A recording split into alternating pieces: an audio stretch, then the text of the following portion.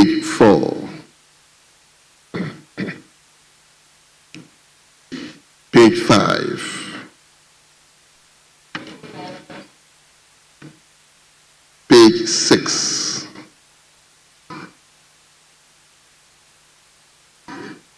Page 7. Yes, Honorable Member for South Dye. Speaker, thank you very much. Speaker, item number 4, page 7, sub 1. The Honorable Frederick Yawahinkwa. Speaker, he was in the house yesterday. I engaged with him. Is it what page? Item number 4.1 on page 7. Yes. The Honorable Member Frederick Yawahinkwa, member for German North. He was in the house yesterday. I engaged with him. So I'm sure his name being listed as those absent was some inadvertence. Table should take. Very well. Thank you very much. Table, kindly take note of it. Yes, my brother. Thank you, Mr. Speaker. On the same page, I am marked absent. I was in the house yesterday. You were in the house? Yes. Did you register your name? I think Did you? I think I did. You think? Yes. You cannot be sure of that. Well, the time I came in, proceedings were ongoing, so... No, I'm not doubting that he was here. But like we've always been admonished that when you come, do well to register your name. That's the only way we can say you were here or you're not here. I am guarded, Mr. Speaker. So, table, kindly take note of that. Let's turn to page 8.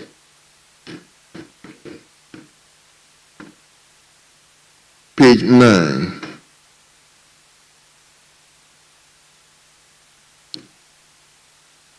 Page 10.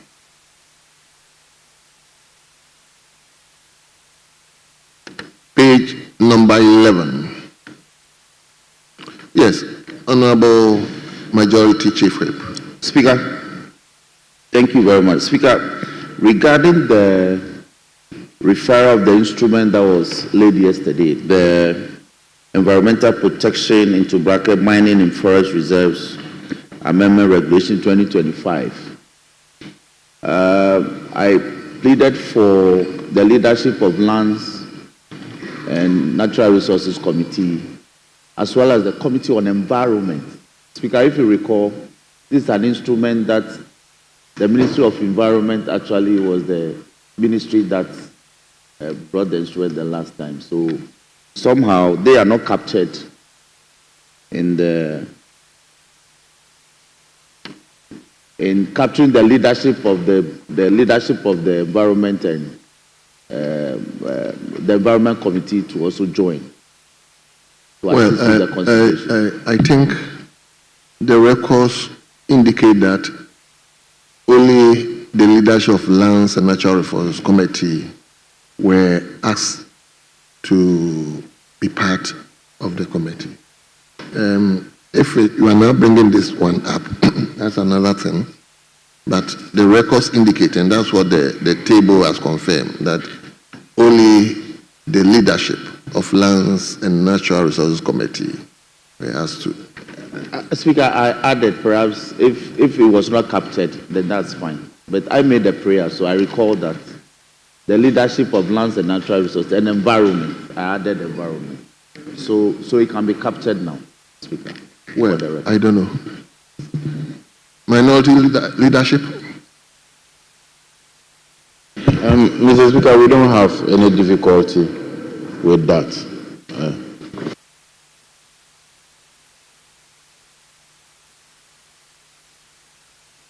Well, if that is what the leadership deems fit, table, let's add those committee leadership to the group. Speaker, thank you very much. So we turn to page 12. Yes, Honorable Professor Nyako. Professor Nyako, I like your outfit. Oh, thank you very much, Mr. Speaker. Mr. Speaker, a minor correction on page 12 under opening, the first line. The committee met on Tuesday, 18th March 2024. It should be 2025. Thank you, Mr. Manowan. Thank you. Table, acknowledge that correction. Yes, Upper Danger West. Yes, sorry, Speaker. I'm sorry to take you back to page 8.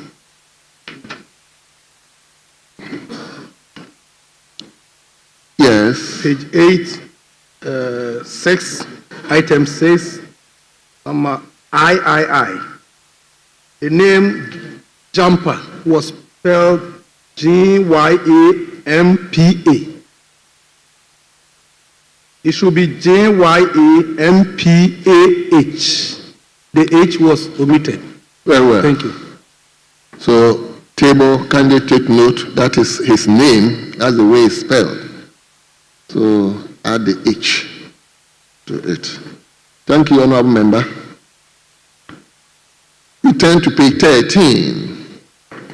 Yes, Professor Nyako. Mr. Speaker, the same correction that I made on page 12, page 13, under Committee on Lands and Natural Resources. Committee met on Tuesday, 18th March 2025, not 2024. Thank you. Thank you so much. Yes, my brother, you did the same correction. Very well. Thank you. We move to page 14.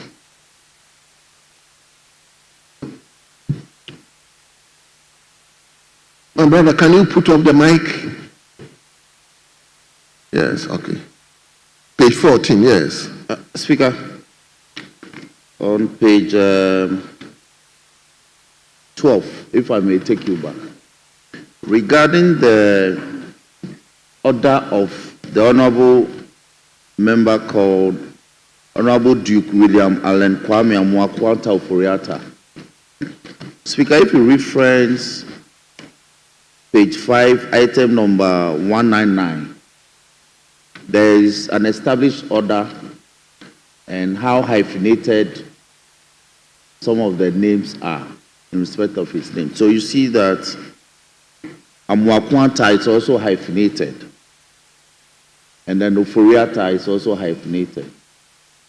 So if we can just have an established order of writing the name. Those of us who have long names. Very well. But I think the Honorable Member himself is not here. He will have helped us to know the arrangement very well. No, Speaker, all I'm saying is that when you go to item number 199. Yeah, I've seen that. Yes, there's a certain order that we write it.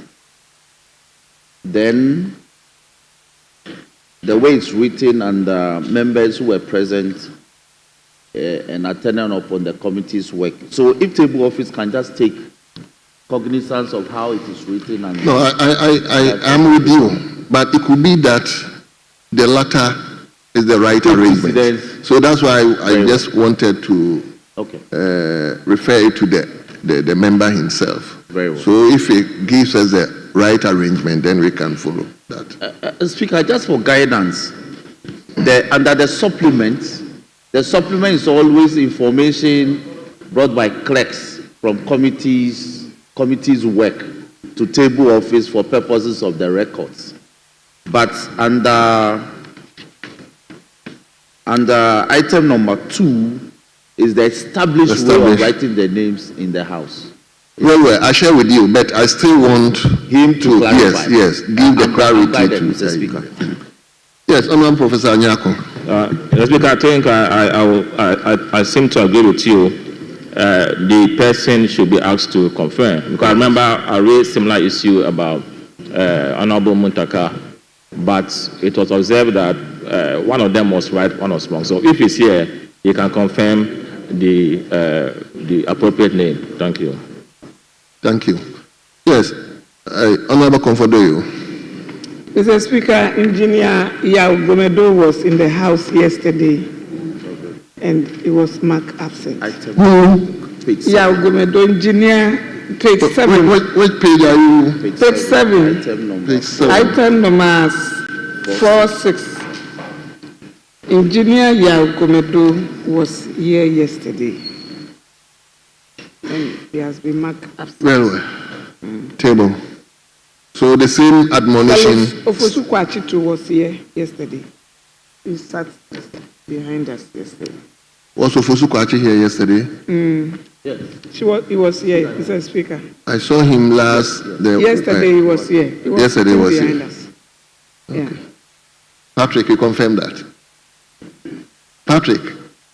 Honorable Patrick Bama, you confirm that? Mr. Speaker, I'm not in a position to confirm or deny, but I saw him a couple of days here when he came to debate. But yesterday, I can't confirm. Probably I was in a committee meeting. I'm told he was here. Oh, okay, okay. Told he was here. Mr. Speaker, your admonition is spot on. I think what honorable members must do is that when they walk into the chamber, the first point of call should be at the table. Absolutely. That's what I do since I've been here. Every time I walk to the chamber, I go there to put down my name. But if you're always expecting them to bring them here, they might forget. So I want to plead with all of us that let us, be conscious about putting our names down because of the sign orders. If you go beyond 16, you are in trouble. So it's our personal responsibility to ensure that it is done. Yeah. Thank you. Thank you very much, Professor Nyako. Meanwhile, table, please kindly take note of those corrections. But it's just an admonition to all of us. When you come, the first thing you have to do is to register. Until you do the full-fledged electronic registration, let's please resort to this manual registration, please. Yes, Honorable Comfortoyo.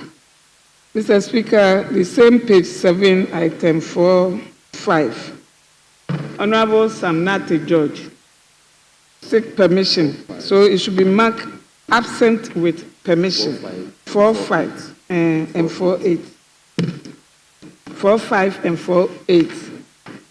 And Nawani also filled the form of absence and was sent to your good office.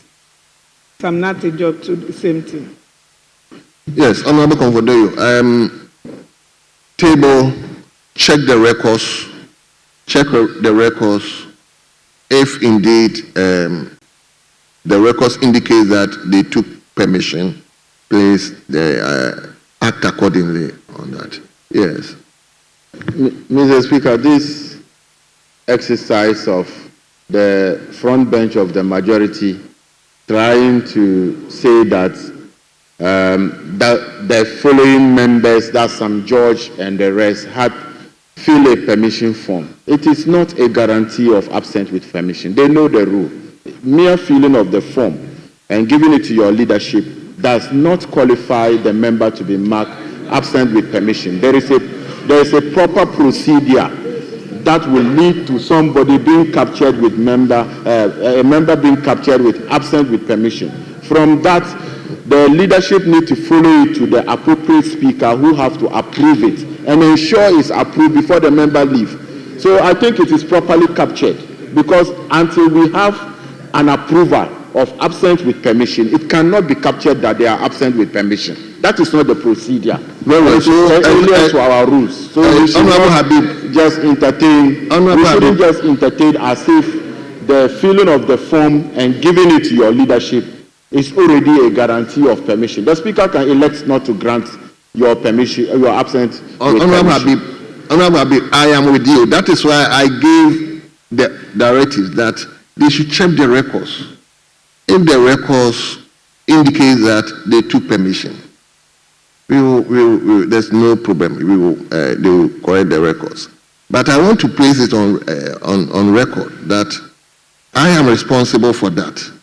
And because I know the implications of it, I don't let that thing lie on my table even for an hour. Once I see any leave of absence, I quickly work on it.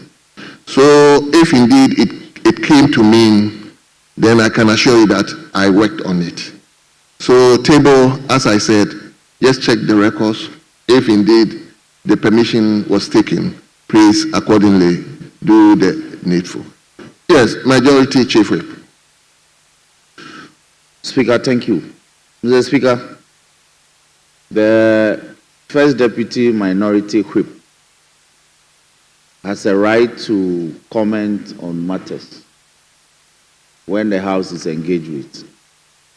But the penchant for taking a dig at us, the front bench, has to stop. No, please. We are, when you get there, you say we are brothers. But you don't do things as if we are brothers. The First Deputy Whip, Majority Whip, is only drawing attention that this is the records. So, Speaker appropriately directed that table office should reconcile the records, then appropriate thing be done. How does this become a conduct on behalf of the majority bench? How do you take the whole majority bench to task, my brother? So, he is in a litigious mood this morning. I don't know why. So, he should disengage and let's do business in a very friendly and you see, Deputy Minority Leader is smiling at me. That's how it's supposed to be. Speaker, let's make progress. I thank you for the opportunity. Thank you very much. Honorable, let's forge on page 13. Let's turn to page 14. Page 15. Page number 16.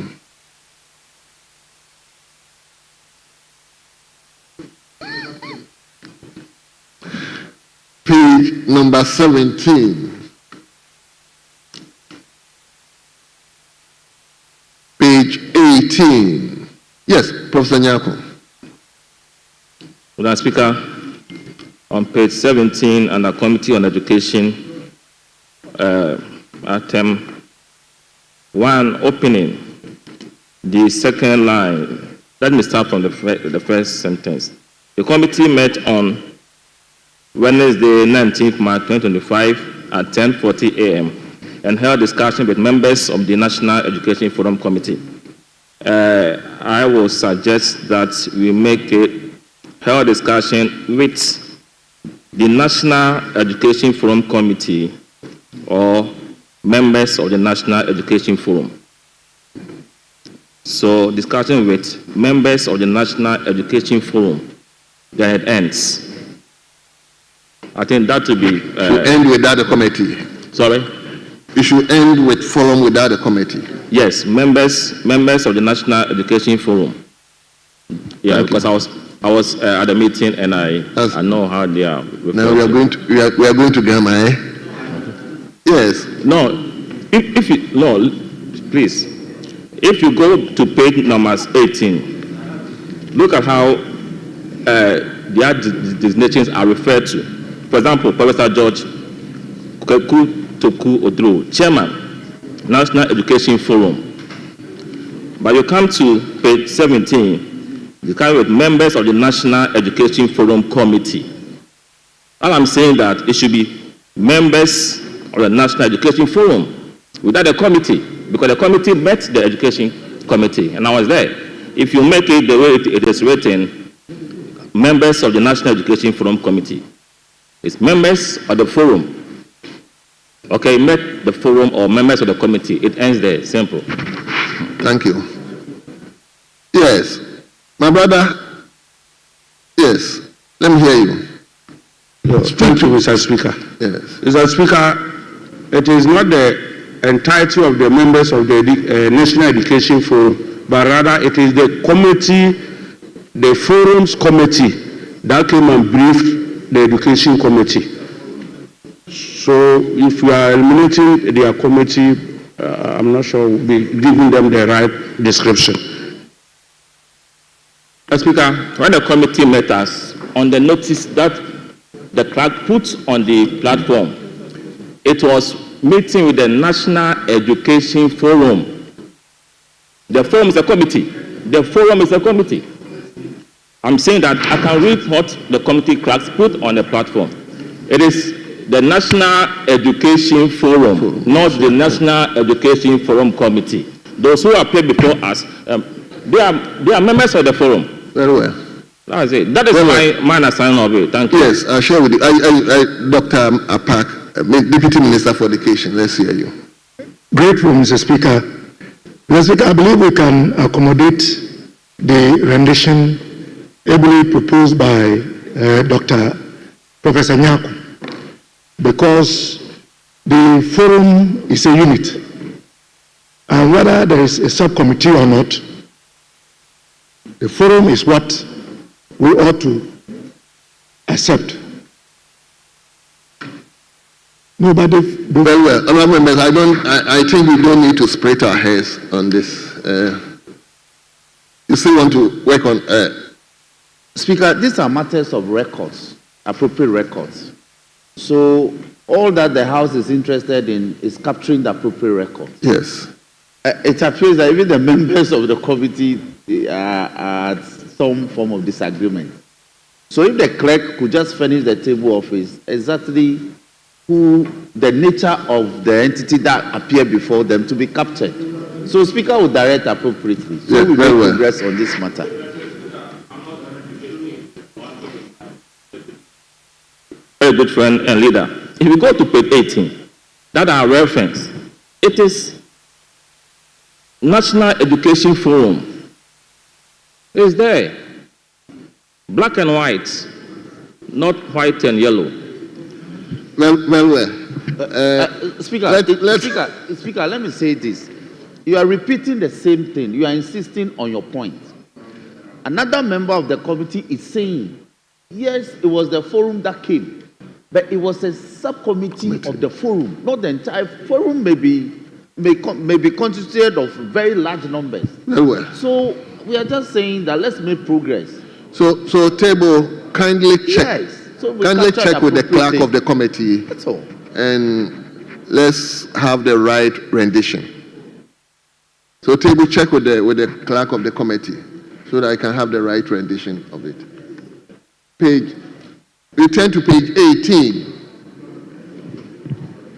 Mr. Speaker, page 18, item number 3.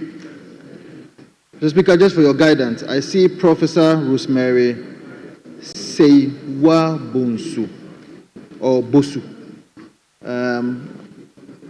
I'm not sure, maybe it should be Professor Rosemary Seiwa Bonsu or Bosu. Maybe table of it could confirm to see if that is the proper rendition that should be given to her. Thank you.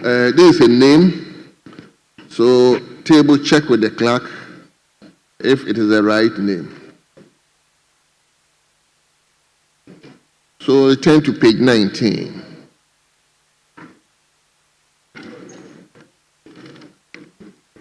Page 20. And finally, page 21. Honourable members, in the absence of any further corrections, the votes and proceedings of Thursday, the 20th of March 2025 is hereby adopted as a true record of proceedings.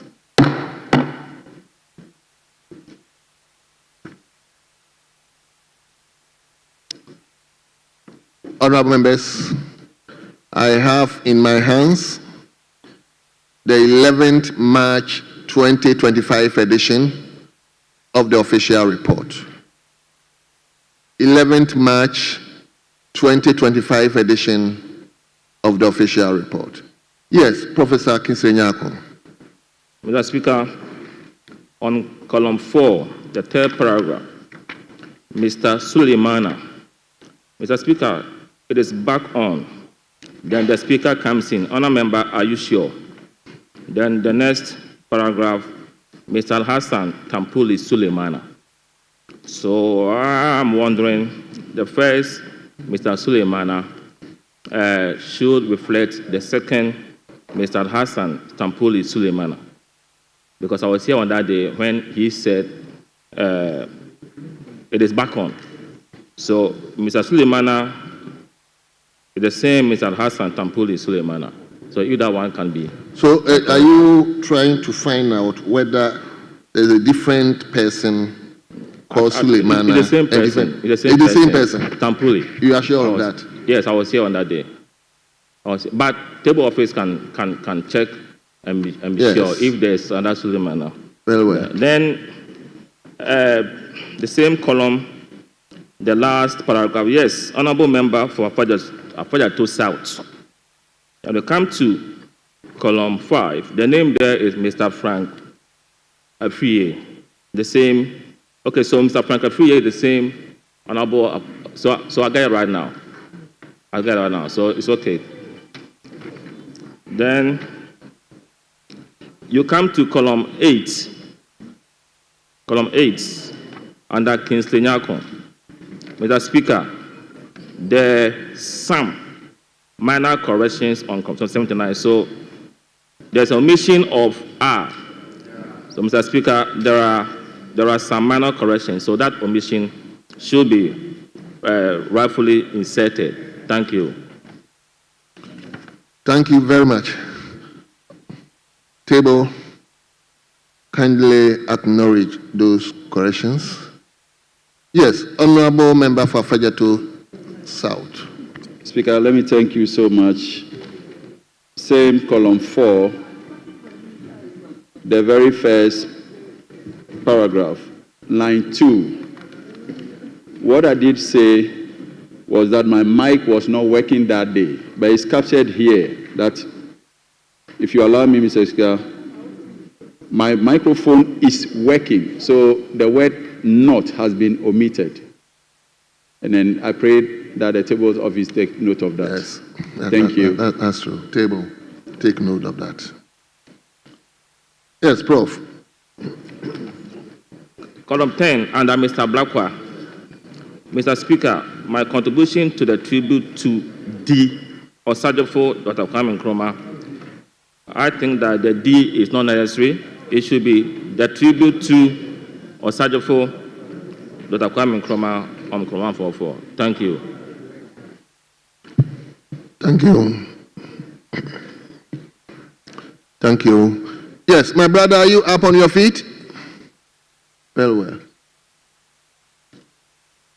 So, honorable members, in the absence of any further corrections, the official report of 11th March 2025 is accordingly adopted as a true record of proceedings.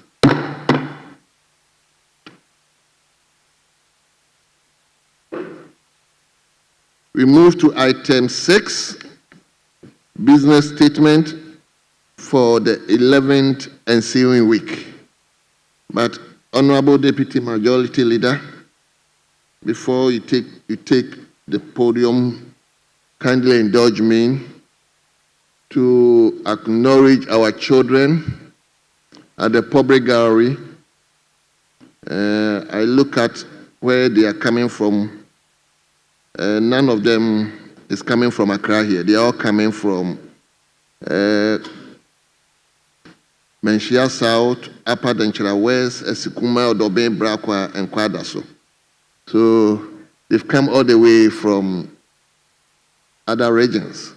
So kindly indulge me to acknowledge them. The first school is Sewa Nyako Girls SHS. Sewa Nyako Girls SHS. They are being led by Martin Opoku, who is a teacher, and the school is obviously located at Menchia South constituency. Menchia South constituency. Do you have the MP here? You what? So, Speaker, respectfully, the MP just stepped out. So You just stepped out? yeah, he just stepped out of the room. So he will be here very soon. Very well. The second school is Fubinso DA Basic School. Fubinsu DA Basic School. They are being led by Tete Azaya Nagete, who is the headmaster, and the school is located at Upper Denchira West constituency. Upper Denchira West constituency. I think we have the member of parliament here. Yes. I hope you take care of them. Speaker Audu. Very well. The next school is Blackwa Catholic Basic School. Blackwa Catholic Basic School. They are being led by Desmond Kweku Ison. Isium. What? Ison, who is a teacher, and the school is located at Esikuma Odobing Braka. Esikuma Odobing Braka. Is it the finance minister's constituency? Gansa, yes.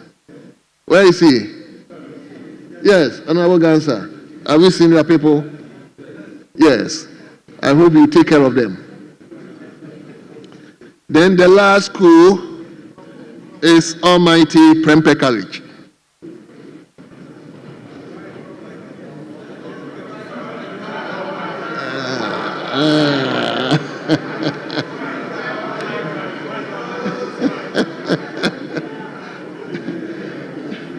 It's Almighty Prempe College.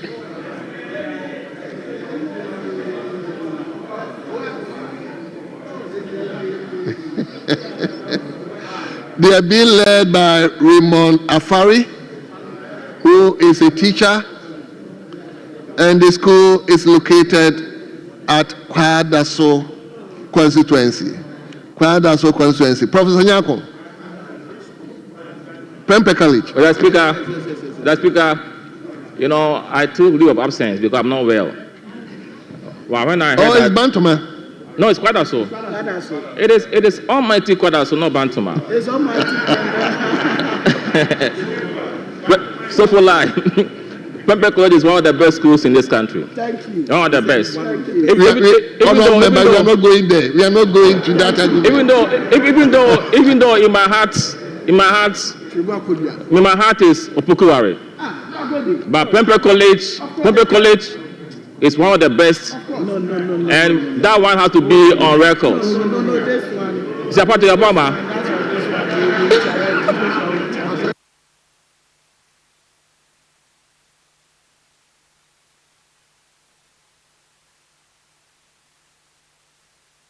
Yes.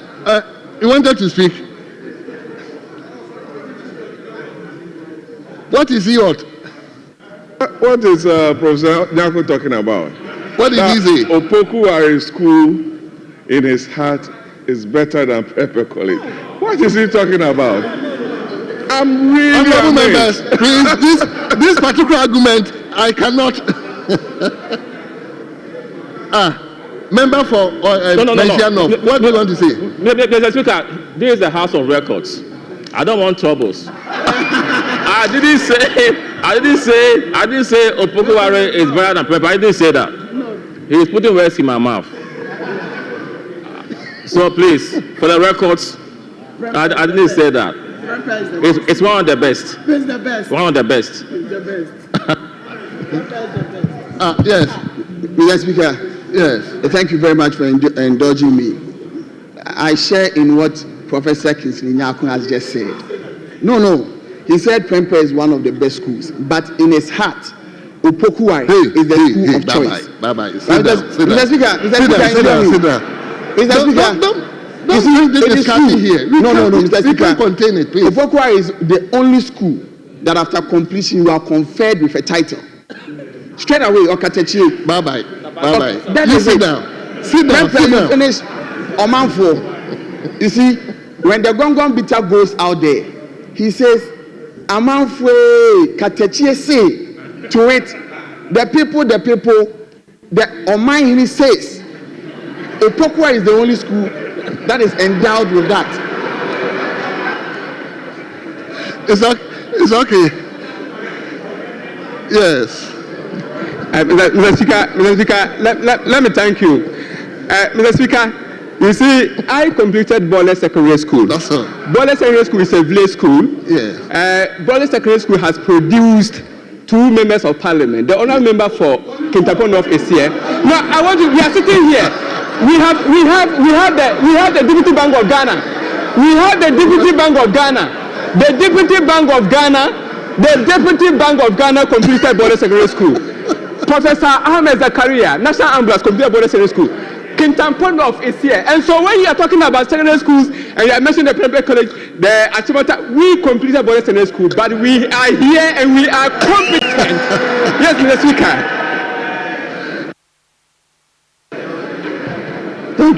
Thank you very much, Mr. Speaker.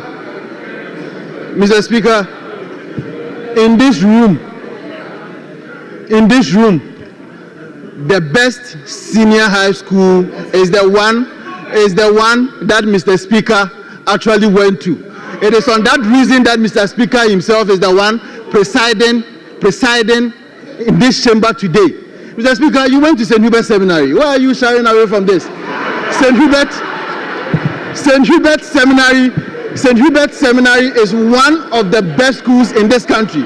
It is on that basis that today you are the one presiding. And so, Mr. Speaker, I expect you to showcase your school. If you are not showcasing your school, who will showcase the Hubert Seminary? Thank you very much, Mr. Speaker. Mr. Speaker, we can't allow this to generate debate. Mr. Speaker, let us go to why should I off my mic? Mr. Speaker, I don't know why it's turning into a debate. I attended St. Francis Xavier Minor Seminary in Wa, and that is one of the best senior high schools you can find in the whole of Ghana. So let's stop the debate, because St. Francis Xavier Minor Seminary is among the best. Thank you very much. Yeah, let me give the opportunity to the lady. Mr. Speaker, if I don't speak today, then it means today we have to close. Bolgatanga Girls Secondary School is the best. Mr. Speaker, we have 2 MPs in the chamber, Honorable Teresa Ladi Awini and Honorable Eli Klim Akrugu. Bolgatanga Girls, we are representing, is the best, one of the best.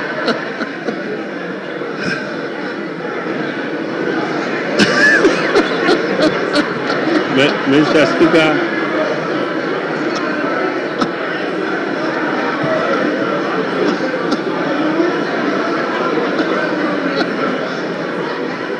very well. Thank you, all of you. Thank you, all of you. We will have a session. We will have a session for this. But for now, please indulge me. I'm so grateful to you. So, Mr. Speaker, you know why we are quiet. We know why some of us are quiet. Mr. Speaker, with all due respect, some of us are quiet because we find this to be child's play.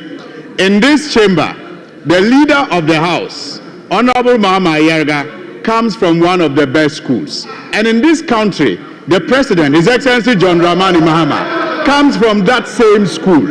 And I'm talking about Ghana Secondary School in Tamale. And in this chamber alone, we have more than 15 old students from that school in this chamber. And that is the record that the school has set. So we are quiet and just allowing them to make the noise. Mr. Speaker. Honorable members, please. Let's bring the curtains down on this. Let's bring the curtains down on this. I thank all of you. I think we will have special session for this. But for now, Mr. Speaker. Please. Mr. Speaker, with respect, let's make progress. Let's make progress. And many of my colleagues who are talking about their secondary school, they are even backbenchers. So let's make progress. And then, Thank you very much.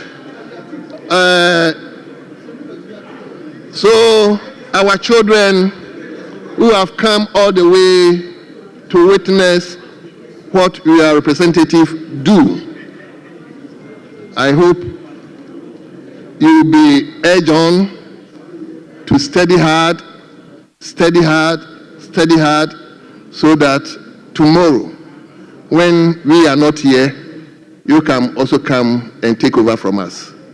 So we wish you well. I believe the members of parliament will take care of you. You are most welcome.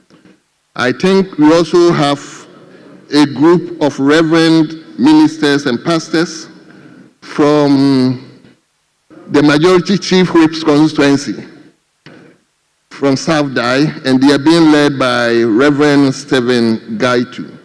So, Reverend ministers, you are also welcome, and we thank you for coming.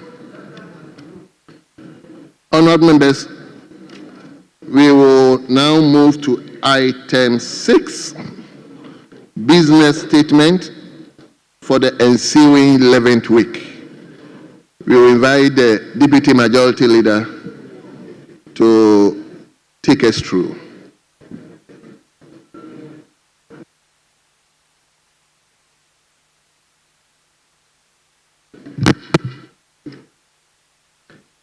Thank you, Mr. Speaker. Mr. Speaker, this is the business statement for the 11th week ending February the 28th of March, 2025. Mr. Speaker, the committee met on Thursday, the 20th of March, 2025, and arranged business of the House for the 11th week ending Friday, the 28th of March, 2025. Mr. Speaker, the committee accordingly submit its report as follows. Mr. Speaker, I will start with the arrangement of business. Mr. Speaker, may read any available communication to the House. Mr. Speaker, in pursuant of Order 91-2 of our standing orders, ministers of state may be permitted to make statements on government policy.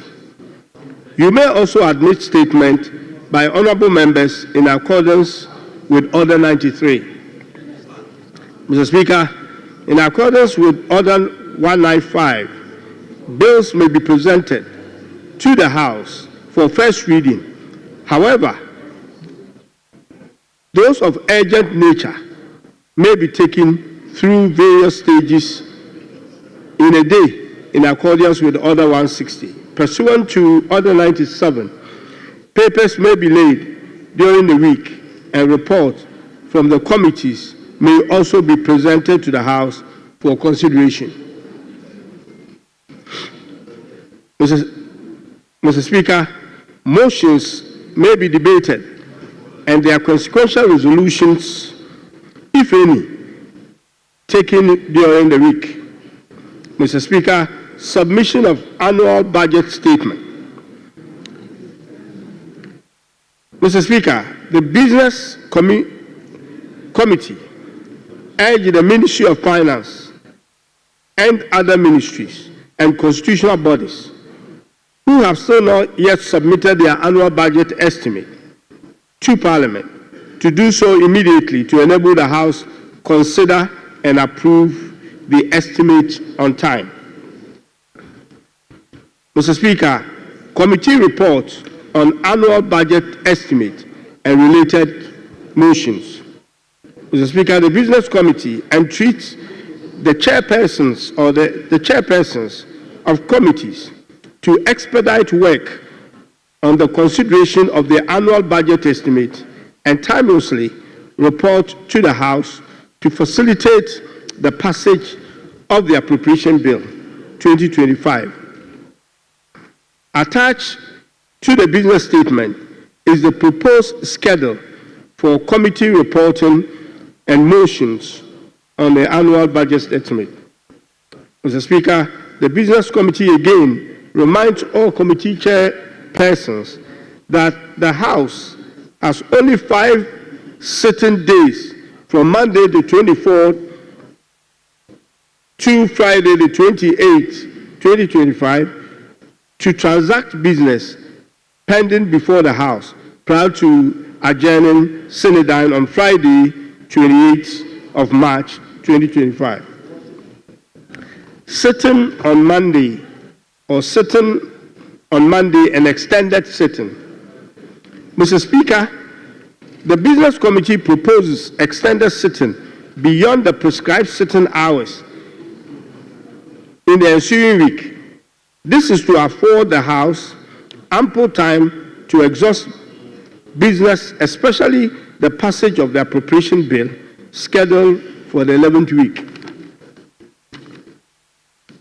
The Business Committee proposes that on Monday through to Wednesday, sitting of the House should commence at 12 noon. This is to allow committees to sit in the morning before plenary commences.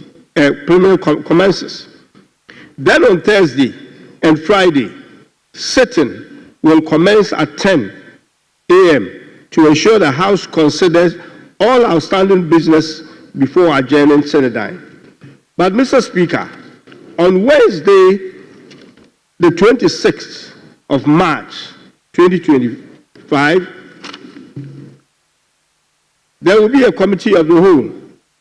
The Governor of the Bank of Ghana will come to brief the House on the circumstances leading to the collapse of the bank, of some banks and some financial institutions from 2013 to 2024.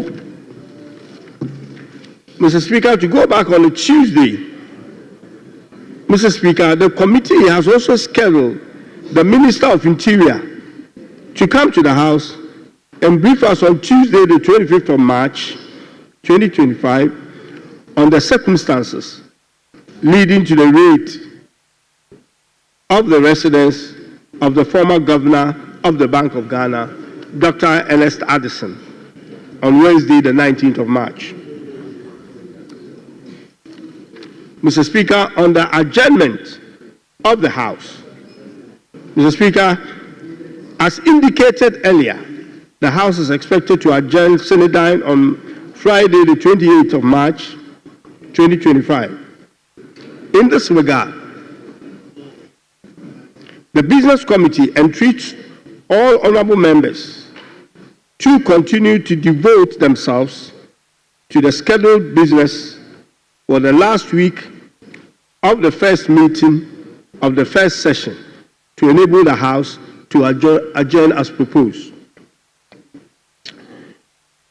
The Business Committee takes this opportunity to sincerely commend your good self, your deputies, and all honorable members for the self-sacrifice and devotion to the business of the House throughout the first meeting. The Business Committee urges all honorable members to continue with the commitment until adjournment Senate. The Business Committee wishes honorable members a happy Eid al-Fitr as they bring the hallowed Ramadan to a close, and also pray that Allah answers all our prayers. As we draw down the curtains on the first meeting, the committee also wishes all honorable members a restful Easter recess, hoping that we will all return in the best of health for the business of the second meeting. Mr. Speaker, in conclusion, in accordance with Order 2162, subject to Order 67, the committee submits to the House the order in which business of the House shall be taken during the week. Mr. Speaker, I ask the Housing Department to capture the business statement in its entirety. Mr. Speaker, I so submit. Thank you very much. Thank you very much. Honourable members, the business statement for the ensuing week has been read to us by the Deputy Majority Leader. It is now before the House for consideration. Any member who has any comment, this is the time. So let me open it up with the minority, deputy minority whip. Thank you, Mr. Speaker. Mr. Speaker, on page 2 of the business statement, the Deputy Majority Leader said, Committee of the Whole, the Governor of Bank of Ghana to brief the House on the circumstances leading to the collapse of the banks and financial institutions from 2013.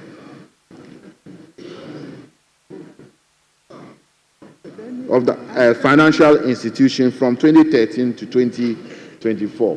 Mr. Speaker, I think the Deputy Leader needs to provide us at least the names of the banks. He said some banks. Because, Mr. Speaker, we are all aware that this House, Parliament, approved for the restructuring of the banks.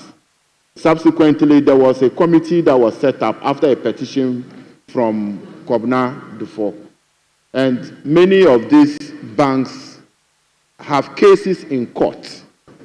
And if we are not careful and we are to entertain such in this House, we will actually be interfering in some work that the courts are doing. And I don't think that this House at the moment, we should be entertaining the Governor of Bank of Ghana coming to brief us on matters, settled matters that Parliament itself have reports on matters that are before the courts. That is why I'm saying that if he is saying that to brief the House on the circumstances leading to the collapse of the banks, in what you put in the business statement, there is nothing like some, unless my is different from what you have. Because you said the Governor of Bank of Ghana to brief the House on the circumstances leading to the collapse of the banks and other financial institutions from 2013 to 2024. So, Mr. Speaker, I think this part of the business statement is actually is completely unnecessary, and I don't think that we will need that, and it will be interfering in so many things. Mr. Speaker, also, going through the business statement, I realized that we'll be sitting on Monday, 24th.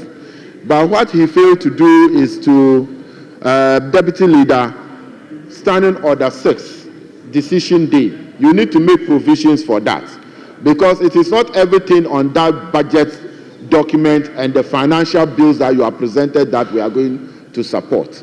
Some of them we are not in support of it, and we are not going to cooperate with you with regards to that. So there must be provisions for decision day. And if you look at Standing Order 6, it is clear there that you should make provisions for business statements. For instance, this your growth and sustainability levy. It is something we will not support. Definitely, you cannot be taxing people, excessive tax in the mining sector, which is the engine for growth, and you want us to support it. Definitely, there are some of the issues that we are definitely not going to support. And, Mr. Speaker, the first issue that I raised, I know that the Majority Chief Whip is giving legal support to the Deputy Majority Leader. But the most important thing is that if you cannot provide us the name of the banks, you said some, even though it's not captured, it is not necessary for the governor to come here to brief us. What the governor should concentrate now is the monetary policy, where he, as the governor, need to be able to work to control the cedi to the dollar, which is about 16 cedi to the dollar today. That is the work of the governor of Bank of Ghana. But not to come and brief us on settled matters that we have settled. So, Mr. Speaker, the Deputy Majority Leader should be guided about that. Honorable Samsonahi, you are a fifth-time member of Parliament. You are not a backbencher. So the way you are talking, you are a Deputy Minister. So you should not be behaving like a backbencher. So, Mr. Speaker, these are the preliminary work that I have. Mr. Speaker, if my senior colleague is offended like behaving, it is duly withdrawn. Honorable Ahi, withdrawn. Thank you very much.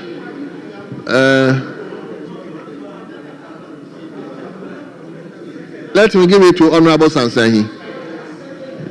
Thank you very much, Mr. Speaker. Mr. Speaker, I take offense of what you have said. Learn to respect your elders. Learn to respect your seniors. You can't talk anyhow. Honorable Sansahi, kindly address the chair, please. Yes, that I'm addressing you. I'm addressing you to ask the whip to learn to respect seniors. You are not a floor member. So any word coming from your mouth should be a word that brings the house together. It is becoming your behavior these days. Learn how to respect and behave well. Mr. Speaker, through you, ask you to behave. Thank you, Mr. Speaker. Mr. Speaker, I think I withdraw what I said to Honorable Ahi. And if you are offended, I had said that you are a senior member of this house and a fifth-time member of parliament. But when you are heckling and behaving like a backbencher, I must draw your attention to it. So it's duly withdrawn. Thank you. He has withdrawn. That's the mark of a gentleman. He has withdrawn. That is a mark of a gentleman. Honorable member for Domekwabenya, is there any issue? Mr. Speaker, Honorable Habib should withdraw what he just said. He said the honorable member is behaving like backbenchers. I want to ask you, how do backbenchers behave? Honorable member, he has withdrawn. So, thank you, Mr. Speaker. Thank you, Mr. Speaker.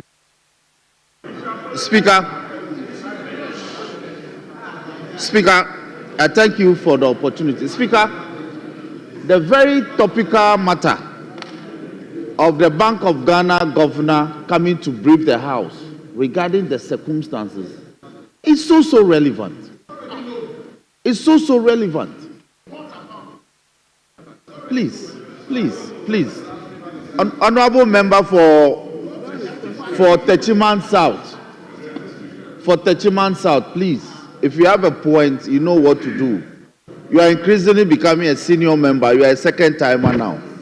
So I'll leave this matter in the hands. So, Mr. Speaker, the demand is from the House that the governor comes to explain the circumstances.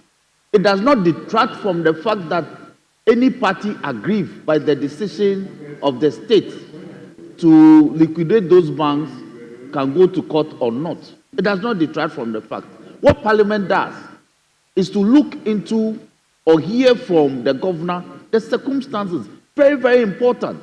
Speaker, especially because we were told the official documents available says that the cumulative value of the investments involved in this matter was in the region of 9 billion Ghana cedis. And yet the state spent in excess of 25 billion. This House wants to appreciate the circumstances. Again, men's gold customers who also fall into that category.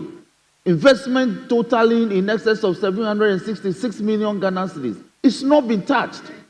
So we want to understand the circumstances. So this matter, it cuts across political coloration. So for the first deputy minority whip to suggest that it is not important, it is not relevant, it is the House that is making the call. So it should be patient for the governor to come and address us. Then matters arising could be commented upon. So with all due deference to him, he must allow us to have the governor come to explain the circumstances. Then the House will know what to do thereafter. So, Speaker, I thank you for the opportunity. If we can make progress on the other matters. Yes, Honorable Yabwama. Mr. Speaker, I don't think the House is against the coming of the governor to brief the House. But during the presentation of the business statement, the deputy leader alluded to the fact that the governor will be coming here to brief us on on the banks, not some. And we all know that Dr. Dufour's Unibank is in court.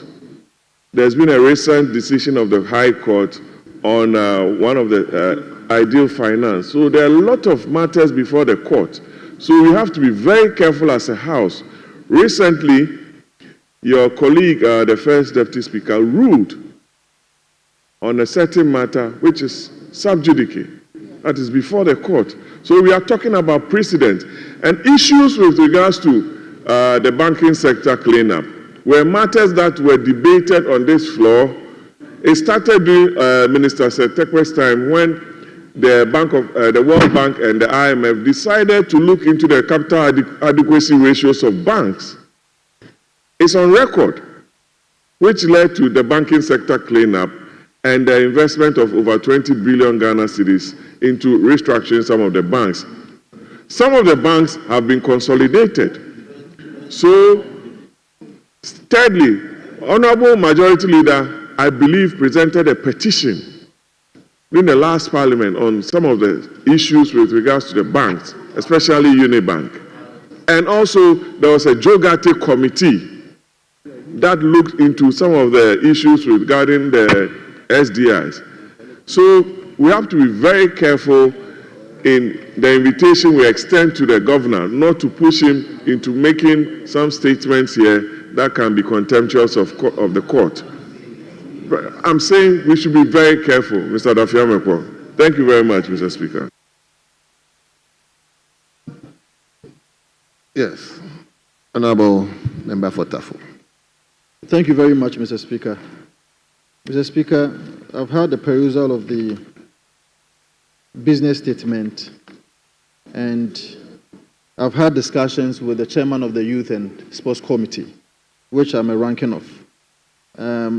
We've agreed that our committee report should be done on Wednesday or Friday, and not Thursday. Wednesday or Friday. In fact, I'm in other item with the chairman of the committee, so I will implore the business committee to take note. Mr. Speaker, secondly, this business statement confirms my suspicion. My suspicion that today I see the Minister of Defense here.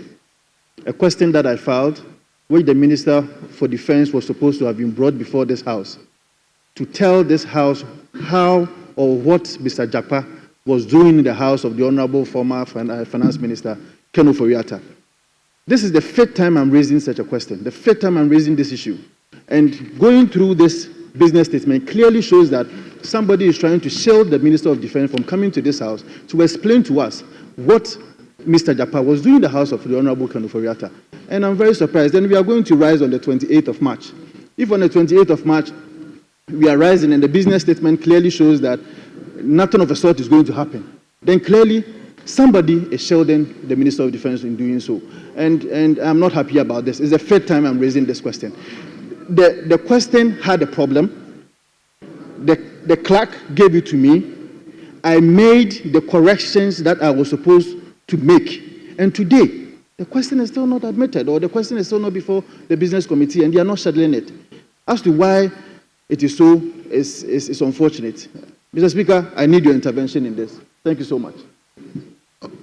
Honorable Member, I think with regards to the first issue, I think this is just a guide regards to when to take a committee's report.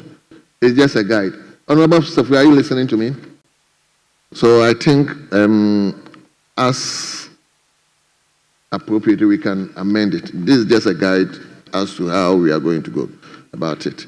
Yes, Honorable. Speaker, I'll come to you. Speaker, I'll come to you. I'll come to you. My brother, Vincent Asefua, is raising an issue. First of all, he knows that if you file a question and it's be admitted, it goes through a process. First of all.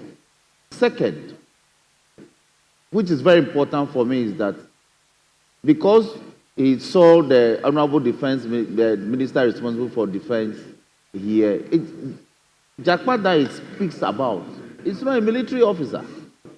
So if you file a question directed at the defense minister to come and respond to certain matters Mr. Jakpa is alleged to have engaged in, then you are directing the question to the wrong quarter, if he can be guided.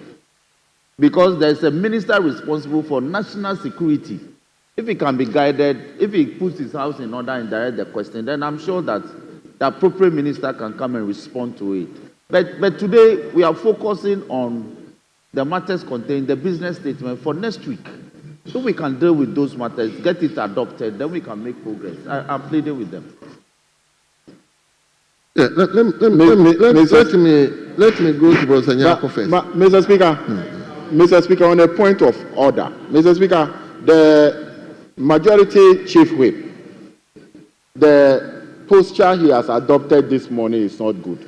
You did not present the business statement, and you are not to respond to concern from members on the business statement. That is not your work. The deputy leader presented it, and if there are concerns, he is the one who's supposed to respond to them. But you, the majority whip cannot just do that. Rather than that, it's not. Deputy minority whip, I think I'm with you. If we allow anybody to respond, we will not have an orderly arrangement. The leader of the house is here, or the deputy majority leader who presented the business statement should be allowed to respond to members. That is the way we go about things. The majority leader was not here, so once majority leader is here, he can also, because he signed the business statement. So let me, majority leader, I'll come to you, please. So give me some time. Let me listen to Just a response to what you just said. Just a quick response, Mr. Speaker. No, it is proper to put matters into proper perspective. Your issue at the time that the issue happened, there was nothing like a minister for national security. At the time that issue happened, at the time that Mr. Jakpa led some military officers into the house of the former finance minister, there was nothing like a national security minister. So my question couldn't have been addressed to the national security minister. In any case, my question was to answer, or to get the Minister of Defense to answer what those military officers were doing in the house of the Honorable Kenuforiata. So please, let's put the matters into proper perspective. Thank you, Mr. Speaker. Honorable members, I think we'll give the opportunity to the majority leader to handle. Honorable member, Deputy Minister for Rules, I haven't called you. You see, he blackmailing you. You, leader, I'll come to you. Let him listen to Professor Nyako, then I'll come to you. Mr. Speaker, thanks for indulging me. I've seen convention or practice in this house is that when questions are asked, we wait for the leader of the house to respond to them. So I will plead with Mr. Speaker and ask that we should allow them to respond to questions in groups as we used to do. If it is one-on-one, it's difficult. And thank you again, because the source are waiting for me. Now, I want to make some few observations so that I can attend to them. Number one, looking at the standing orders, Order 223, and I'm asking this question because of item 4.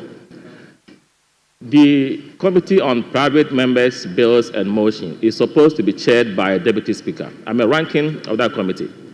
But the proposed chairman is, and I've brought it to the attention of the first Deputy Speaker and one of the Deputy Clerks. I'm pleading with the Selection Committee or the leadership of the House to address that anomaly for the committee to start our meetings. Number 2, the spate of fire outbreaks in the country, especially in the Ashanti region, is becoming one too many. This morning, for example, there is fire outbreak in the Subi constituency at Adum. I want to play with you, and about 2 months ago, 2 fire outbreaks happened in a particular market at Kwadaso Wood Market. So I would plead with the business committee, if possible, to get the Minister for Local Government, Chief Tenants and Religious Affairs to appear before the House to, apprise us about how to deal with the frequent fire outbreaks in the country, especially in the Ashanti region. And my last issue has to do with, within a space of a month, 4 mobile money vendors within Greater Kumasi have been robbed. And I understand one in Kwadaso was killed. He died in his room. And Kofrom was also killed. The anxiety is increasing. So if the Minister for Interior could be brought to the House to address these issues. I'm saying this because we have only 1 week to adjourn. I can file a question. According to Order 91 or 93, I can file a question or make a statement of urgent public interest.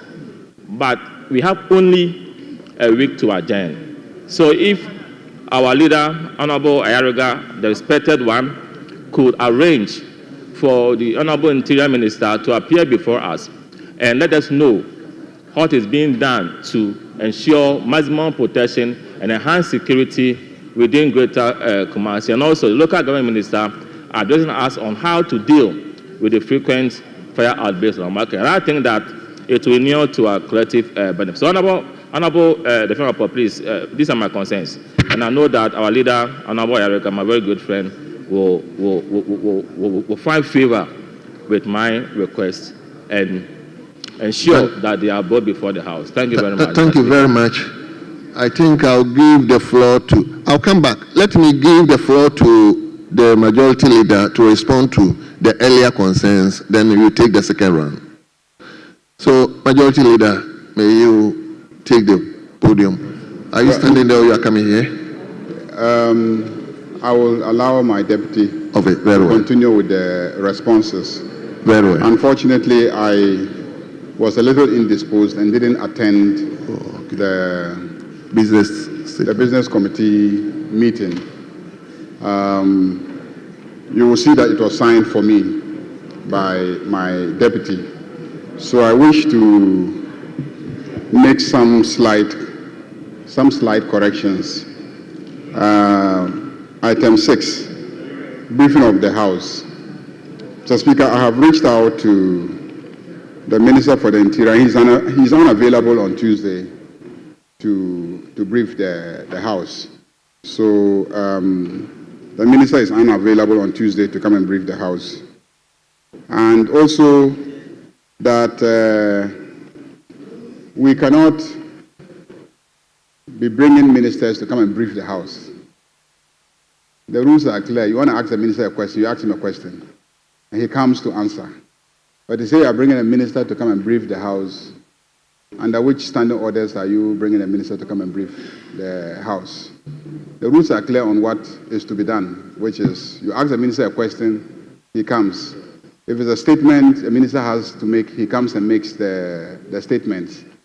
And also to correct the records, the committee clerk uses the word leading to the read. Read is not an appropriate expression of what happened. I think that law enforcement officers lawfully went there to conduct a search, and it is perfectly lawful. And so to use the word read is clearly wrong. So I want that deleted from the records, that this House describes what happened as read. You haven't even looked into it. You don't know the facts. You haven't been properly briefed, and you're already describing it as read. So the clerk should be careful what expressions are used. So that should be deleted from the records, and also to indicate that the briefing is not possible on Tuesday.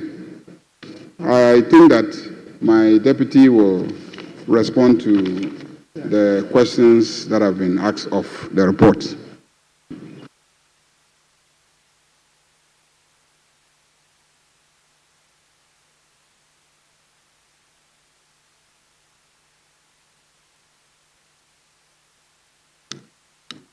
Thank you, Mr. Speaker. Mr. Speaker, on the issue of getting banks to come here, getting a governor to come here to answer questions on the bank, which my honorable friend referred to as unnecessary, was a discussion with your leader. In fact, it was your leader who proposed that, and we enhanced it. So it's not something that, just found itself here accidentally. So I will suggest you speak to your leader. And we are talking about some banks. The records are there. We know that there were some banks that were affected. I mean, those in 2013 and those in 2018, where about 400 or so financial institutions where licenses were revoked, including 9 banks. And that's what we're talking about. This is in agreement with your leader who actually made that proposition. On the issue of Monday sitting, yes, I stand in order 6. The provisions you have mentioned will be provided. The other issues doesn't look like we're sticking to the business statement. But the issue of Honorable Brother, your question, I mean, I think this is something we have talked about, 3 Fridays now, and your questions are still not getting admitted, then perhaps they are lost. So you have to trace them. We have to trace where your questions are, or they need to be misdirected, to the appropriate place, because I have no idea.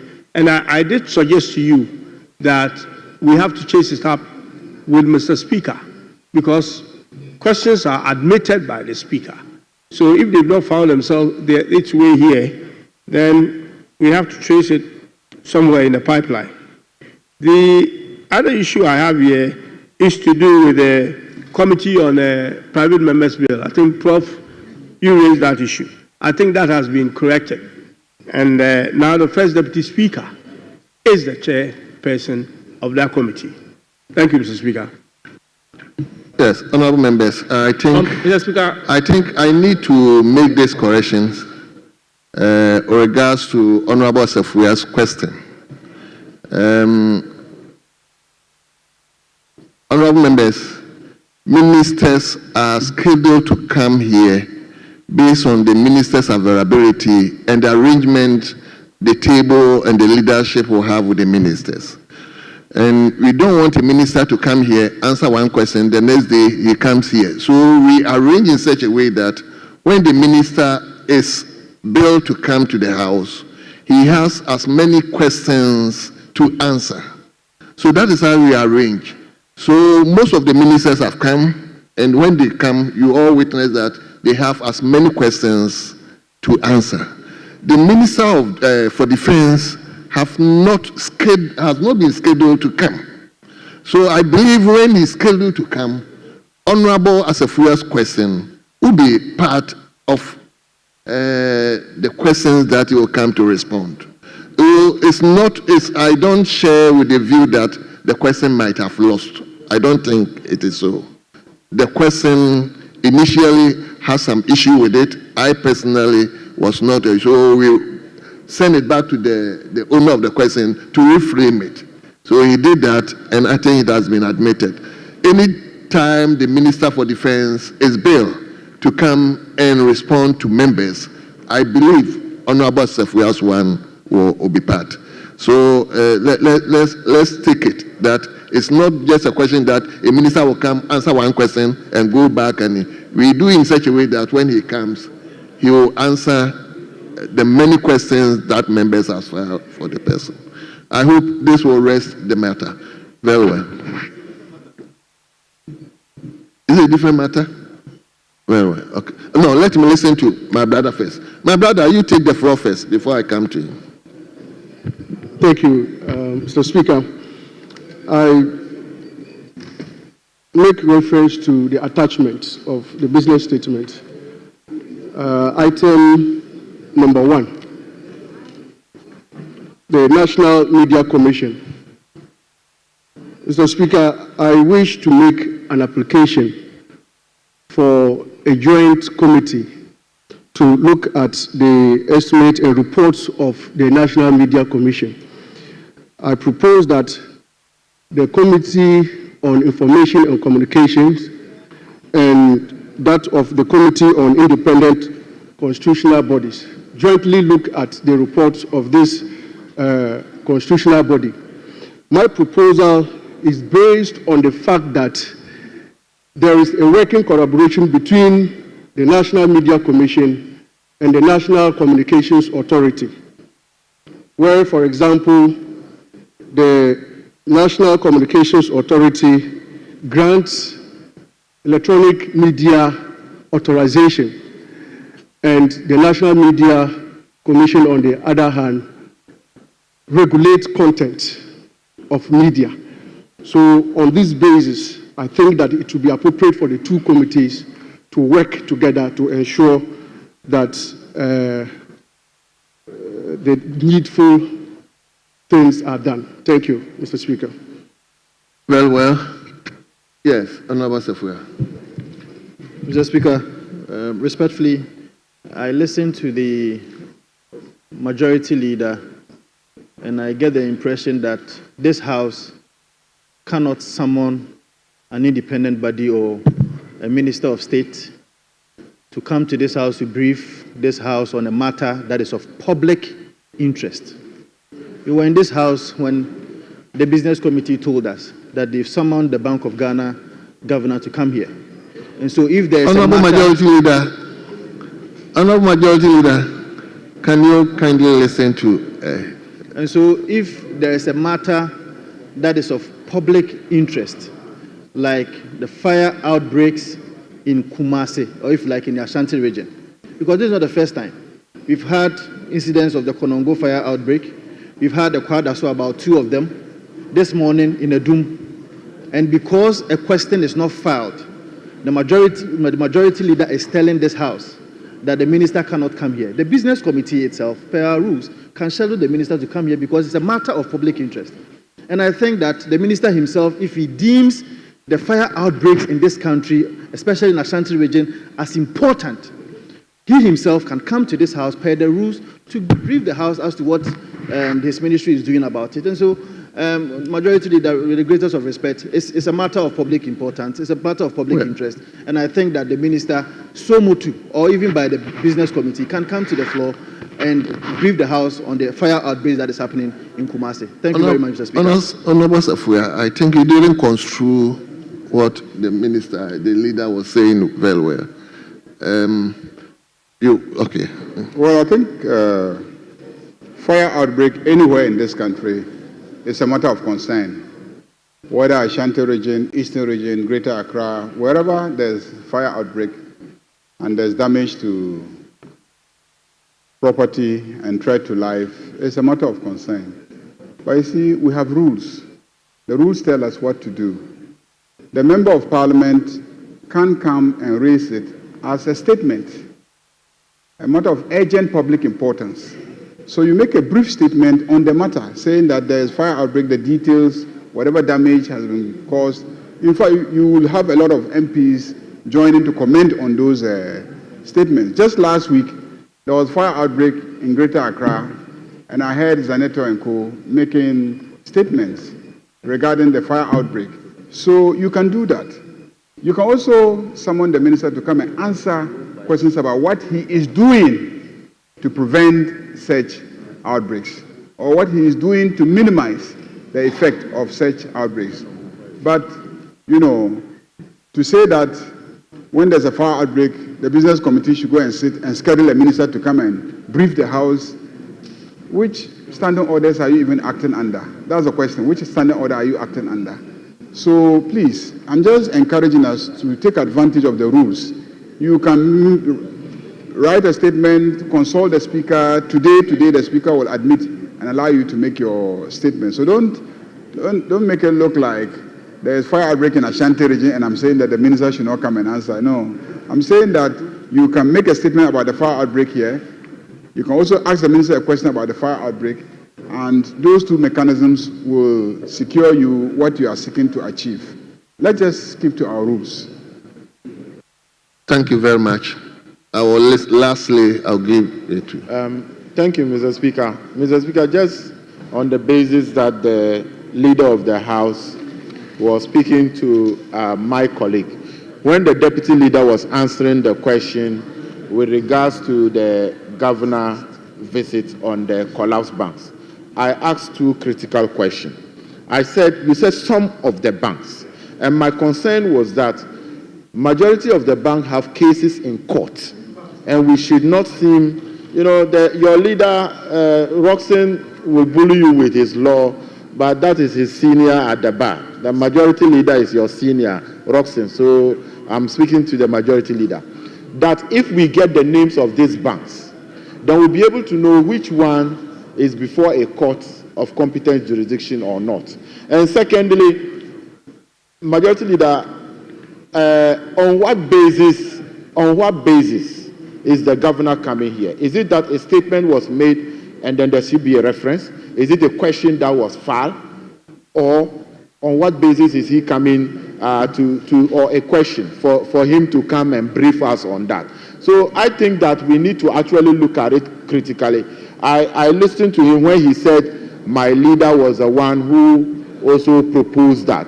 But my position here is that let's get the names of the banks and financial institutions so that we will not be attempting to listen to the governor on matters that are before the court.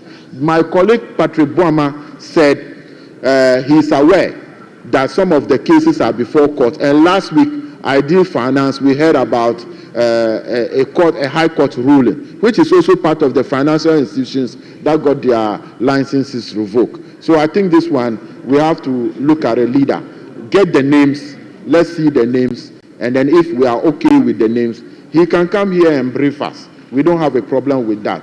But definitely it is not good, and it will be good for Parliament for us to be attempting to look at issues that are before the court. And I think the first Deputy Speaker made a ruling on that. Matters before the court, we should not attempt to litigate it before in the chamber. Thank you. Thank you, honorable members. Let me hear you. Mr. Speaker, fair enough, point taken. But as I said, this was initiated by your leader, by the minority leader. Today. So I think the majority leader will engage the minority leader to address these issues. He didn't give us a list of the institutions that he was referring to. So if the two leaders meet, they can engage and come up with the list on both sides of the banks and financial institutions that he is talking about. And then we can enhance it with the ones we are also talking about. So that's where I will leave it. Thank you, Mr. Speaker. Thank you very much, honorable members. The business statement as presented.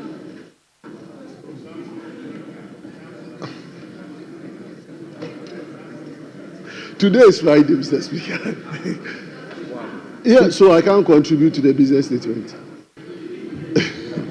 I've read the business statement, Mr. Rip. Thank you very much, Mr. Speaker, for the opportunity. I'm very grateful. Mr. Speaker, I came in to have a view of the business statement for next week, and I must commend leadership, the business committee, for the work done. But importantly, Mr. Speaker, over the past weeks, I think a week or so, we had the X account of the President of the Republic hacked. And this became a very big issue for us as a country, for the account of the President of the Republic to be hacked. And then we have the instances whereby those who hacked into the X account of the President were actually trading in the name of the President of cryptocurrency business. And up till today, we've not had much clarity in terms of how it happened, why the President's account had to be hacked, what is the state of our cyber security as a country. Beside the President, we have so many institutions, we have so many individuals whose accounts are being hacked. And I expected the business committee to see this as a matter of urgency and add it to the business statement of the House. Honorable. Mr. Speaker, please, Mr. Speaker, when the former governor's house was raided, they found the need to include it. And I'm saying that the account of the President, the number one gentleman of this land, if it has been hacked and we have not gotten any direction from this House to bring the Minister for Communication to come and speak to us on it and remedies to take this out, I think it is very important for the business committee. Well, honorable member, I think you can file urgent question and it will be responded to. Thank you, honorable members. The business statement for the ensuing 11th week as presented to us and have been thoroughly... Please, Mr. Speaker, I haven't given you the floor. The business statement is hereby adopted. Mr. Speaker.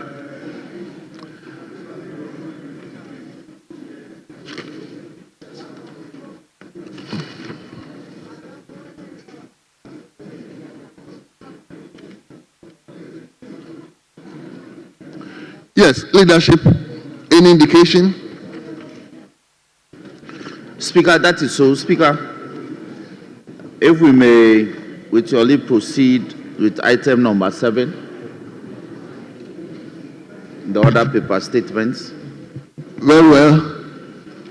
Minority leadership. And proceed with the debates. Continuation with the debates. We are agreed. Mr. Speaker, we don't have any difficulty, except that the majority chief whip must make sure that he brings his members in. So that as we debate, because based on the business statement, after today, Monday, the leaders are concluding. So he need to make sure that the empty seats, out of his 187, we have only 40. So he should make sure that his members are here. Then we can continue. But we don't have a difficulty. We should now count the defense minister as part of your members. Is the defense minister here to debate? Should we include him? So get your members and then we can conclude on the debate. Thank you very much. Speaker, just for the records, the budget committee is meeting as we speak. Committee on Assurance is meeting as we speak.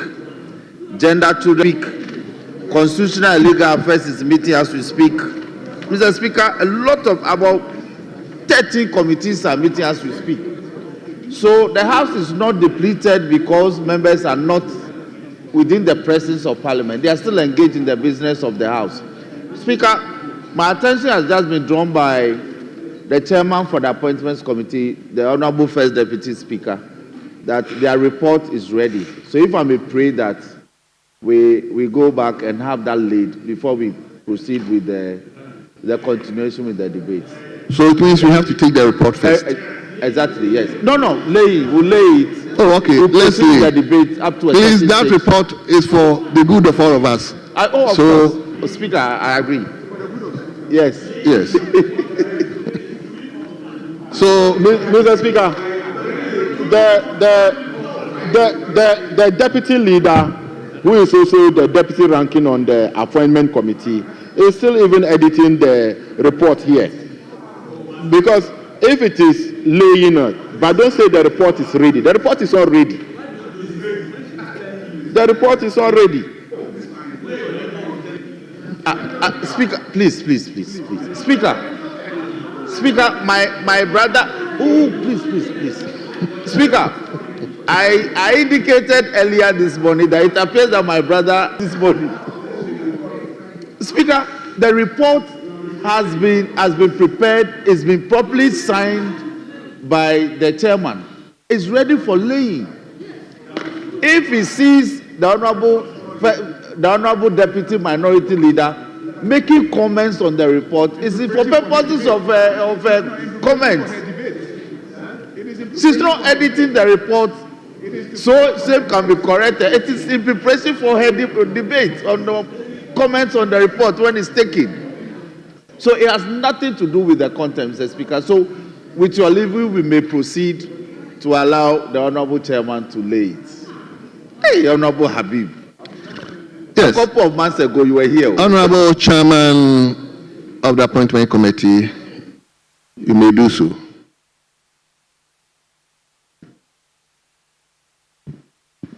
Fourteenth report of the Appointment Committee on His Excellency the President's nomination for appointment as Administrator of District Assembly's Common Fund. Honourable members, the report has been duly presented. I direct that the report be distributed to honourable members. Yes, so we will get back to item 7. which is, do you call it commentary or debate? The appropriate word is commentary. To continue the commentary of the budget statement and economic policy of government for the year ending 31st December 2025. So I have the list and I'll be calling them one after the other. But before I do so, let me again indulge the House. Another set of school. Incidentally, that is another school of the Deputy Speaker who have come all the way from Obuasi to visit the chamber, to visit members. They are Christ the King Catholic Secondary School. This is Owusu Mensah, who is a teacher, and the school is located at Obuasi District. Mr. Speaker, I've noted your concern. In all his submission, he's been reading to us. No, I've noted your concern. And I plead to my honorable defense minister. He's your friend. Honorable Minister, please go on. To actually debate. Thank you very much, Mr. Speaker. I guess my posture also maybe must have misled the honorable member. To go to something that will excite the honorable member, we are also determined to complete the Afari Military Hospital this year and operationalize it. In addition, the Ghana Air Force lacks critical air assets. And as a result of this, you even have some pilots who have in the past left the service very, very young. We are also determined to begin discussions with the Ghana Air Force to see how best we can use cost-effective means to provide the Ghana Air Force with air assets. Mr. Speaker, last but not least, is to enhance the capacity of the men and women in uniform. And this includes supporting the National College of Defense Studies, the Kofi Annan International Peacekeeping Training Center, GAFC, so that our men and women in uniform will have the needed information, will be exposed to the most current technologies, including simulators that can help them defend our territory and guard us against violent extremism, possible terrorism, illegal mining, illegal logging, fight against people who may want to disturb the peace of areas where we are having chieftaincy disputes. Because His Excellency the President believes that even where there is chieftaincy dispute, people can still live in peace, whilst traditional means are used to address such disputes. Mr. Speaker, I wish to express my appreciation and thanks to you for your attention. Thank you. Thank you very much. Let me turn to Honorable Patrick Yabuama.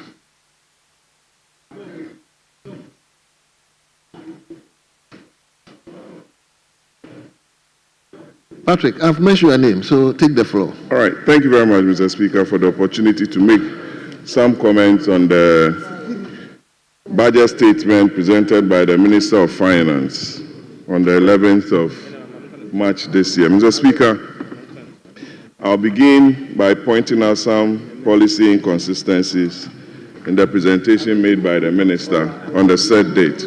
Mr. Speaker, if I refer you to paragraph 157 at page 32 of the budget statement, and I read with your permission, Mr. Speaker, S&P Global Ratings on the 14th of October 2024 affirmed Ghana's local currency issuer ratings at CC+, with stable outlook and foreign currency issuer ratings, selective debt, and what have you. Mr. Speaker, if you read paragraph 757 of the concluding part of the minister's statement, he said, and I quote, Mr. Speaker, the economy, as I've just presented, does not reflect an economy that has turned a corner. It reflects an economy in severe distress, burdened by debt repayment, harms, mismanagement, and a lack of accountability, Mr. Speaker. Mr. Speaker, in the same breath, the minister almost got choked on the floor when he announced the growth rate of the economy to be 5.7% during the budget presentation. Mr. Speaker, may I refer you to Article 35(7) of the Constitution, that as far as practicable, a government shall continue and execute projects and programs commenced by the previous governments. Mr. Speaker, what did we hear from the minister on that said date?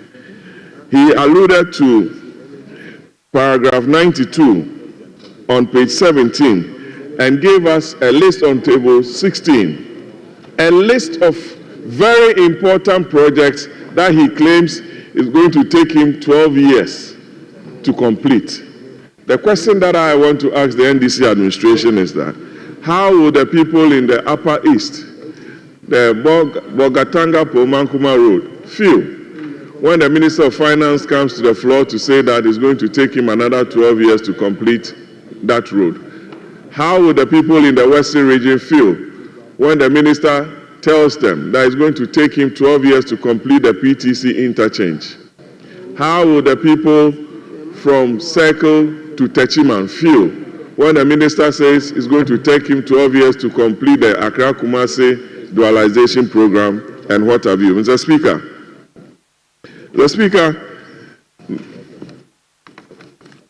you have a minister allocating a whooping sum of 279 United States dollars to an entity that is non-existent, and I'm referring to the Gold Board. If you read the Public Financial Management Act, under Section 32C,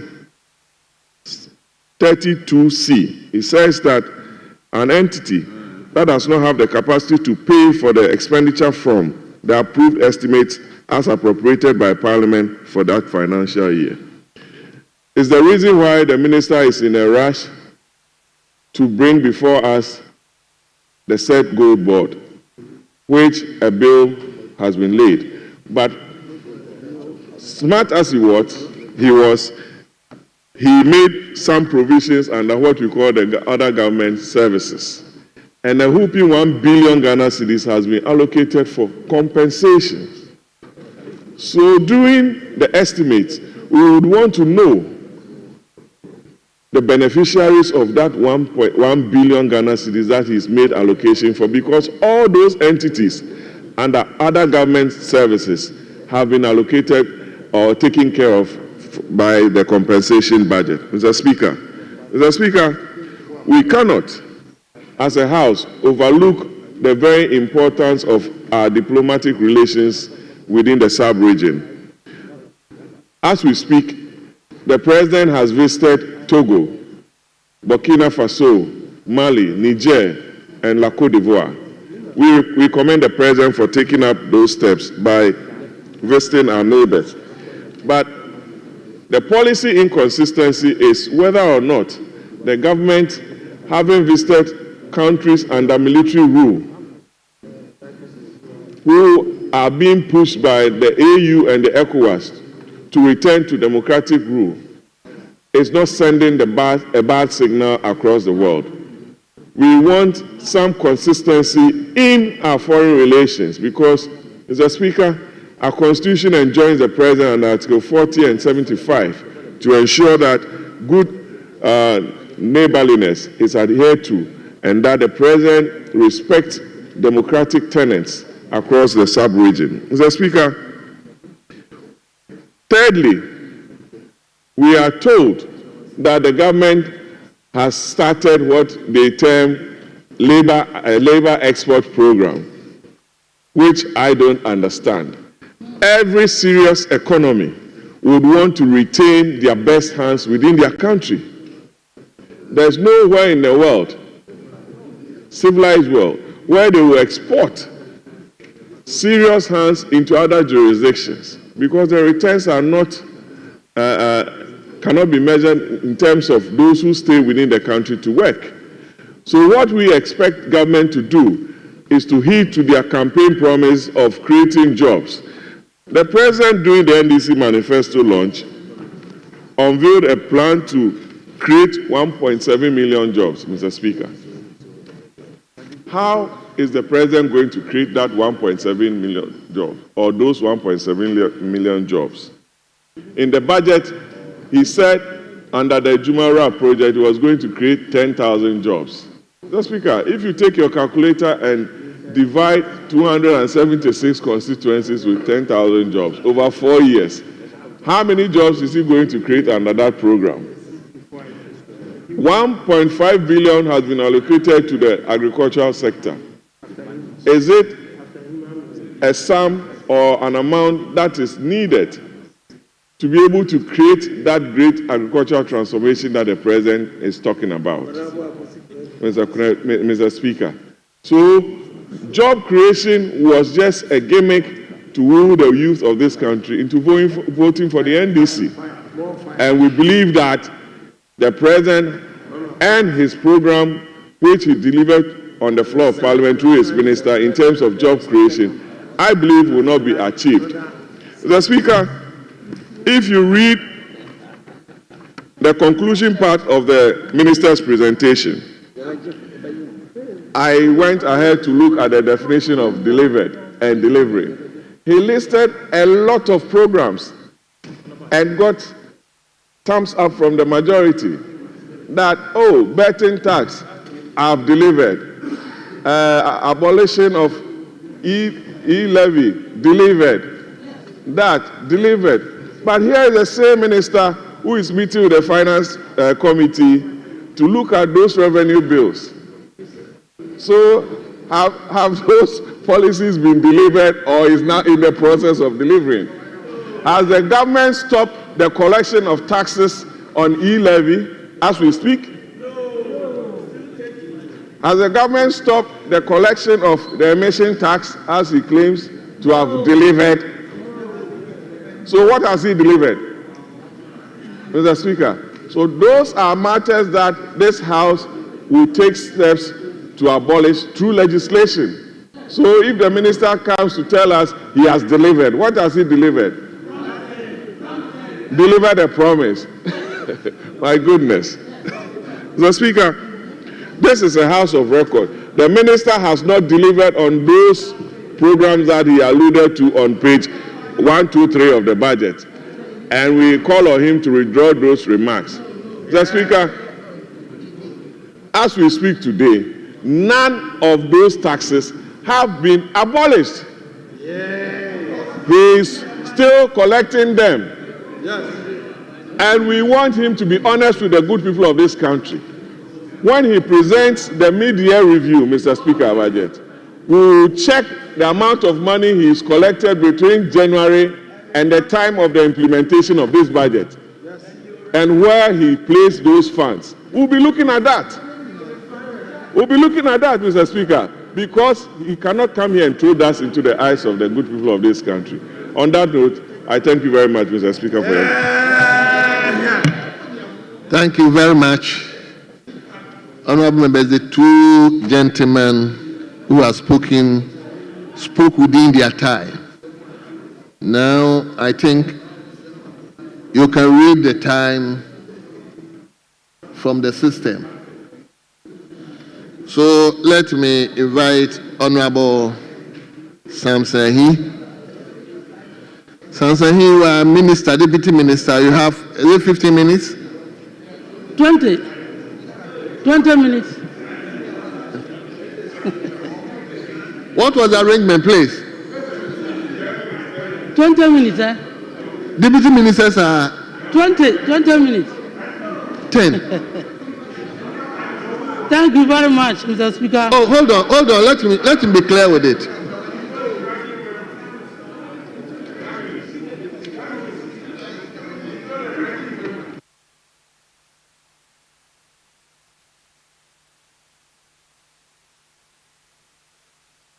Ministers have 10 minutes or 15 minutes. That's what I want to know.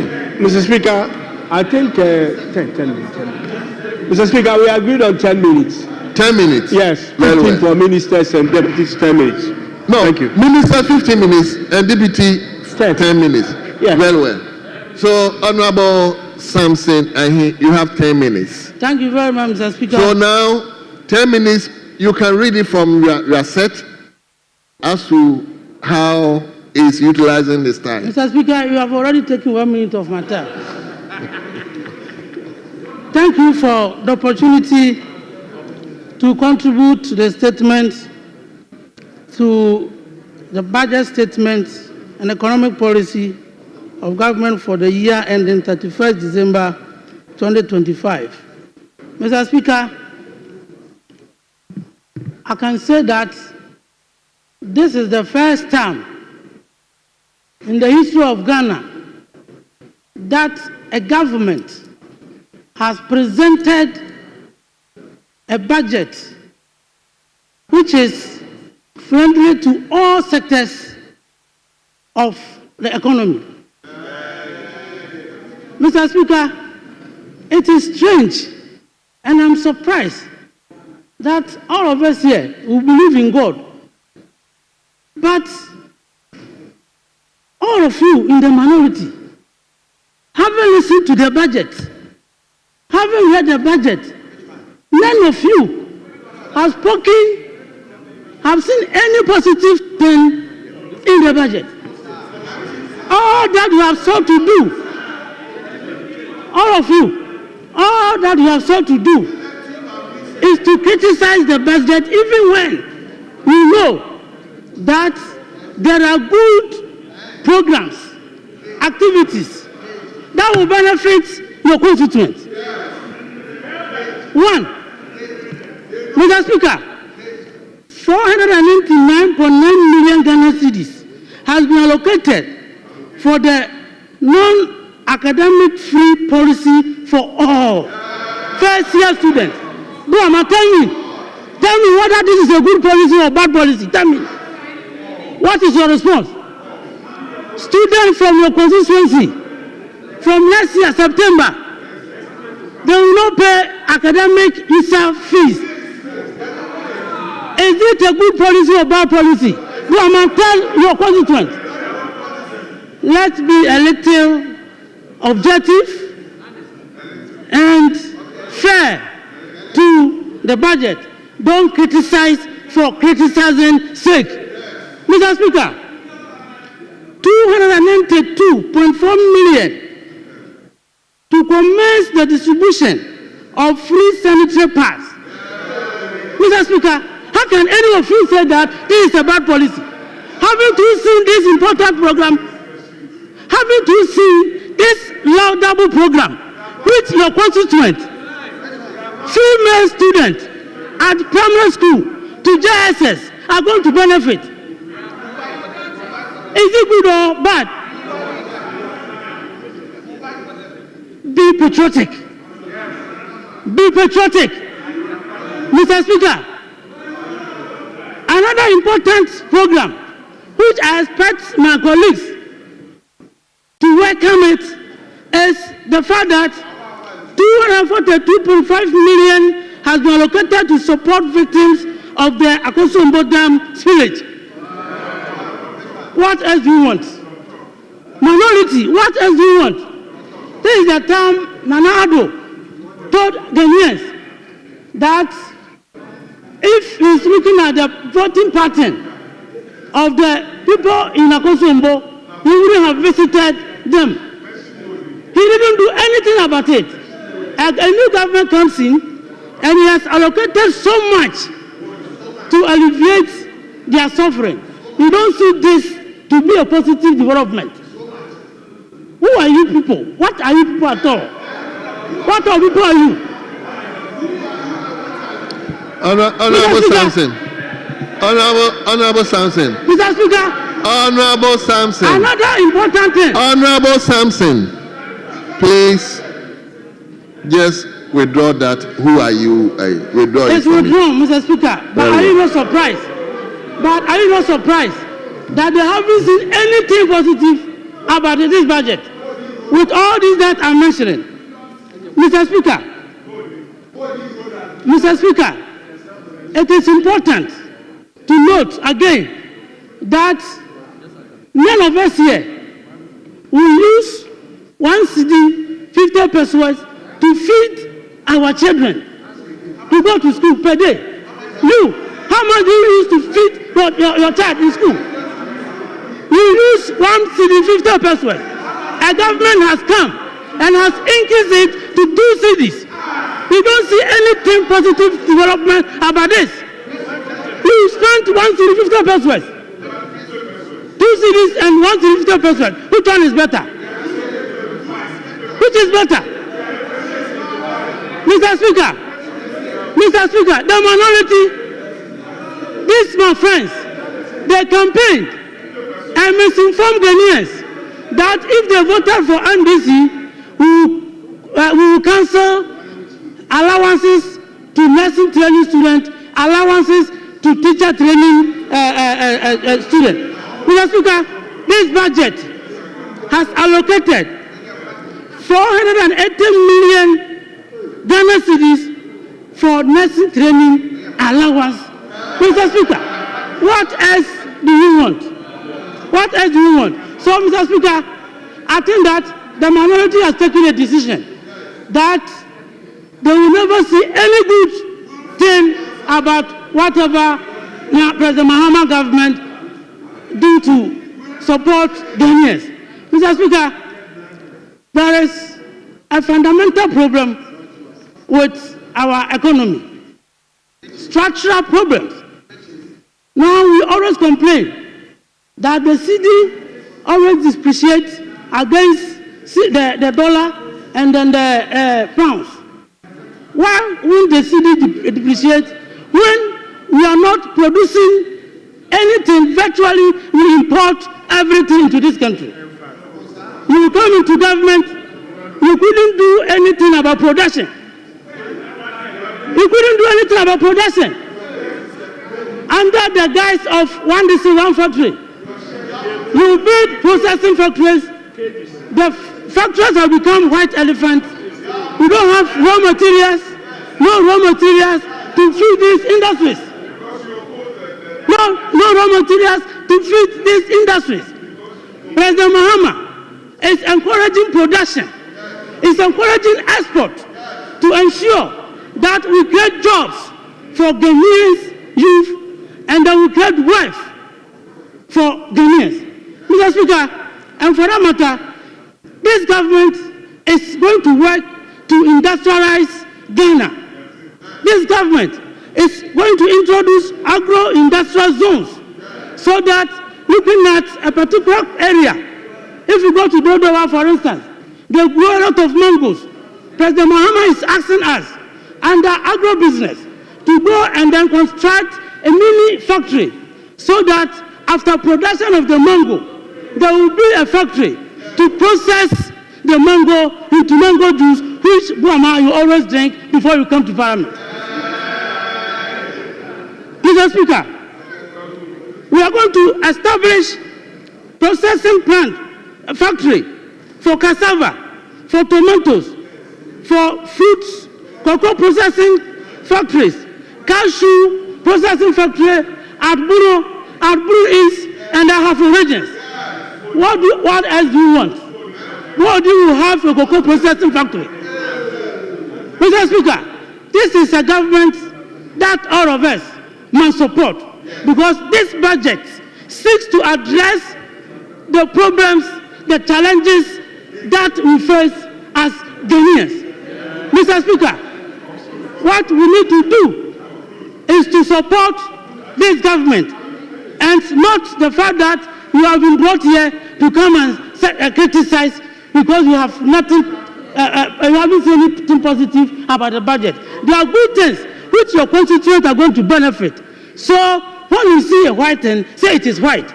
But you are becoming the person, when he sees white, he says that he has seen black. It's not good for you. Change. Ghanaians don't like the attitude of the minority, that every time you have to criticize. Even when you see positive things, you say you have seen negative things. Please, change from your attitude. Otherwise, you will remain in opposition for more than 30 years. Thank you. What is your attitude? You will never see power again. Thank you, Honorable Sansani. To conclude, please, Mr. Speaker. Have you seen, you watch the time yourself? I think that this is a good budget which all of us, including Mr. Speaker, that will support the President to implement this budget so that all Ghanaians, including members of Parliament, will benefit. With these few words, Mr. Speaker, I want to thank you for the opportunity. Yes, honorable members, we will take the second. Leader, I'll come to you. You want to value but let me take the second one so that it will be 2-2. Then you do the. So, Honorable George Abuaje, you may take the floor as ranking. 15 minutes. 15 minutes. Ranking. 15 minutes. That time starts now. Thank you, Mr. Speaker. I thank you for the opportunity to contribute to the debate, Mr. Speaker, of the budget statement of His Excellency the President. Honorable member, may I kindly invite you to go to your seat? You see, you are speaking from. Mr. Speaker, my screen is not working. Okay. So I have to borrow a seat. Very well. Go on. Thank you. Thank you, Mr. Speaker, for the opportunity to contribute to the debate of the budget statement presented to this August House by Honorable Atofos, the Finance Minister. Mr. Speaker, when you look at the budget statement, the theme for the budget statement is resetting the economy for the Ghana we want. Mr. Speaker, my understanding of resetting is either better or worse. But that is my understanding of resetting. But Mr. Speaker, the budget resetting is for better. That is what it means. But Mr. Speaker, what are we seeing?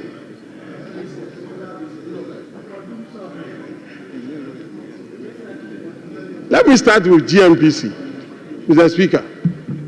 In 2024, GMPC was given carried interest of $280.59 million US, equity finance of $138.4 million US, and GMPC share of net carried and participating interest of $142.89 million. That is 2024. But what are we seeing at resetting in 2025? Mr. Speaker, yes, PC is being given $192.67 million US as their equity financing cost. Mr. Speaker, and the share of the net carried and participating interest of GIPC is $53.52 million US. Mr. Speaker, is this what we call resetting? No. Mr. Speaker, I'm surprised because when you talk about resetting, it's either better or worse.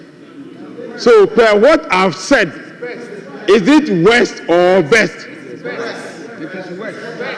It is west. Mr. Speaker, GMPC is a strategic vehicle for state participation in Ghana's upstream oil and gas industry, in which they are there for us to get the inflows from the IOCs, whatever comes out every year from the international oil companies. And this is the company in which their budget for 2024, their net participation interest is $142 million. But this year, you are giving the same company $53 million. What do you expect the company to do? Do you want the company to continue working, or you want to collapse the company? Mr. Speaker, this company works with what GMPC to. Mr. Speaker, I would say they've been soft change. So, Mr. Speaker, when you look at this budget, Mr. Speaker, the theme for this year's budget is resetting the economy for the Ghana we want. We don't want this Ghana. Will you say this resetting? We don't want this. We don't want this. Mr. Speaker, we talk about energy security. What is energy security? Assuming there is a war, third world war in this country, all over the world. Mr. Speaker,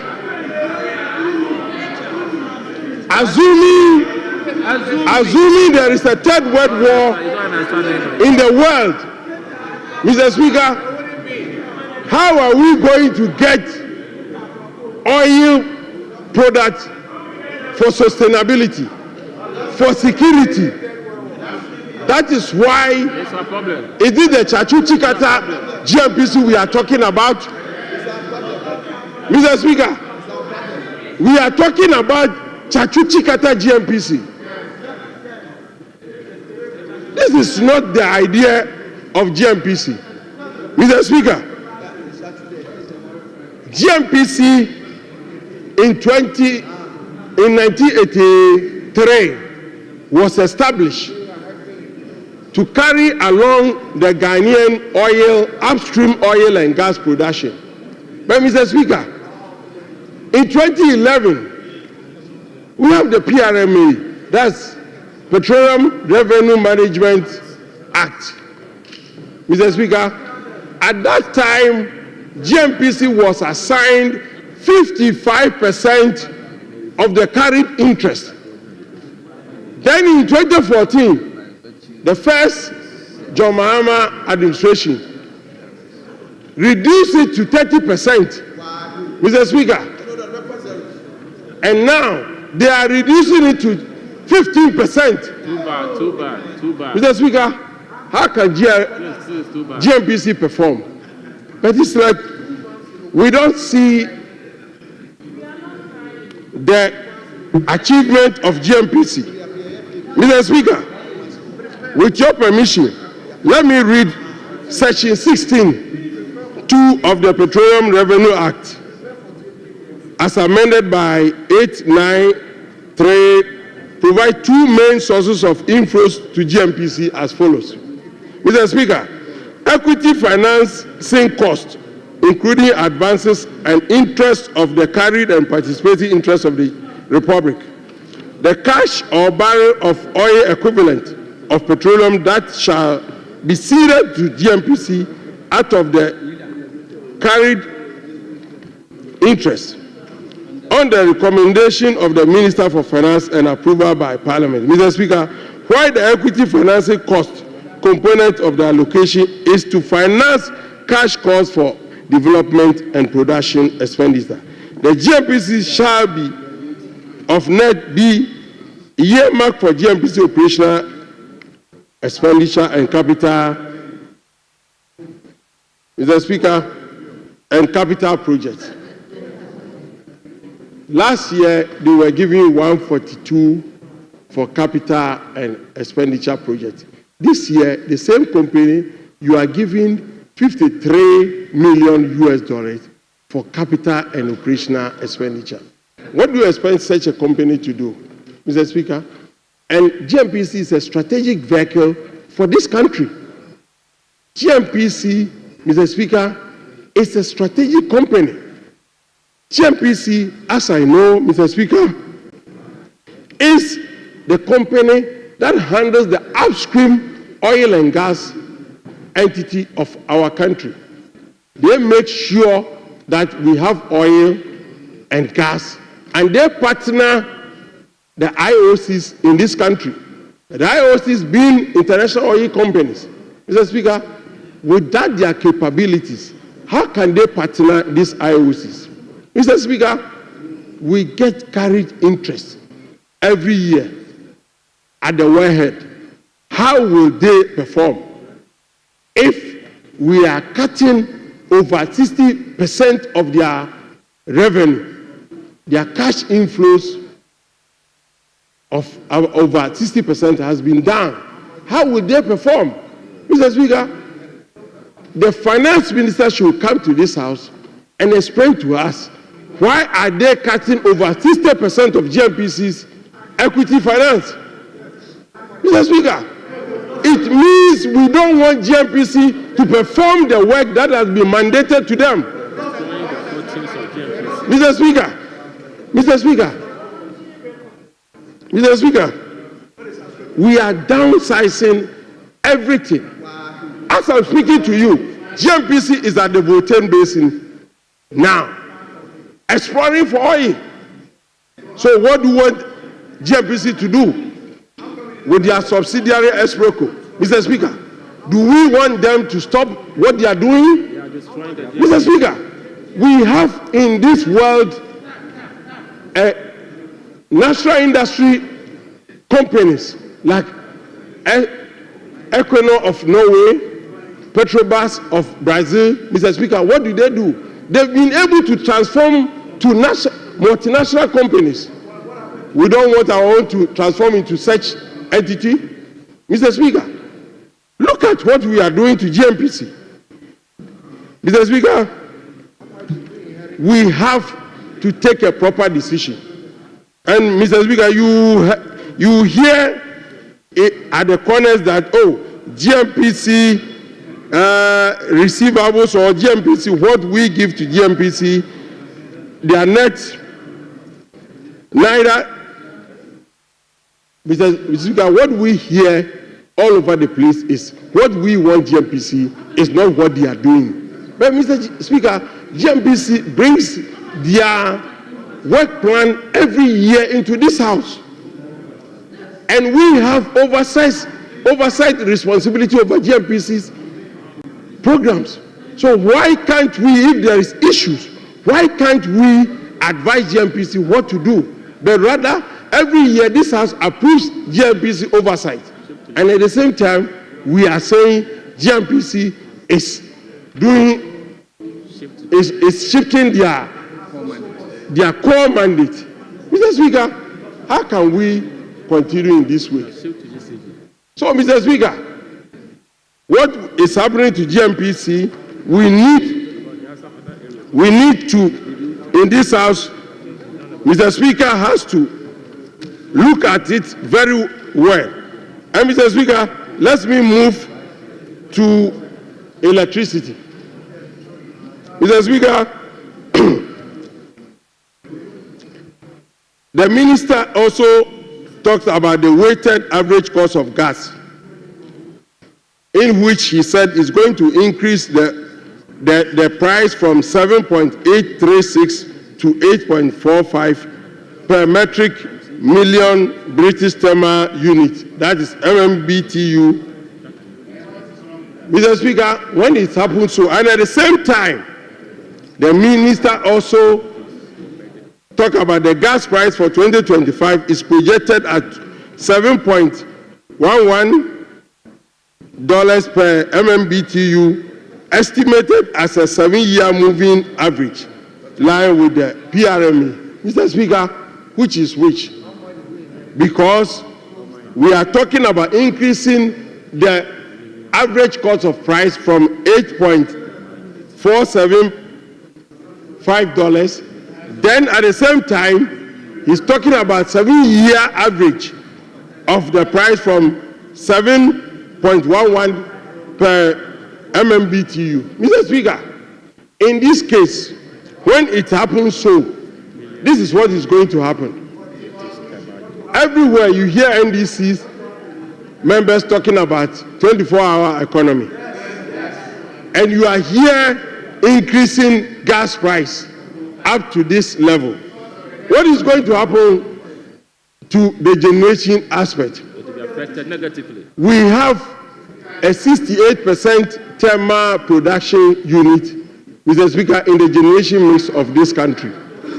So if you have a generation mix of 68% of it being thermal, that uses fuel, that is the gas. Mr. Speaker, what is going to happen is there's going to be an increase in the electricity tariff. Sure.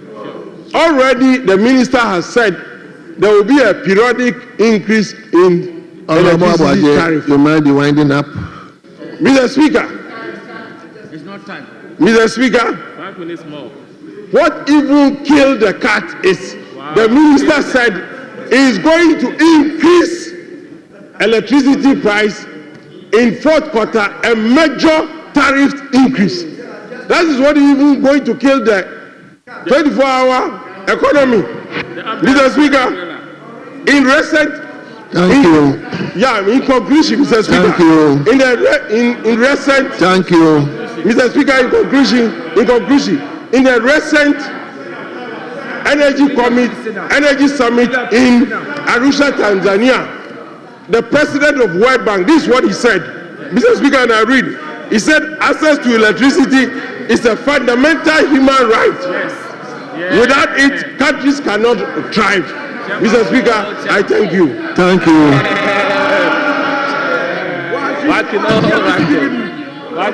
Thank you very much. Yes, let me recognize the Deputy Majority Leader. Thank you very much, Mr. Speaker. Mr. Speaker, I rise on Order 122 to basically seek your indulgence to apply for your leave to vary the order of business on the other paper to basically halt the budget comment temporarily so we can take item 13, which is a motion 13, and 14, which is the consequential and procedural, Mr. Speaker. Thank you very much. Minority Leadership. Mr. Speaker, I don't know whether you said majority leadership. Mr. Minority Leadership. Okay. Mr. Speaker, we don't have any difficulty with what the deputy leader is saying. I don't know why the backbenchers are saying very soon, 28, we'll be back to majority. So, Mr. Speaker, we are in support of that. So we can do better. Well. So, honorable members, I will invite you to page 4, item listed 13. Page 4, item listed 13 in today's order paper. The chairman of the appointment committee. But chairman, hold on. Let me acknowledge at the speaker's gallery, Ms. Farida Bedri, IT consultant and disability right advocate, is here to also witness the chamber and members of parliament. So, my dear sister, you are welcome, and we wish you well. Yes, appointment committee chairman, the floor is yours now. Mr. Speaker, thank you very much for the opportunity. I rise to move the motion numbered 13 at page 4 of today's order paper, that notwithstanding the provisions of Order 1041 of the standing orders, which require that a motion shall not be debated until at least 2 sitting days have elapsed after the notice to move the motion is given. The motion for the adoption of the 14th report of the Appointment Committee on His Excellency, the President's nomination for appointment as Administrator of this Assembly Common Fund may be moved today. Mr. Speaker, I so move. Yes, the Vice Chairman of the committee. Thank you, Mr. Speaker. Mr. Speaker, I second the motion. Thank you. Very well, honorable members, this is procedural motion. So I'll go ahead to put the question. As many as are in favor of the motion listed 13 in today's order paper, say aye. All those against say no. Honorable members, it's obvious that ayes have it. The motion is carried. We will move on to item 14. Item 14, the substantive motion. Mr. Speaker, I beg to move the motion numbered 14 at page 4 of today's order paper that this Honorable House adopt the 14th report of the Appointment Committee on His Excellency the President's nomination for appointment as Administrator of this Assembly Common Fund. And Mr. Speaker, in doing so, I present your committee's report. Mr. Speaker, upon the nomination and subsequent referral to the committee vetted the nominee in the person of Mr. Michael Harry Yamson. Right Honorable Speaker, at the vetting, salient questions were posed to the nominee, and he has provided honest answers to those questions. Mr. Speaker, the report is a 22-page report. Mr. Speaker, I will urge the Hansard Department to capture the entire report as having been read, whilst I speak about some excerpts from the report. Mr. Speaker, questions such as assuming office as acting administrator of the Common Fund was posed, personal email and political affiliation of the great National Democratic Congress was also posed to him, and he has responded to saying his contribution, social contribution at Bremer was also posed to him. Social intervention project in Cape Coast, the national service, the payment of the assembly members, among others, were posed to him, and he has provided honest answers to the questions. Mr. Speaker, the committee, by consensus, unanimity, recommend to the House the approval of His Excellency the President's nominee in the person of Michael Ishmael Yamson as the administrator of this Assembly's Common Fund. Mr. Speaker, I so move. Thank you very much, honorable members. The motion listed 14 has been moved. I can acknowledge the Vice Chairman and Deputy Leader of the minority. Right. Thank you, Mr. Speaker. I rise to second the motion, ably moved by the Chairman of the Appointments Committee, and would like to plead to the House to adopt the committee's report and endorse, as has been endorsed with the consensus by the committees, and endorse the nomination of the administrator of the Common Fund. Mr. Speaker, today I am highly excited because I acknowledge the fact that this is the second opportunity Ghanaians have given to His Excellency John Dramani Mahama to be the president of this country. Mr. Speaker, I remember vividly that when we first joined the Parliament in 2013, it took us 1.5 years before we could access the common fund. The appointment of the new administrator of the common fund, therefore, it means that this time around, His Excellency means business and would like to facilitate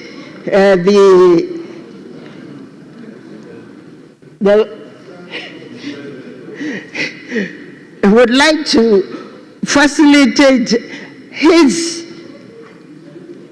presidency by ensuring that the institutions and all the organs that are supposed to perform for the next 4 years are in place.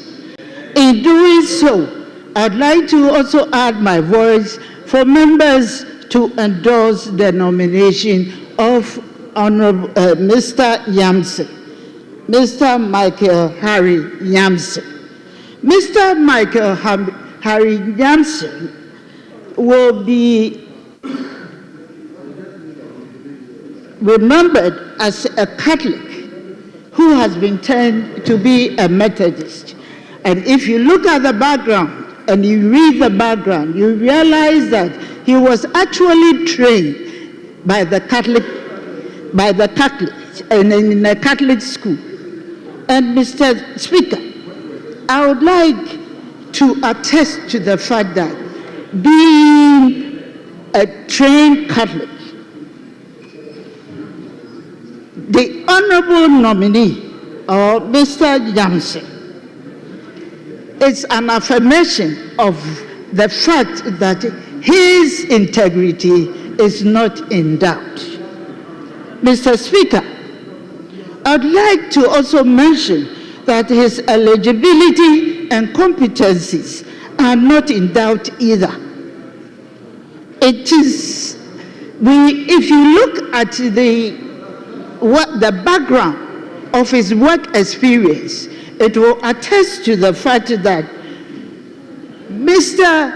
Yamson is a seasoned leader with certain qualities, and as a result, has been up to date, presiding on 6 different boards as we speak now. And it tells you who that personality is. Also, his exposure by being trained as a leader or being trained in the Unilever leadership is a proven fact that Mr. Yamson, if given approval as the administrator of Common Fund, will bring to bear innovative policies that will promote efficiencies and that will also bring about transparency in the disbursement of the Common Fund and the application of the fund by the MMDAs. Mr. Speaker, I'd like to also note that his responsibility is to Parliament. And I would like to note that when he was questioned about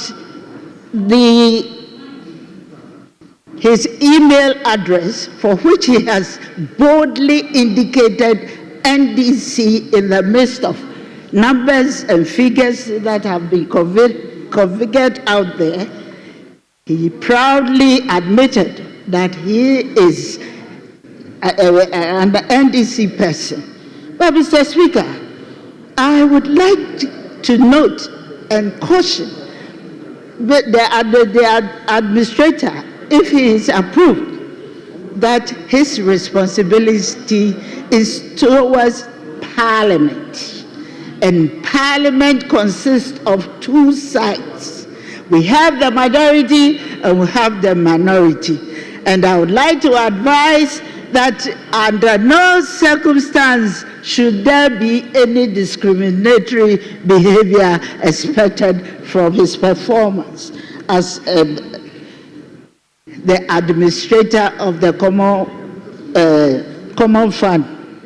I like his response to the fact that if the government is paying the monthly salary or monthly allowances for the assembly members, it is not going to decline the funds that are realized by the assembly members. But Mr. Speaker, I have a difficulty. I still don't have the clarity of mind as to how these allowances are going to be treated, because we know that it's honorable members of the assembly are being paid allowances. So I don't know whether what is being proposed now is in addition or it is in whatever we call it. It's not going to be paid in addition. Is it the only allowances that is going to be paid? I know that is going to be borne by the president, but there exist some allowances. And Mr. Speaker, as a result of that, I also took note of the fact that we have reserve funds, and the reserve funds are such that it is always applied through innovative policies. So I would also want to add up to the report, because I see a clear omission of the fact that the honorable administrator did not or admitted that he's also going to assign some of the reserve funds for the promotion of the implementation of the Affirmative Action Act. And it is important that we take note of that. And I also look at the eligibility of ensuring that the PWD funds is also assigned, and the special schools are built out of that fund. That was the assurance given at the vetting. So, Mr. Speaker, in conclusion, I would like to add my voice and appeal to the entire House to endorse the nomination of Mr. Yamson as the administrator of Common Fund. With these few words, I conclude, Mr. Speaker.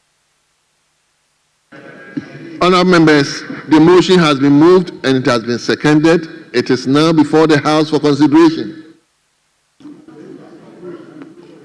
Like I said earlier on, this particular motion is for the good of all of us. It's for the good of all of us. So if there's no other comment, I'll go ahead to put the question. And the question is, as many as are in favor of the motion listed 14 in today's order paper, say aye. Those against say no. Honourable members, the ayes have it. The motion listed 14 in today's order paper is accordingly adopted.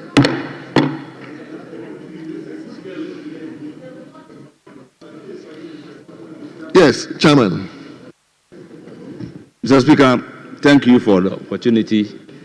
On behalf of the administrator of this Assembly's Common Fund, in the person of Mr. Michael Harry Yamson, I want to thank the appointment committee as well as the entire House for giving him the nod. Mr. Speaker, once again, thank the House very much. Thank you very much for thanking the appointment committee and the House. I'm so grateful. Yes, leadership. Yeah, thank you very much, Mr. Speaker. Thank you for granting the leave to take motions 13, 14. I indulge you to return back to the debate on continuing from item 7. Thank you, Mr. Speaker. It's the turn of Honorable Comfort. Do you? I believe after her contribution, the entire house will be flooded with chocolates. Yes, Honorable Comfort, let's hear you. Thank you, Mr. Speaker. Thank you, Mr. Speaker, for the opportunity to add my voice to the budget statement and economic policy. The Finance Minister. Mr. Speaker, I would like to take the opportunity to thank His Excellency John Dramani Mahama. I'm thanking him because in this budget, he has appreciated women. Mr. Speaker, my joy is this Women's Development Bank. Mr. Speaker, this bank is going to be in the market. And as a daughter of a market woman, and as a doyo who have been in the market and knows how the market women used to struggle to get money to finance their businesses. When they go to the banks, how they turn them out because they don't have guarantee. Mr. Speaker, I thank His Excellency for walking the talk. I thank him for giving us the Vice President. And I know with the Vice President as a woman, we make sure women will succeed in his tenure as Vice President. Mr. Speaker, this Women Development Bank, we are praying for those who will manage it. Maslow came, and the idea was Maslow to support small businesses. But Mr. Speaker, if you go to Maslow now, the rich man has invaded Maslow. And they are rather enjoying what is for the poor during former President Kufuor's time. Mr. Speaker, as I'm speaking to you, those who are owing in Maslow are rich men. Those who have enjoyed Maslow are big companies. The cars that are for the poor street boy, go and check the list and check the names. Please, go and pay before we descend on you. Because as a women caucus leader and as a gender committee member, we have interest in our youth. We have interest in our women. So all those who are gone for those loans, you know you are not poor.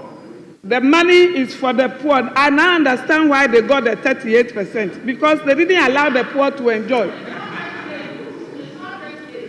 Mr. Speaker, the people who went for the loans from Maslow, they know themselves. Allow the debate to flow. Those who went for the loans from Maslow, Honorable members, Honorable Comfort, hold on. Honorable members, as I said yesterday, I'm saying the same thing today. Honorable, I'm speaking. If a member is speaking and he makes a statement or comment that you think is not right or is not factual, please note. When you get opportunity, then you react on it. If you have already spoken, you can give it to somebody else who is yet to speak, so that I don't want this kind of interaction. Let the discussion flow. Leader, please, I beg of you. Mr. Speaker, you must hear me on all this important matter. Mr. Speaker, I was on my feet before you gave that directive to the effect that we can pass it on to our members. My colleague, the first deputy majority whip, was misinforming the House. He said that that is why we got 38%, which is not true. The figures as declared by the Electoral Commission is 41%, and there's no 38% anywhere. Yes. So you cannot say 38% because that is not what was declared.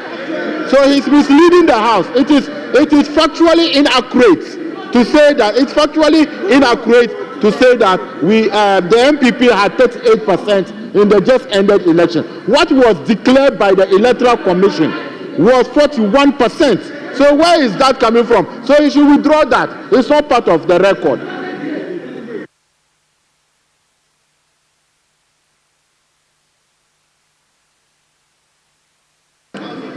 Honorable members, as I said, I'm repeating it. As much as I appreciate where the minority whip is coming from, if we are not careful, the whole thing will degenerate into this. Everybody is saying this, everybody is saying this. Leader, I've heard you, but like I'm saying, let's get people to address that particular issue, please. Other than that, we can't get on. I want the debate to flow. Yes, leader. Yeah, Mr. Speaker, thank you very much. Mr. Speaker, I think we made this very clear from the very onset of the debate that we are not going to interrupt the debate. It goes without saying that if you have any point to raise and it's not your turn, give it to somebody else. I mean, you're a leader. If you do that, you actually disrupt, the flow of the debate. Mr. Speaker, let's continue with the debate. Thank you very much. Please, I beg of you, let's follow. It's for the good of all of us. So, Mr. Speaker, leader, may continue. What I was saying is just simple. I'm saying that Women Development Bank is coming, and we have Maslow, which is for the poor, is for the petty traders, is for petty businessmen. But I'm telling you on authority that rich men rushed to Maslow, invade Maslow, and took those loans to themselves, and the poor couldn't enjoy those loans. Mr. Speaker, I'm speaking with evidence. Those who went for the loans, I will tender the evidence. It's here, I will tender it. Mr. Speaker, the rich went for the Maslow loan. It will happen in the Women Development Bank. It's for small scale and women in the market. So that is exactly what we are going to do. And we are going to restructure the loans in Maslow too. Those who are owing, those rich companies that are owing, we have all the list. Go and pay. This time is His Excellency John Dramani Mahama, who is in power. And if we are going to ensure that this money gets to the poor. Mr. Speaker, as I'm speaking with you, leave have been increased.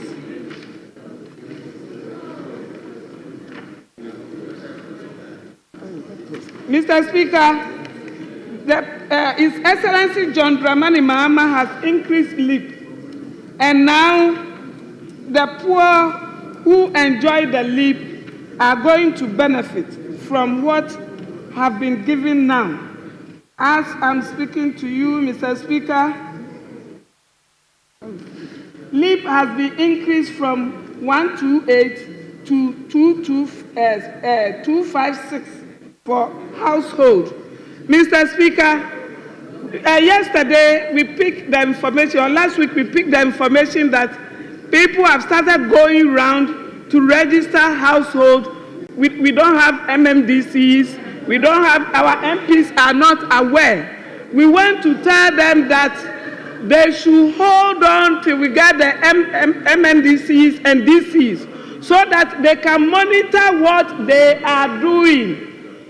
This time, it is not going to be easy for those of them who feel the poor, the money that belongs to the poor, they should take advantage and enjoy it. Mr. Speaker, as we are here working, we have 100% interest in the people they will register to enjoy this money because we have to make sure the money gets to the poor. Mr. Speaker, when it comes to school feeding, you can see that we have moved it from 1 city, 50 pesos, to 2 cities. Mr. Speaker, I've already invited the school feeding CEO or director to come because of what we are hearing, that a lot of ghost names in these school feedings. Mr. Speaker, we will not take it because they should freeze everything and investigate for us to take away the ghost names. Caterers should apply so that we can see the real people who are doing the school feeding and pay them. No payment should be made. As we are speaking, if we pay, we'll pay a lot of ghost schools. Monies will go to people in homes that they are not cooking for any children. I know the woman will come. Madam Fatih, if you are hearing me, we are waiting for you. As a chairperson of Women Caucus, we will not sit for this to pass under the bridge. We are not happy as women. We are not happy as mothers because it is our responsibilities and our oversight responsibility is to monitor all these things so that those who are to benefit. Mr. Speaker, I would like to thank His Excellency John Dramani Mahama again. We were in this house when I came here and I told this house that girls in the rural communities are suffering when it comes to menstrual period. Mr. Speaker, we made a point, we visited some of the factories and we were told there would be solution. They couldn't find the solution. It was election year. What we rather saw was they were dancing Sisifia on platform. Instead of them solving those problems, they couldn't solve the problems. Mr. Speaker, that day I tender evidence. Once they couldn't solve it, they should give me back my evidence. Because now, all the villages, those children who are not enjoying are going to have sanitary pad. Every school girl will have sanitary pad. I want to assure those who are using the old type that is over for now. This one is over for now. The other time they took my evidence, they didn't do anything about it. They should bring the evidence back. Once they didn't do it. Mr. Speaker, what school children in the rural communities should be assured of is this sanitary pad will get to them.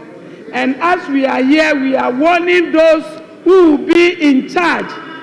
Those who will bring it should stamp it so that we will know the difference between the one that is free and the one that is sold in the market. Mr. Speaker, we should be serious when it comes to children issue. We should be serious when it comes to women issue. Because women, when you educate one woman, you educate a nation. And it's the children who will grow to come and replace us in future. Mr. Speaker, we should have mercy on the poor. What kind of rich men are we that we don't want to think about the poor people? The things that belong to the poor, let us make sure it gets to them.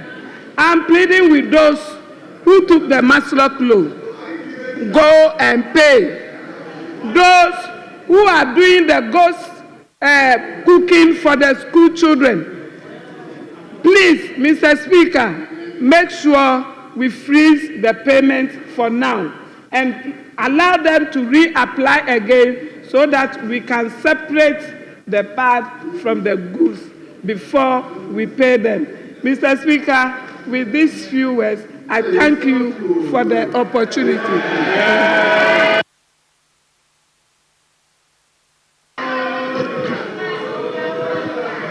Honorable members, let me invite Honorable Martin Ajay Kosa.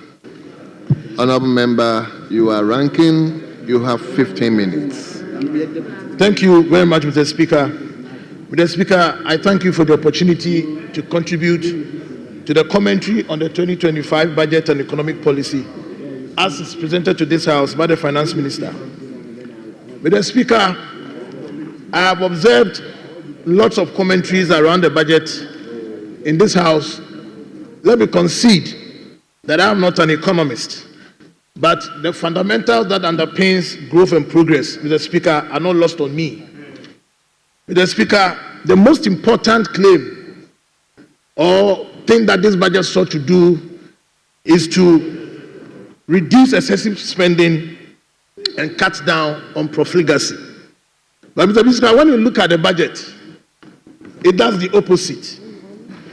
It's a complete set of contradictions and what I'm tempted to call the great deception. Mr. Speaker, Great deception. Mr. Speaker, rather, government spending is being increased. Mr. Speaker, government total spending has increased, government appropriation budget has increased, and Mr. Speaker, the most important areas, the prioritized needs of Ghanaians is not where the big monies are going to. A government that is seeking to reduce ministries, reduce ministers, unfortunately is running a very huge budget. Honorable Samson Ahi sought to draw some parallels. He mentioned areas that are receiving allocations, and about 4 or 5 of them, he talked about support for tertiary students. He talked, and he didn't do the comparison between what the allocation was and what is being sent to the presidency. Mr. Speaker, the resetting agenda of government clearly is in the negative. This government campaigned on a lot of populism and propaganda. Mr. Speaker, if you decide to allocate a whooping 2.7 billion cedis to OGM, away from 326 million from your predecessor, and then you come and allocate 51 million to Ghanaian women across the country. Mr. Speaker, we have 16 regions. For simple arithmetic, let's just decide to divide this 51 million by the 16 regions. Are you telling me we should take 3 million seats to Ashanti region to go and share for women? Wow, look at that. Mr. Speaker, the implication is that I fear for my honorable members on this side of the House, because very soon your constituents will come after you. You have done lofty promises. You have given huge promises of money that is coming. And it turns out that having gotten an overwhelming victory, you have decided to channel the greatest chunk of money to the seat of government, whilst those on whose wings you rose overwhelmingly to win power is being given such amounts of money. We even pray and hope, Mr. Speaker, that these monies will actually go as it is. But I'm afraid this women bank that has been talked about, you can see from the beginning that it's not going to end anywhere. The commitment is zero. And the earlier Ghanaian women brace themselves up for it, Mr. Speaker, the better. Mr. Speaker, at the same time, you are allocating 70 million cedis to a research department at the presidency. You are giving 70 million to buy stationery. Then you allocate 51 million to Ghanaian women. How can you do that? Right away, the commitment to achieve this initiative is nil. Mr. Speaker, one of the biggest problems we have in this country is housing and water. Go to page 99 and 100 of this budget. Your allocation is under $1 billion, yet you are allocating 2.7 billion to the presidency. Clearly, you see a major problem that is happening. And I think that, Mr. Speaker, there is very little that is going to be achieved there. The big push has been selective.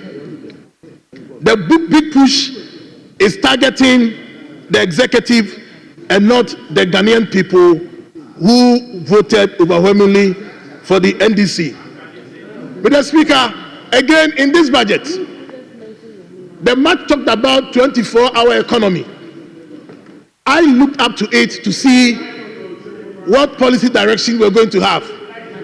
Strangely, Mr. Speaker, 24-hour economy did not find expression in this budget. There is no allocation for it. Just oppose that to the Akufo-Addo government. Mr. Speaker, in a record 9 months, the flashy program that we sold to Ghanaians in our campaign was achieved. And today, as I speak to you, over 3.5 million Ghanaian students have gone through it. A big impact on them. If you really meant and were committed to your 24-hour economy, it ought to have had expression in this budget. Everything from the beginning appears to be a deception. And very soon, Mr. Speaker, they're trying to catch up with our friends on this side of the house. Mr. Speaker, one more issue that I want to talk about is Ghanaian youth. The NDC again packaged a lot of lofty promises and wrote on their backs to win power. Mr. Speaker, it's a very sad story ever since this government assumed the reins of power. Ghanaian youth are being sacked from their jobs. The jobs promised are not coming, and the attempt is to try and get rid of people who are in to replace with others. Mr. Speaker, not a day passes without we reading from the news. NDC youth seizing offices in Kumasi and in Accra, because the jobs that they look up to is not existent, is not forthcoming. And if you cannot create jobs, you don't go sacking people who have been in employment before you came. The challenge is that people are losing their right to work and live decently in this country as Ghanaian youth. And it's important, Mr. Speaker, that we address this matter. When you look at the budget, the interventions that have been mentioned, you don't see any practical hope in realizing those initiatives. And again, I want to put on record that Ghanaian youth will soon see exactly what it is that you promised in those promises. Mr. Speaker, I'm a ranking member for the Works and Housing Committee. If you look at the budget, one major issue that plagues our country is how we secure our water bodies and ensure that we have potable drinking water. Mr. Speaker, today, Galamsey is on the ascendancy. It has become the most lucrative job in this country by those who care to engage in it. The amount of campaign that this government, in opposition then, made around Galamsey. Honorable J. Benson Kosa, let me interject by announcing that I'm ceding the chair to the first deputy speaker. So you may go on.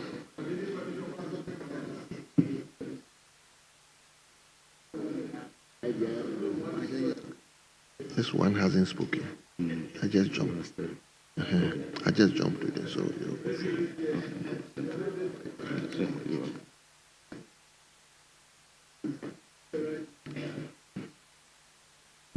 Honourable Member, continue.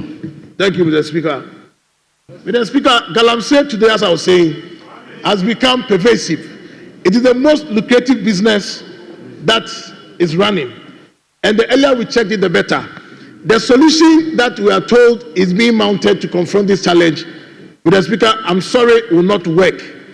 You have people engaged in this activity who are able to confront armed security or military officers, almost daring to overpower.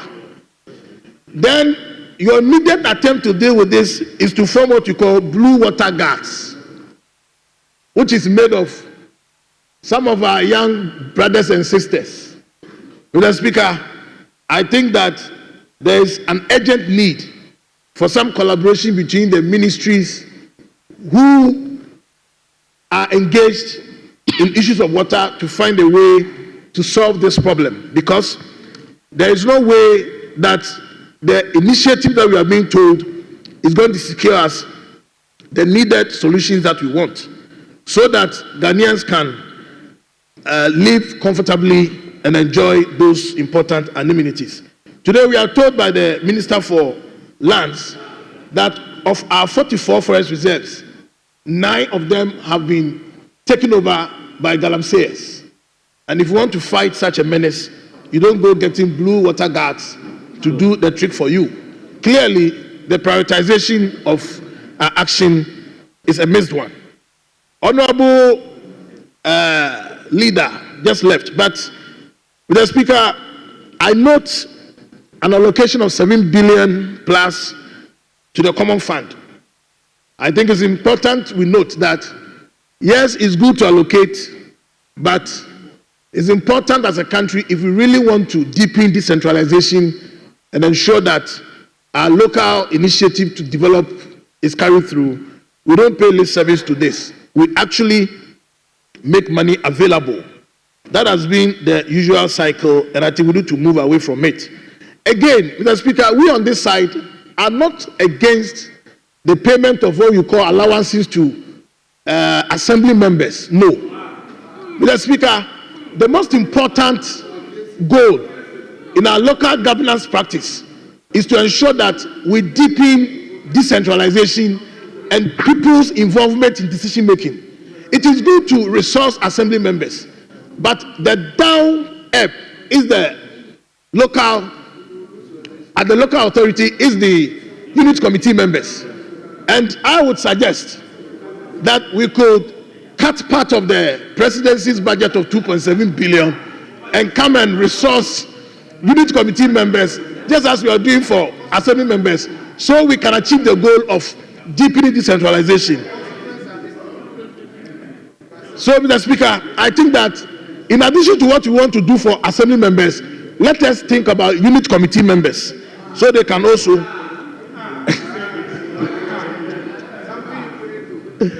Mr. Speaker, in a nutshell, I think a lot of commentary has happened around the budget, and from all indications, the prioritization of our needs got lost on us in the budget initiatives.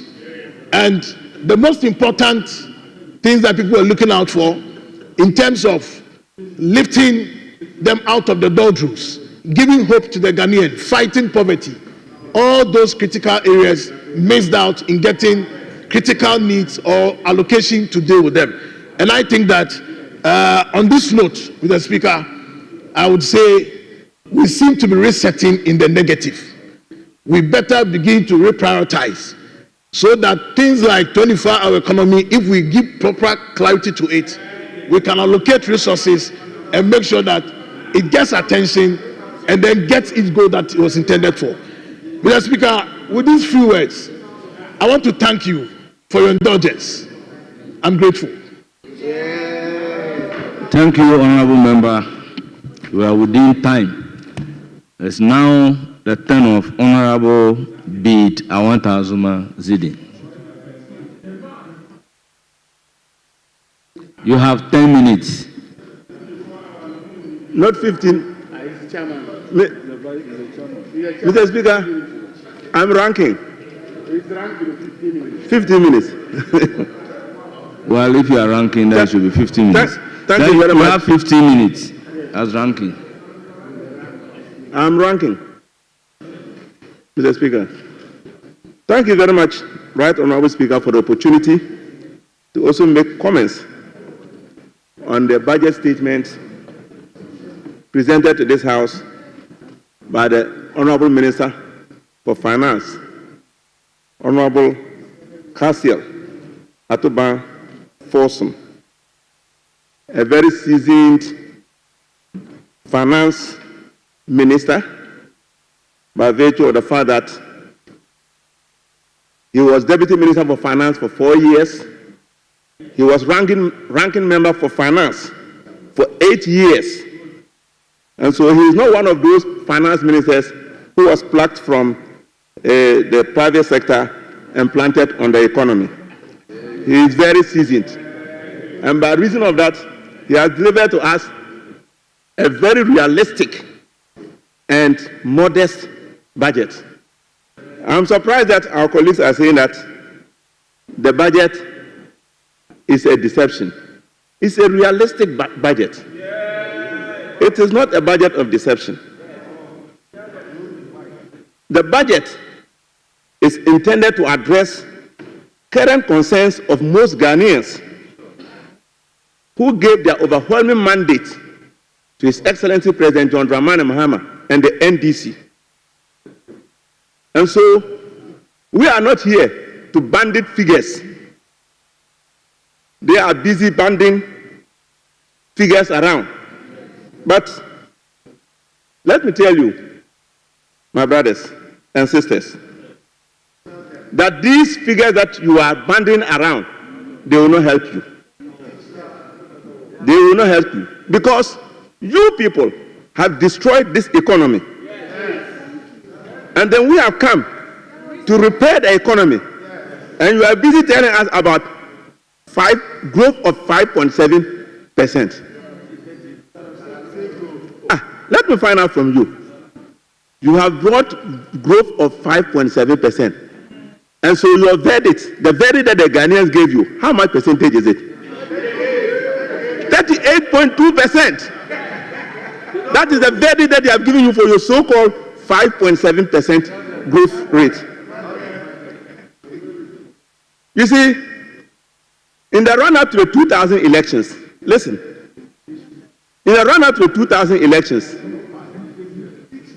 we were campaigning on the back of building roads, infrastructural development.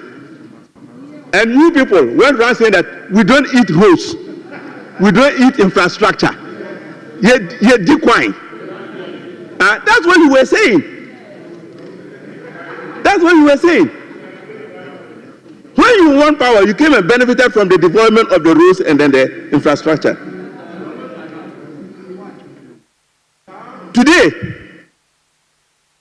you are telling us that you grew the economy by 5.7%.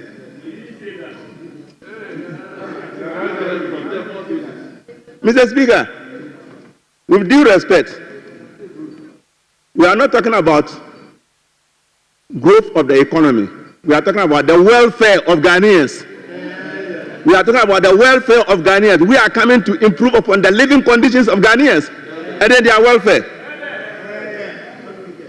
Let me find out from you, who eats figures? Do you eat figures? We are dealing with the welfare of the people. This budget is a budget of hope. This budget brings hope to the workers of Ghana. This budget brings hope to the youth of Ghana. This budget brings hope to the women of Ghana. This budget brings hope to students, market women, and traders. This budget brings hope to the men of Ghana. This budget brings hope to the poor, to the rich, and indeed all Ghanaians. That's what this budget is about to achieve. Even ISE, Institute of Statistical, Social and Economic Research says that the budget inspires hope. And listen to what it said. And this is captured, it finds expression in the daily graphic of Wednesday. 2025 budget inspires hope. That is Issa. Listen to what Issa said. The release provided for in the 2025 budget inspires hope to help reduce hardships on citizens and ease the high cost of doing business. And so, that is the essence of the budget. And what figures about 5.7% growth. Mr. Speaker, yesterday, Honorable Dr. Asamoah Fredche complained that this budget is Azan. Really? What he conveniently forgot to say was that Ghanaians lived under an Azan government for 8 years and under 8 Azan budgets. Under Nana Akufo-Addo. And today, you are busy complaining. We have come to repair the Azan budget that you left behind, the Azan economy that you left behind. That's what we have come to repair. Mr. Speaker, let me turn my attention to rural electrification. I'm very, very happy and excited that this government is bringing back on board the rural electrification program, which was started by the late head of state, Dr. J.J. Rawlings. This time, we are getting 100 million Ghana cedis to support rural electrification. And that will benefit all of us, including those on the other side. Right, Honorable Speaker, 24 hours economy. Our colleagues have tried to poo-poo the 24-hour economy. Has not been a viable policy. In fact, Honorable Kodo Opon Nkrumah described it as one policy definition is bebree. Obviously, you have not understood it. And that is why, when we had the budget workshop, we brought the Venerable Guzitano, the advisor to the president on the 24-hour economy, to come and explain to you what the 24-hour economy is about. And I'm sure that you understood everything, because at the end of the lecture, you have no questions to ask. And after the man has left, then you come and then you are asking questions. The expert was here, you should have asked him all the questions. You failed to do so. You failed to do so. And when he had left, you sit here and then you are asking questions. Anyway, so you have to go and meet him and then he explain to you further. Mr. Speaker, now let me go to rules. The NPP government boasted about the program of Year of Rules. Year of Rules. And yet we have not seen much on rules. At least the Upper West region did not see any evidence of Year of Rules. It is interesting to note, Mr. Speaker, that the NPP government in their 2004 budget, they allocated 3.5 billion Ghana cedis to the road sector against a budgeted amount of 4.1 billion Ghana cedis. However, Mr. Speaker, they left behind a debt of 22 billion Ghana cedis by the end of 2024 without anything to show.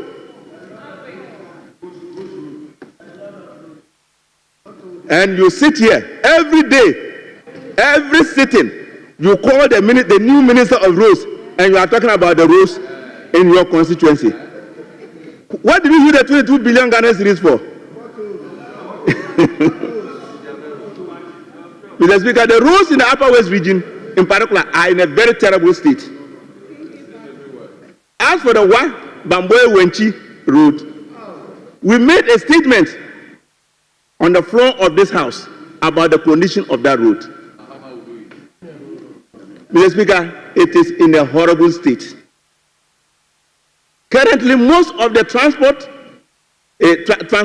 particularly the commercial passenger vehicles, including STC, VIP, OA, etc., are all considering withdrawing their services from the Upper West region. This is a disaster. We used to spend 12 hours from Wa to Accra. Because of the condition of the road, today we spend nearly 18 hours on the same route. 6 hours in excess of the time that ordinarily we should be using. Mr. Speaker,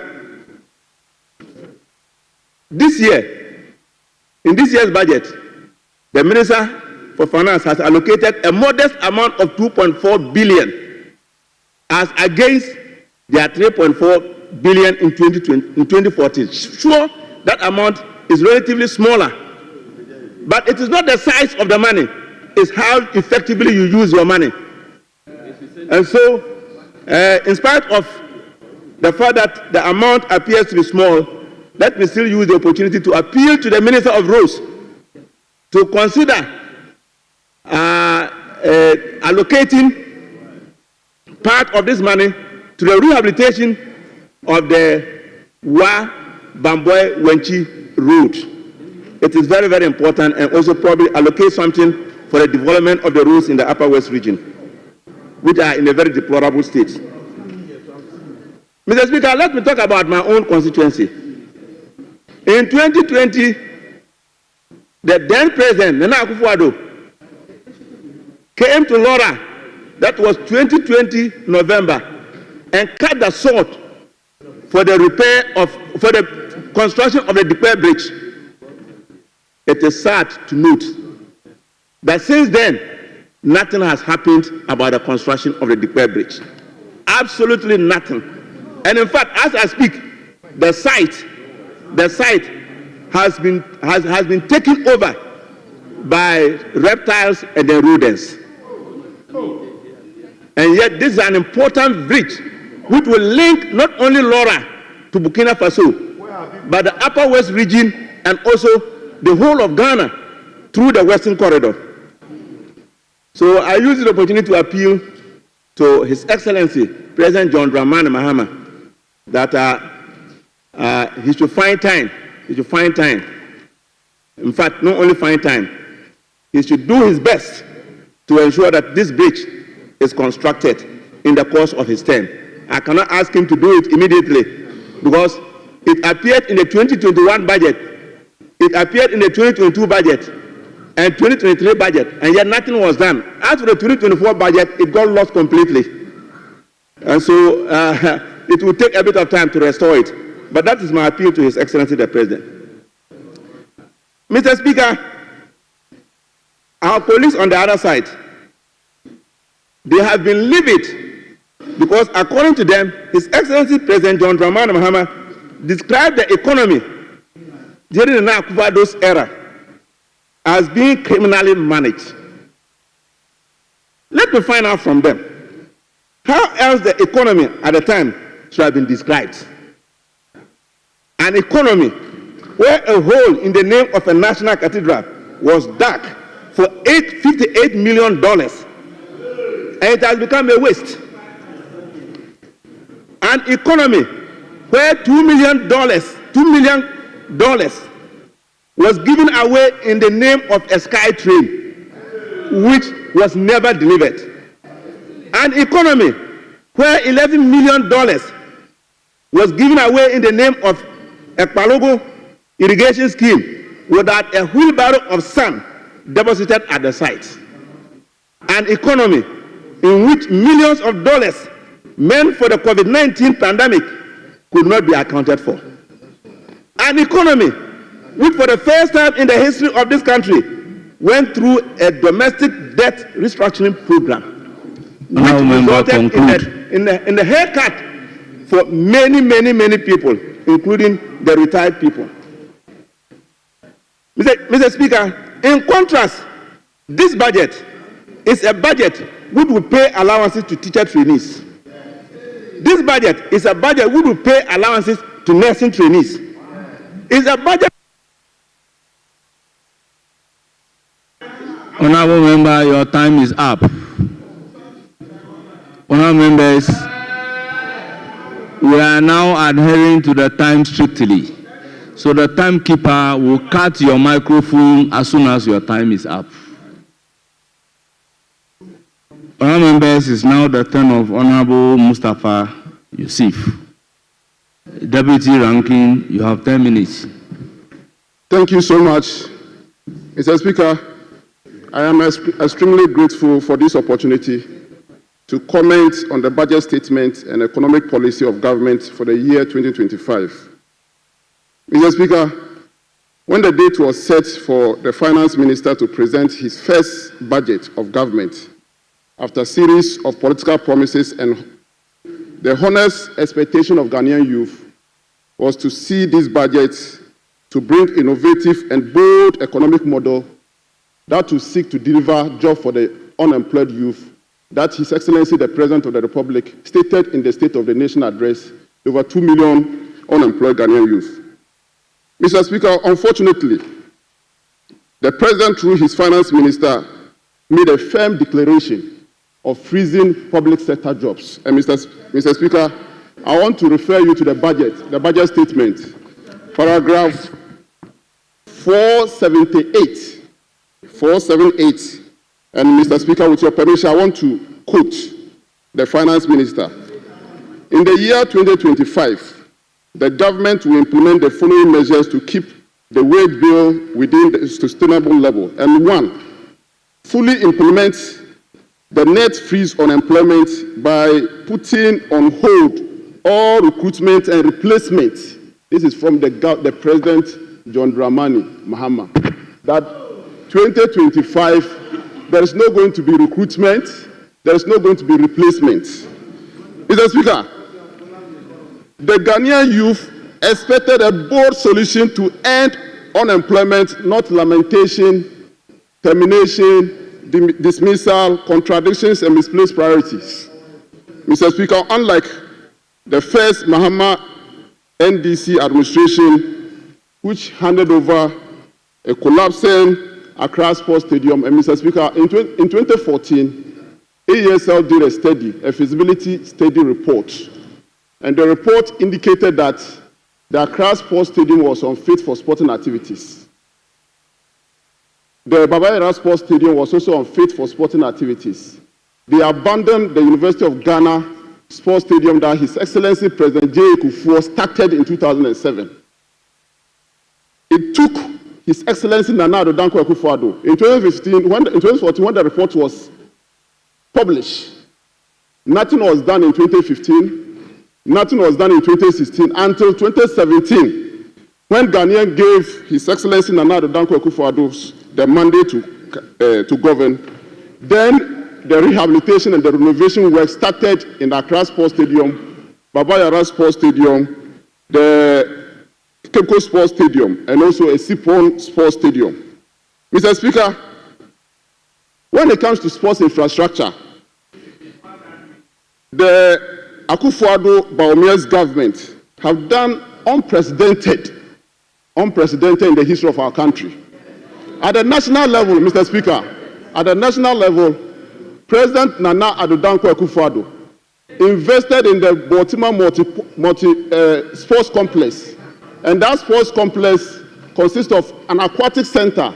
The aquatic center, a 10-lane competition pool, an 8-lane warm-up pool, which is an Olympic standard facility. Mr. Speaker, thanks His Excellency Nana Addo Dankwa Akufo-Addo, today Ghana can host the World Swimming Championship here in Ghana because the facility is certified by the World Aquatic Body.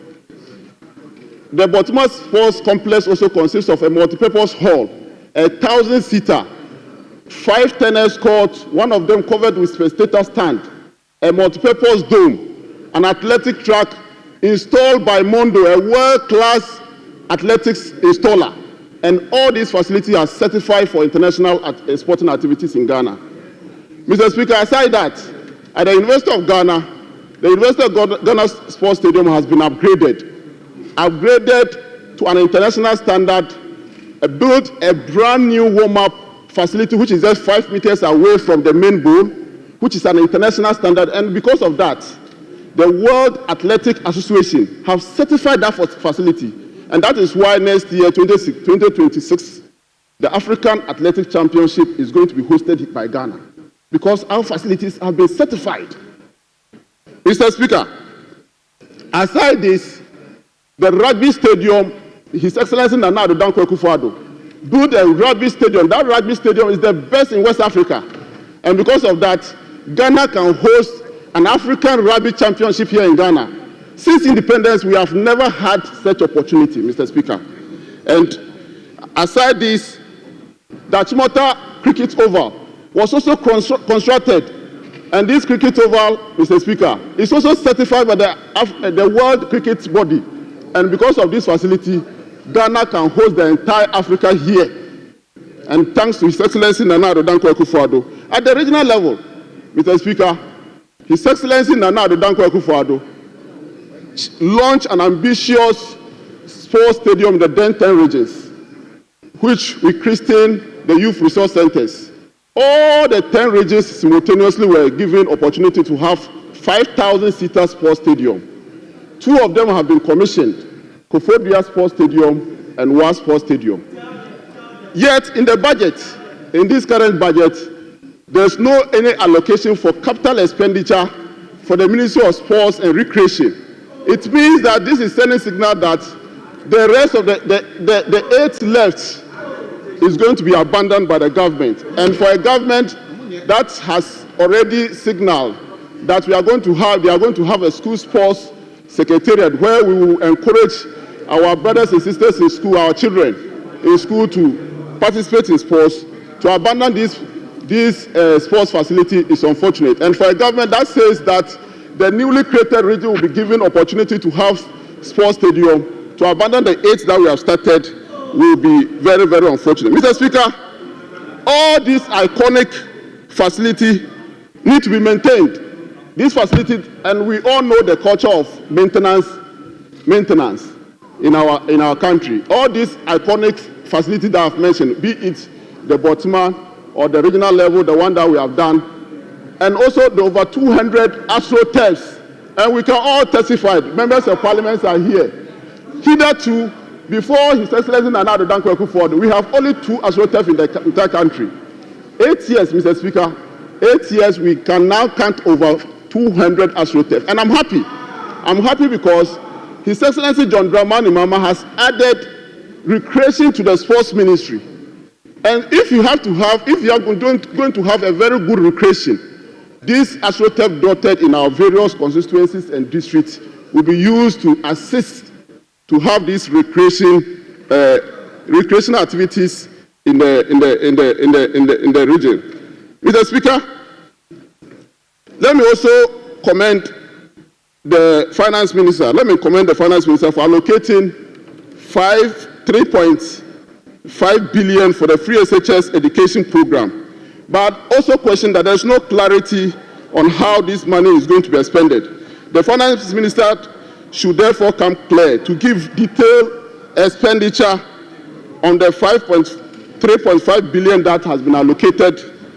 Also, Mr. Speaker, the Finance Minister said that by uncapping GET Fund, 4.1 billion is going to be made available to GET Fund, especially for the financing of the free secondary education program and other related expenditures. My question to the Finance Minister, Mr. Speaker, is that will this amount be enough for the free SHS program? Because this government is saying that the double track, they are going to do away with the double track. And if you are going to do away with the double track, you need infrastructure in the secondary schools. And my question to the minister, whether the 4.1 billion that has been, when we uncap GET Fund, that is going to be made available, will be enough to cater for this secondary education program. Mr. Speaker, also the Finance Minister made allocation to purchase sanitary pad to the girls But what the finance minister fails to do was to give us clarity whether these sanitary pads that we are going to purchase are for the girls in the primary school, or they are for the girls in the secondary school, or they are for the girls in the tertiary schools, or they are for the girls in the private schools, the various private schools in Ghana. There's no clarity. So I want to appeal to the Minister for Education and the Finance Minister to ensure that this is a very laudable initiative. It's a very laudable initiative, but they should ensure that all girls, be it primary school, secondary school, tertiary school, or private, every girl should be given opportunity to have this free sanitary pad. Just like His Excellency Nana Addo Dankwa Akufo-Addo ensure that every school going child. Thank you, Honourable Member. Your time is up. Honourable Member, it's now automatic. So once your time is up, your microphone will be off. Honourable members, it's now the turn of Honourable Alhassan Abdul Fattah. Yes, Deputy Majority Leader. Changes. No. We made some changes. So he will take his on Monday, since we are sitting on Monday. So, Mr. Speaker, please go on to the next one. It's Honourable Rashid Pelpo. He's gone. He's got a meeting. So he will also do Monday. I thought he was going to be here. So you skip those two and go on to the next one. Okay. So, Honourable Ajay Mensah. Yeah, because actually they should have come before Honourable Bedi. Very well. But you jumped that. Yeah. Very Thank well. you.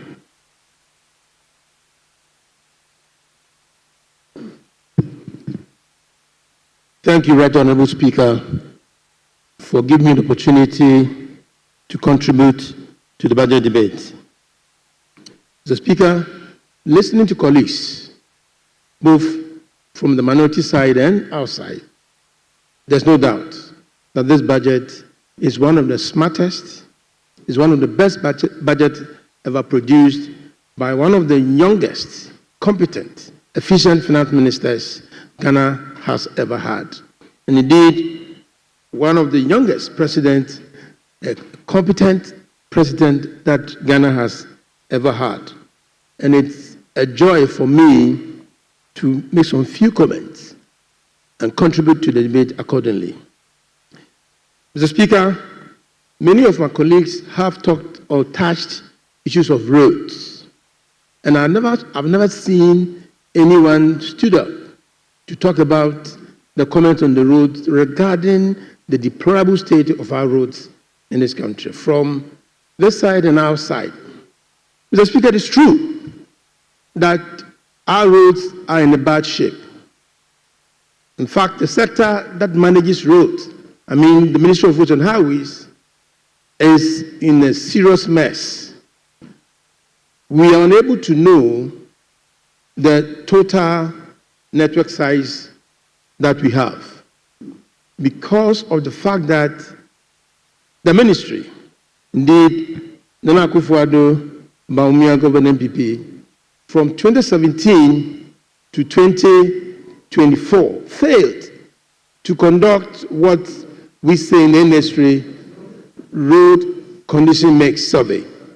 It is only this method that we can assess the condition of our roads, to know the extent of our roads. And so it's a worry. Mr. Speaker, in the budget, significant amount has been provided for maintenance of our roads. Maintenance has been a problem. The network has not been maintained, and as a result of that, the network, we virtually, Mr. Speaker, are losing our network. Mr. Speaker, it is also worrying to know that the ministry has ever, in the history of this country, contracted or have accounted for the highest of indebtedness to the ministry, and for Ghana for that matter. It has never happened, but this is the first time. Mr. Speaker, it will be recalled that in 2017, when the Mahama administration handed over power to NDC, to MPP, in the State of the Nation address and the budget presentation, it was clear that roads in the country were in a bad shape and that NDC had committed the state to the tune of 17 billion Ghana cedis. That is the total commitment of roads in this country was 17 billion Ghana cedis. And that was an issue. It has never happened before. Even though we disputed, it was around 10 billion Ghana cedis. But he insisted that the total commitment was 17 billion Ghana cedis. Today, what we are realizing, what we are seeing is that the total GOG commitment or the total debt commitment has risen astronomically, disappointingly, to the tune the government should find money. The government should find money to conclude or to finish some of the projects like from Accra to Kumasi Road and many more, because these networks are very, very critical to the development of the economy. Mr. Speaker, from August 2024 to the 31st of December, the ministry had contracted over 15 billion Ghana cedis contract. That hadn't gotten, or they never had the commencement warrant. Commencement warrant meant that it was not authorized. You can't commit the state to that level of contract when you don't have funding for it. You have never provided any budgetary allocation for that. But that one, at appropriate time, we go into that. So in fixing the problem, and that is why I think that President Mahama was spot on the point that uncapping the road fund will give us the opportunity to have enough money into the kitty for road maintenance and maintenance only. Maintenance only. And that is very critical because 2.8 billion Ghana cedis into road maintenance, I think, will solve most of our problems. In many of our areas, Mr. Speaker, particularly in the rural setting, the basic things that we need is the maintenance, the grading of our roads, the spot improvement of our roads, the pothole patching, and some level of bitumening. And that is what we need. So, Mr. Speaker, it is, I think, all over the country. And when I hear people calling, some of the radio stations that I've attended, questions that they ask is that, so are you sure they release this for our roads to be maintained? And the answer has been given them that, yes, indeed, the 2.8 million Ghana cedis will be used solely and solely for the maintenance of our roads. Mr. Speaker, it is also critical that in fixing this deplorable state of our roads, and in the State of the Nation address, the President was very clear. In the budget, the provision is also very clear that the big push is also going to take charge of critical roads, privatized roads, and roads that are not going to be handled by the road fund money going forward. Mr. Speaker, in total, we are aware that in bringing all our debt stock together, as at the time of 31st December 2024, and as at the time that the President was at MPP Baumia and were exiting, the total indebtedness, as has been told by the President, was 105 billion, but the total commitment is 109 billion Ghana cedis. When you talk about commitment, we are talking about the contracts that we have awarded, those that have certificates, some being paid and hasn't been delivered. In totality, that is where we are now. So I've heard the former minister, saying that you must fix it. Go and find money to fix it. In a situation where the Public Management Act is there, that you can't commit the state to any undertaking or any contract when you don't have any budgetary allocations for that. And so you award contract to the tune of over 15 billion from August to December 2024 when there is a commencement warrant. That is a problem. So, Mr. Speaker, this budget gives us the hope that many of us who have our roads in bad shape, that require or that need to be maintained, the road fund, which is uncapped, will provide the needed support going forward accordingly. Mr. Speaker, it's also very important to note that in addition to opening up or uncapping the road fund, the toll is also coming now. This is a government that came to power, MPP, NDC, and they decided to abolish, to scrap the road tolls. Mr. Speaker, that is a cheap source of money. They never got it. You remember when the Speaker asked the minister to come here to withdraw? He never came. And so we have lost so much money, and it's a question of causing financial loss to the state. I had called to respond to some calls from, when I went to one of the FM stations, that, so what are you going to do with that intransigence? The fact that that chunk of money has been left to go bad. So what are we going to do to the minister who did that? And I said, now there's a minister, a new government in place, that the needful will be done. Mr. Speaker, that is for the road sector.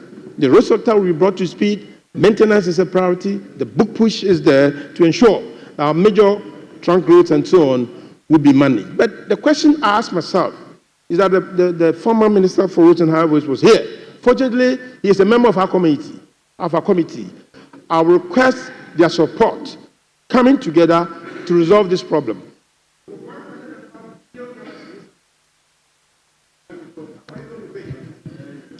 Honorable member is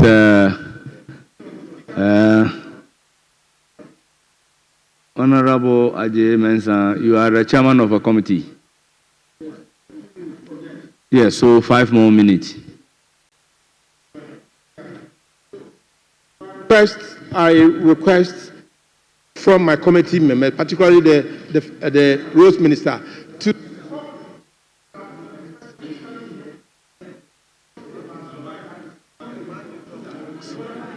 to create. Microphone should be on. Okay. Thank you. To create for 5 minutes only. Mr. Speaker, I'll have 15 minutes. Thank you so very much. I'm the chairman of the committee. Mr. Speaker, this budget provides a lot of hope, particularly for our transportation sector. So much noise were made on the railways in this country, and the Western Rails, where a lot of money has been expended on that corridor.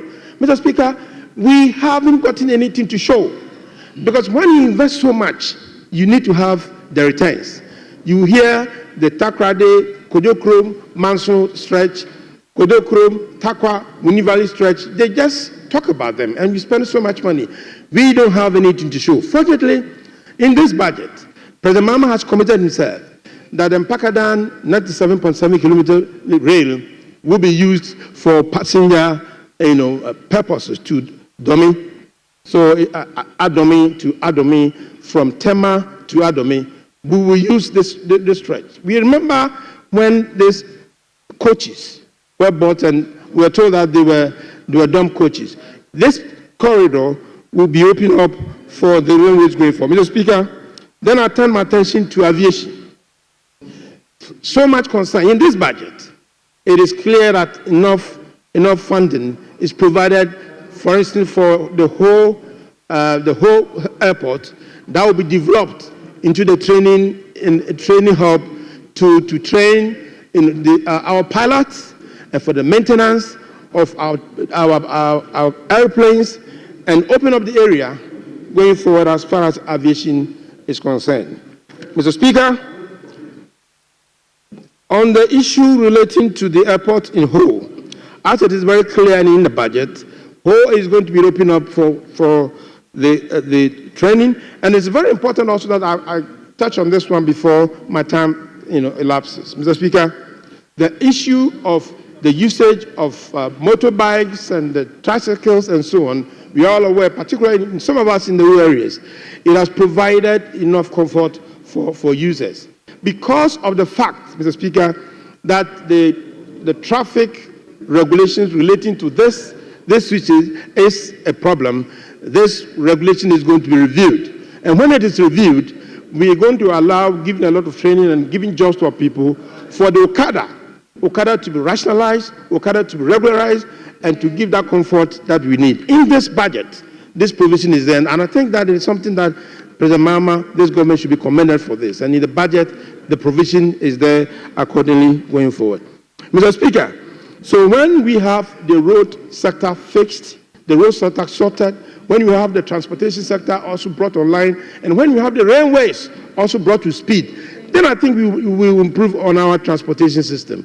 And I'm comfortable and happy that there's a commitment in this budget that the Western Corridor Railway is going to be opened up, and private investors will be invited, will be brought on board to develop that stretch. Because I come from that area. The Insuta mines and the Awasu mines and the Nyinyi mines will be able to have that stretch open up for us to cut those minerals to the Takoradi Harbour for transportation aside to earn some money. Mr. Speaker, so in a nutshell, I want to show my appreciation. I want to show my gratitude, and I expect colleagues to join me, particularly the committee members for Roads and Transportation Committee, to thank and commend the Minister for Finance and indeed President Mama for giving us this smart, beautiful, efficient budget that in all over the country, everybody is talking about it. I have cause to get complaints, what they call commendation, Mr. Speaker, from my area, the Wasa stretch, about the efficiency, the smartness, the competentness of President Mama and indeed the young finance minister going forward. And I'm happy to add my voice to this. Few words that I think that I have brought forward. Honorable Member, conclude. With these few words, Mr. Speaker, I thank you so very much. Thank you. It's now the turn of Honorable Amprachum, Member of Parliament for Mampong. Ranking member, you have 15 minutes. Honorable Chum, Member of Parliament for Mampong.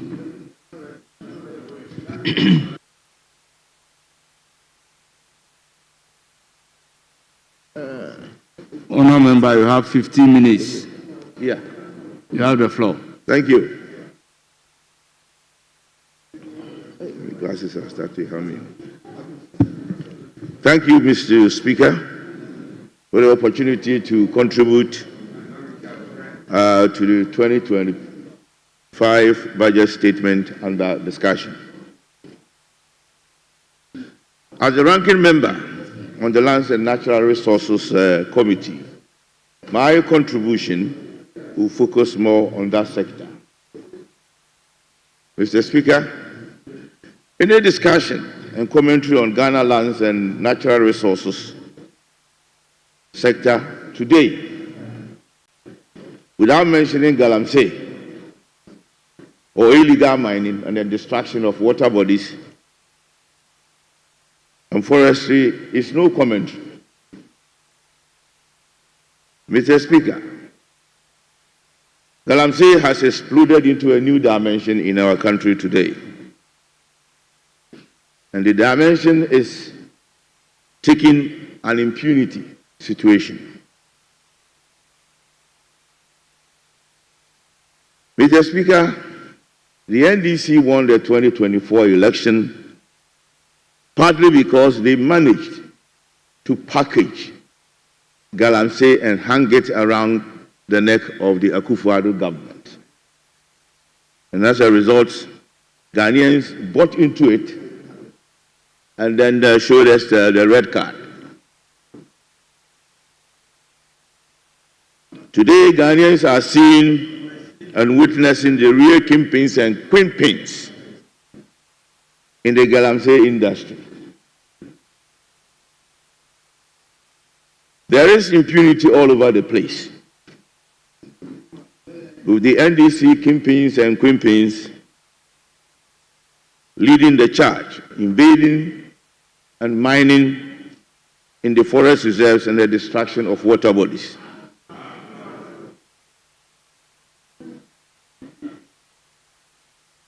We are all witnesses to the brazen destruction of our forest reserves and our water bodies and the forestry.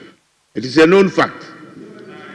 It is only the blind who will not want to see what is happening in our country, Ghana, today. And if we are not very careful,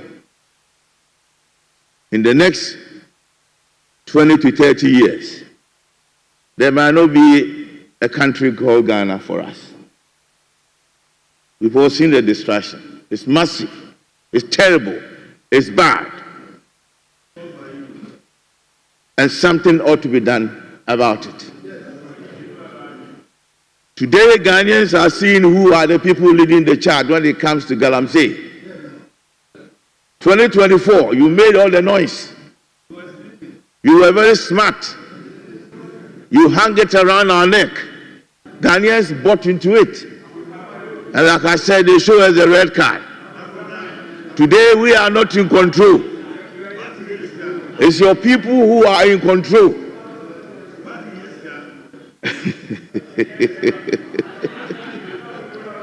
Before the elections,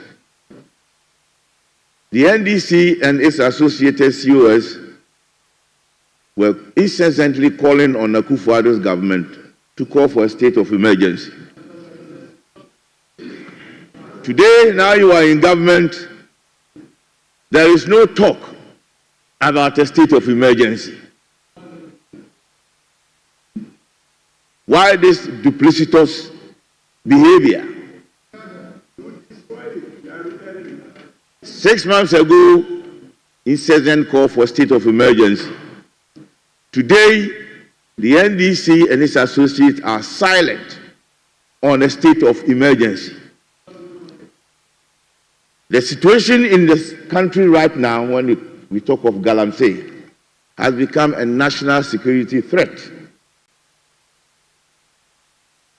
And we are struggling to try to contain it because there is no political will from the NDC government.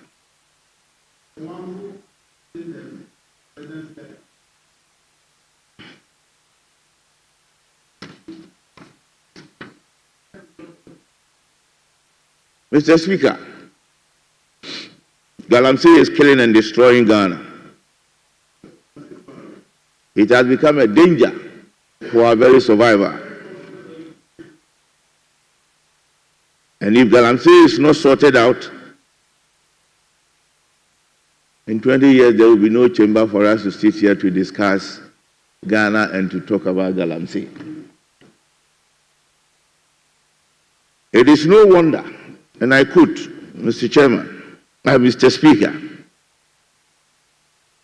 that Dr. Ken Ashibe, who is the convener of the Media Coalition Against Illegal Mining, has called for the deployment of full military force to tackle the Galamsey menace, describing it as a national security threat that requires urgent, decisive action.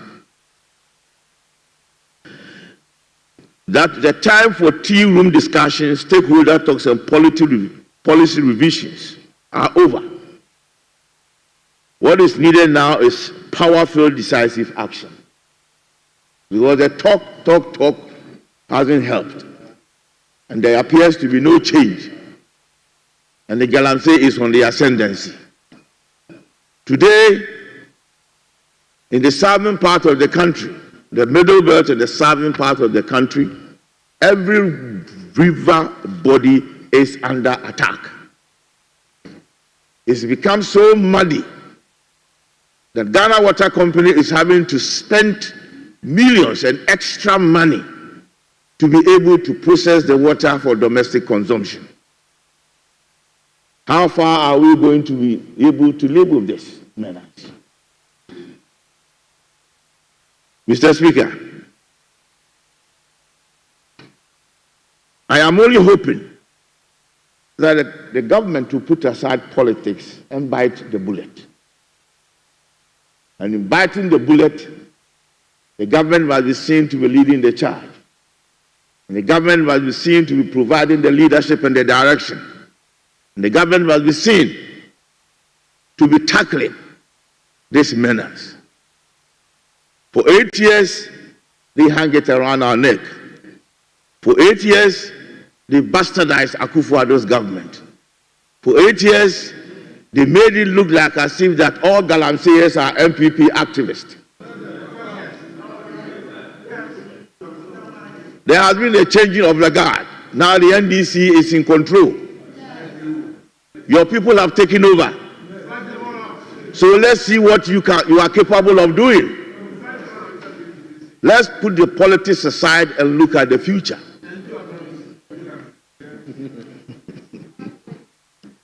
Mr. Speaker, a couple of days ago, the Honorable Minister for Lands and Natural Resources, Honorable Kofi Bua, tried to calm the waters with the galamsey and the illegal mining menace by announcing a series of reforms and policy interventions. First, they include the amendment of the LI 2462 to take away the power of the president to grant licenses to mining in forest reserves, partly to address the menace of galamsey, and I find that to be commendable. The legislation is being occasioned by the terrible environmental degradation and deforestation, biodiversity loss, and pollution.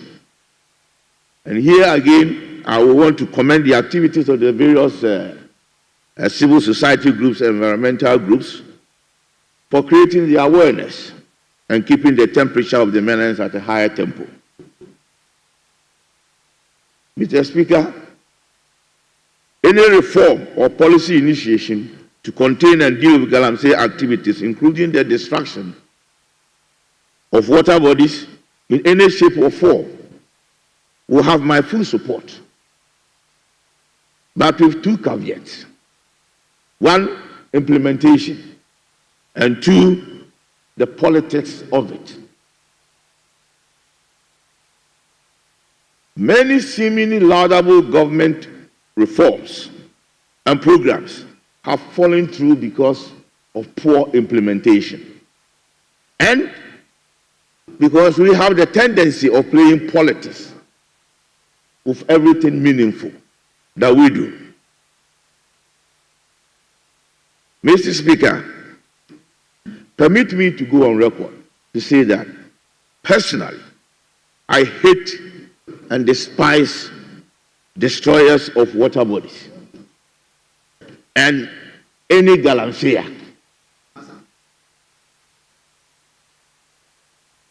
Number two, the minister also seeks to revoke small-scale licenses granted after the 7th of December.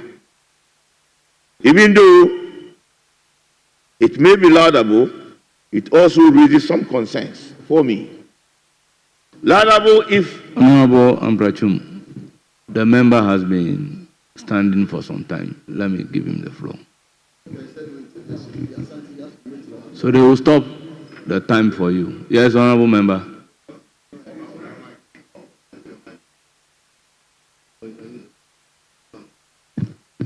Thank you. Thank you, Mr. Speaker. Mr. Speaker, I come under Order 122.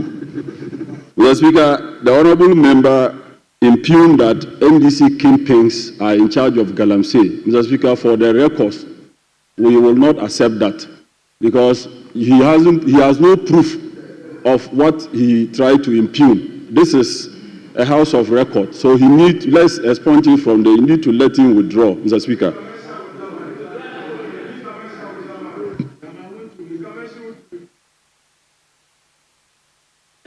Yes, Honorable Habib. Mr. Speaker, I think there was guidance from the speakership that such things, we should let things flow.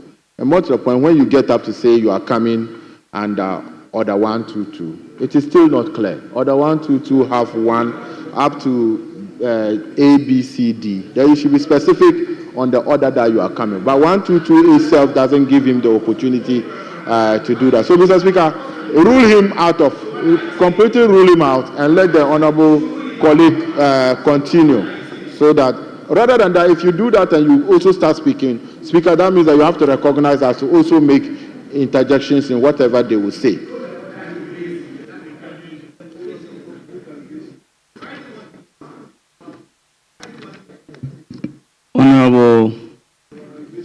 Honorable Deputy Majority Leader. Thank you, Mr. Speaker. I think by the early ruling or the guidance given, Mr. Speaker, please let the debate flow.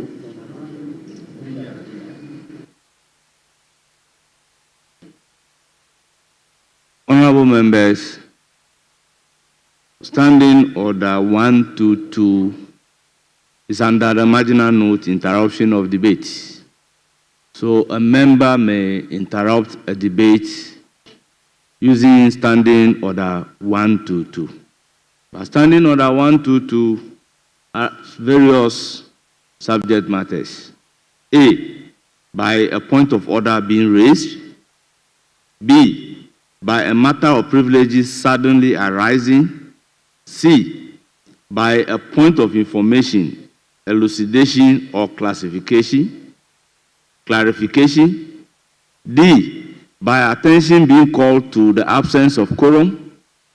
E, by attention being called to the presence of a stranger in the house or upon a point of procedure. Honourable members, if you go to Standing Order 123, it talks about content of a speech.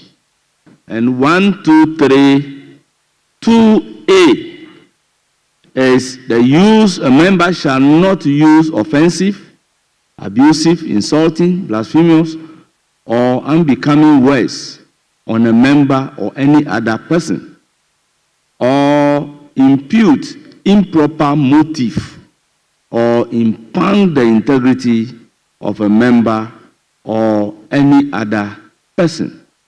So, honorable members, you can interrupt debates under Standing Order 122, and by pointing to the procedure, then the procedure that will be available is 123, 2A and B. So, honorable member, may you do the needful and proceed. Honorable Amprachum, do the needful and then you can proceed. Okay. Thank you, Mr. Speaker. I'm guided. Mr. Speaker. Honorable member, withdraw your words and proceed. What was?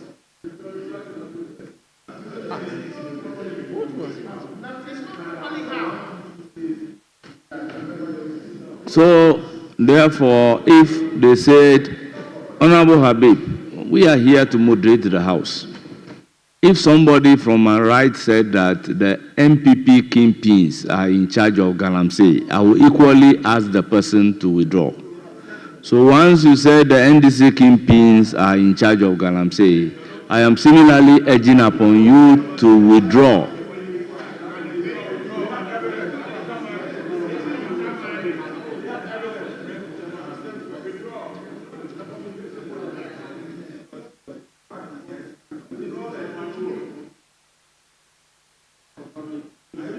Honorable member, will you withdraw and proceed? Mr. Chairman, Mr. Speaker, I withdraw. Very well. Happy now? Please proceed. Very soon we'll be coming to the House. Those Please who are here. Proceed.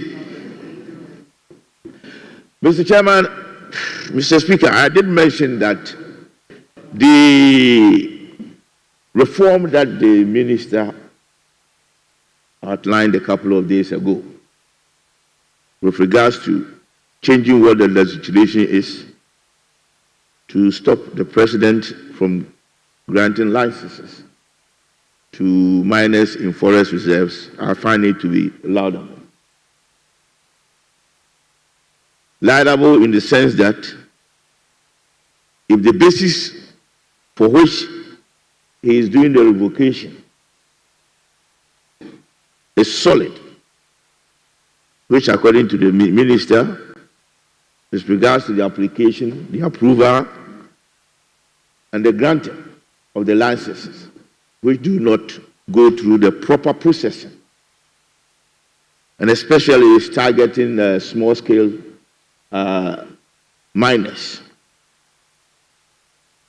I am all for it. But my other concern is that why is it that the cutoff point is 7th of December? Is it fair? What happened to licenses that were granted before the 7th of December? And then also, why after 70, a positive changes in this Galamsey area. But the first attempt. Member, conclude. Oh dear. Okay.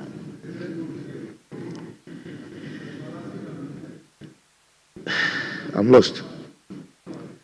Mr. Speaker, I will only hope, and I want to trust the Minister for Lands and Natural Resources, that in the implementation of this new reform, he will try as much as possible to take out politics out of it.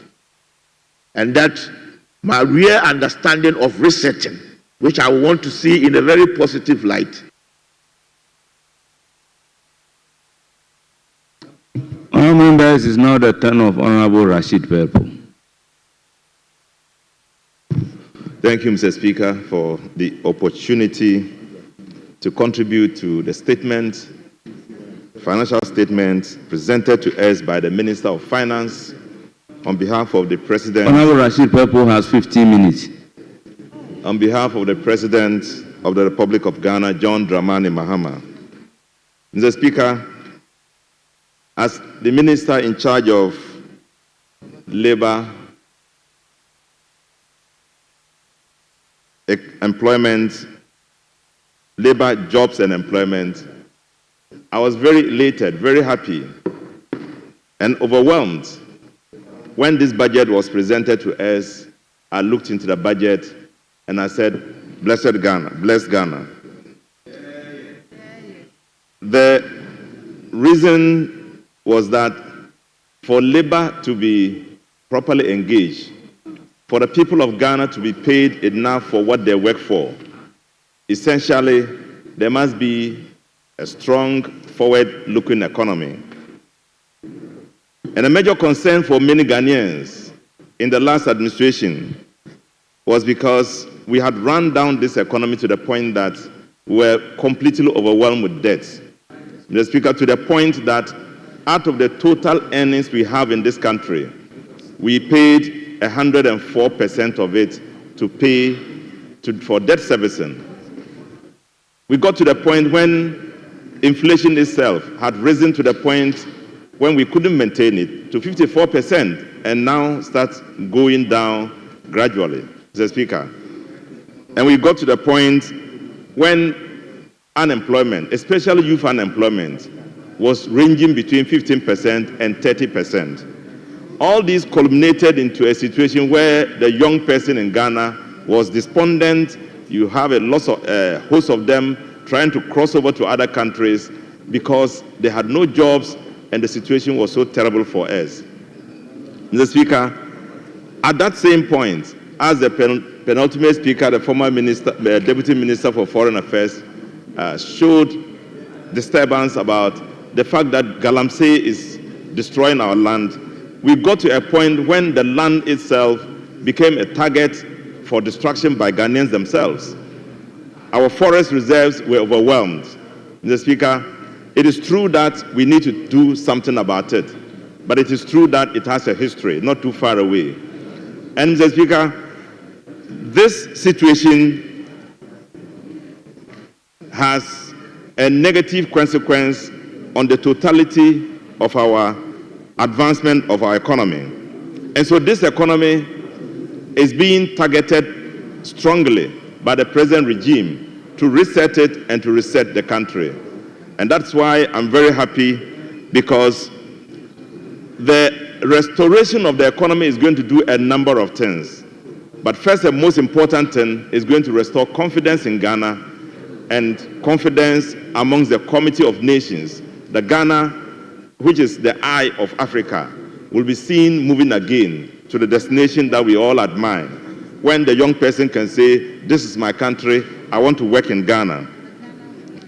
Mr. Speaker, and it will be the Ghana we want. It is going to restore financial discipline, and it's going to restore the discipline in our fiscal policy. And it's going to ensure that in the kind of economy we run, we will recover most of the lost items which went directly into private hands, Mr. Speaker.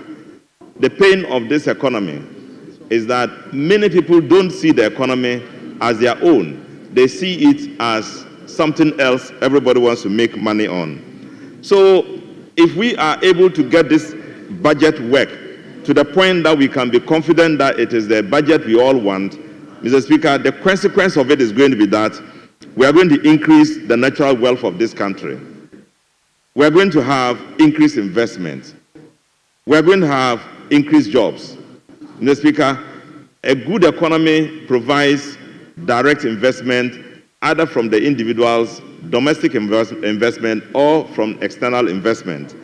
And I can say that if we support the process in going forward, if we have both parties supporting it, if we can forget about the fact that we are NDC, MPP, and have an economy to mine, Mr. Speaker, we can create wealth in this country and we can make Ghanaians much more confident than we have them today.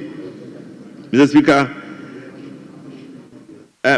the economy is going to bring back what we are talking about in the process of development, the 24-hour economy, a situation where we can engage as many people as possible, a situation where we can target our work force and make sure we pick up the young person who finished school and for several years has been crying for a job and put them within the economic structure, and they will produce value for this country. Mr. Speaker, we believe very strongly that this is the economy that is going to create wealth in the Adjournment program, which is going to create about 10,000 jobs for our people. It is the economy that is going to create the digital initiative for our country, for our people. Mr. Speaker, as I'm talking to you right now, several countries are beginning to show confidence in Ghana. In my office, as I sit there, I receive lots of people who are coming over. They want to invest in the economy because they know that there has been a change. Young people are coming forward because they think that we are about to do something for them. The huge level of confidence is growing high. And Mr. Speaker, we can't afford to fail the Ghanaian. That is why I think that all of us must make it a responsibility to work towards achieving the best we can.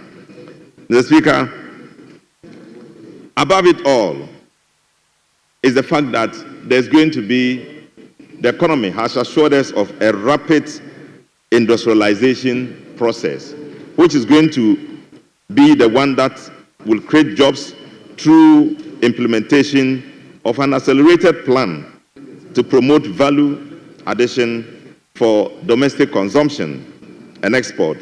And this is very critical for us. All along in this country, our thinking and actions are always towards situations where an external consumption, an external companies will come and invest in this country so we can earn out of them. Essentially now, we are trying very hard. This economy is providing a situation where we can have more domestic investment, more industrialization, and creating jobs and wealth for this country. The Speaker, that is why I believe that the economy is pointing at us. The present budget is now calling on us to do what we must do to ensure that we have a forward-moving economy and to do what we must do to create the situation where Ghanaians themselves will invest in this country and create wealth. My major concern is that we want to see the young person who is growing up, the young person who is finishing school now, to find Ghana as a place to stay and work. And for now, we are assuming that we are not able to consume, to absorb all the working force in Ghana. It is the reason why, as part of our policy, we want to create a situation where young people can also move into other countries with the kind of skills they have. Mr. Speaker, let me explain that it is not a situation where we will call a brain drain. It is a situation where we have 30% of our young people who are out there unemployed and who must be helped. And Ghana being what it is, at the center of the world, with the training we receive, quality training, specific in addressing the job challenges we have trained them adequate enough and they are capable enough, but roaming out there in the street without work is a pain. That is why we want to make it open, create value, create a situation where they can go out there and work. And so the situation is that we are no longer going to allow a situation where people go out into the other countries to work and they are mistreated. And so we are going to sign agreements to make sure at every situation there's a bilateral agreement between the country where Ghanaians are going to work with the Ghanaian government, so we can have a kind of understanding and cooperation to allow Ghanaian workers to go and work and be able to come back if they choose to. Mr. Speaker, so this budget has created room for us to provide that situation. It is providing room for us to lift up the unemployed and give them hope, for them to know that in the near future, the country belongs to them and that they are working for it, and we are ensuring that it is a place where they can be and be admired as Ghanaians. Mr. Speaker, with these few words, I want to thank you for allowing me to make just this short statement and to assure the young person in this country that the time has come for him. The situation is not going to be as easy as that because of what we have inherited, and that we want the rest of the people to know, the rest of Ghanaians to know, that as we are facing the challenge, as we are facing this challenge, it is not going to be a situation where we will fail in the end. It's going to be a situation where success will smile at us, and Ghanaians will be happy that there has been a change, and a change that is going to create value for Ghana and reset the agenda and reset the system and create positive change for everybody. Thank you, Mr. Speaker. I'll proceed to give the floor to Honorable Akwesi Konedo, Deputy Ranking. You have 10 minutes. Deputy Thank you very much, Mr. Speaker, for this opportunity to contribute to the budget statement for the financial year ending 2025 December. Mr. Speaker, I would like to first start to place on record, and it's very important, this house is a house of record, that the Electoral Commission is the sole body mandated to declare results, and as such, the percentages thereof with it. It is never true that the percentage that the Electoral Commission assigned to the New Patriotic Party was 38.1. Mr. Speaker, on record, it is 41.75%, and I would want that to enter into the records. Exactly. No problem. Mr. Speaker, to the budget. Did you understand percentage? Whenever there is a challenge with the budget, the answer that we get is that there is no fiscal space. Mr. Speaker, what is a fiscal space? The budget is just an accumulation of revenue and allocation of same to relevant places that you so wish. So how you apportion the budget creates the space that you need. When our brothers try to offer a solution or an answer to that, all that they will tell you, Mr. Speaker, is that there is a big push that would encompass those areas that you don't find in it. Where they try as much as possible to want to convince you, Mr. Speaker, they will come up with a 24-hour economy.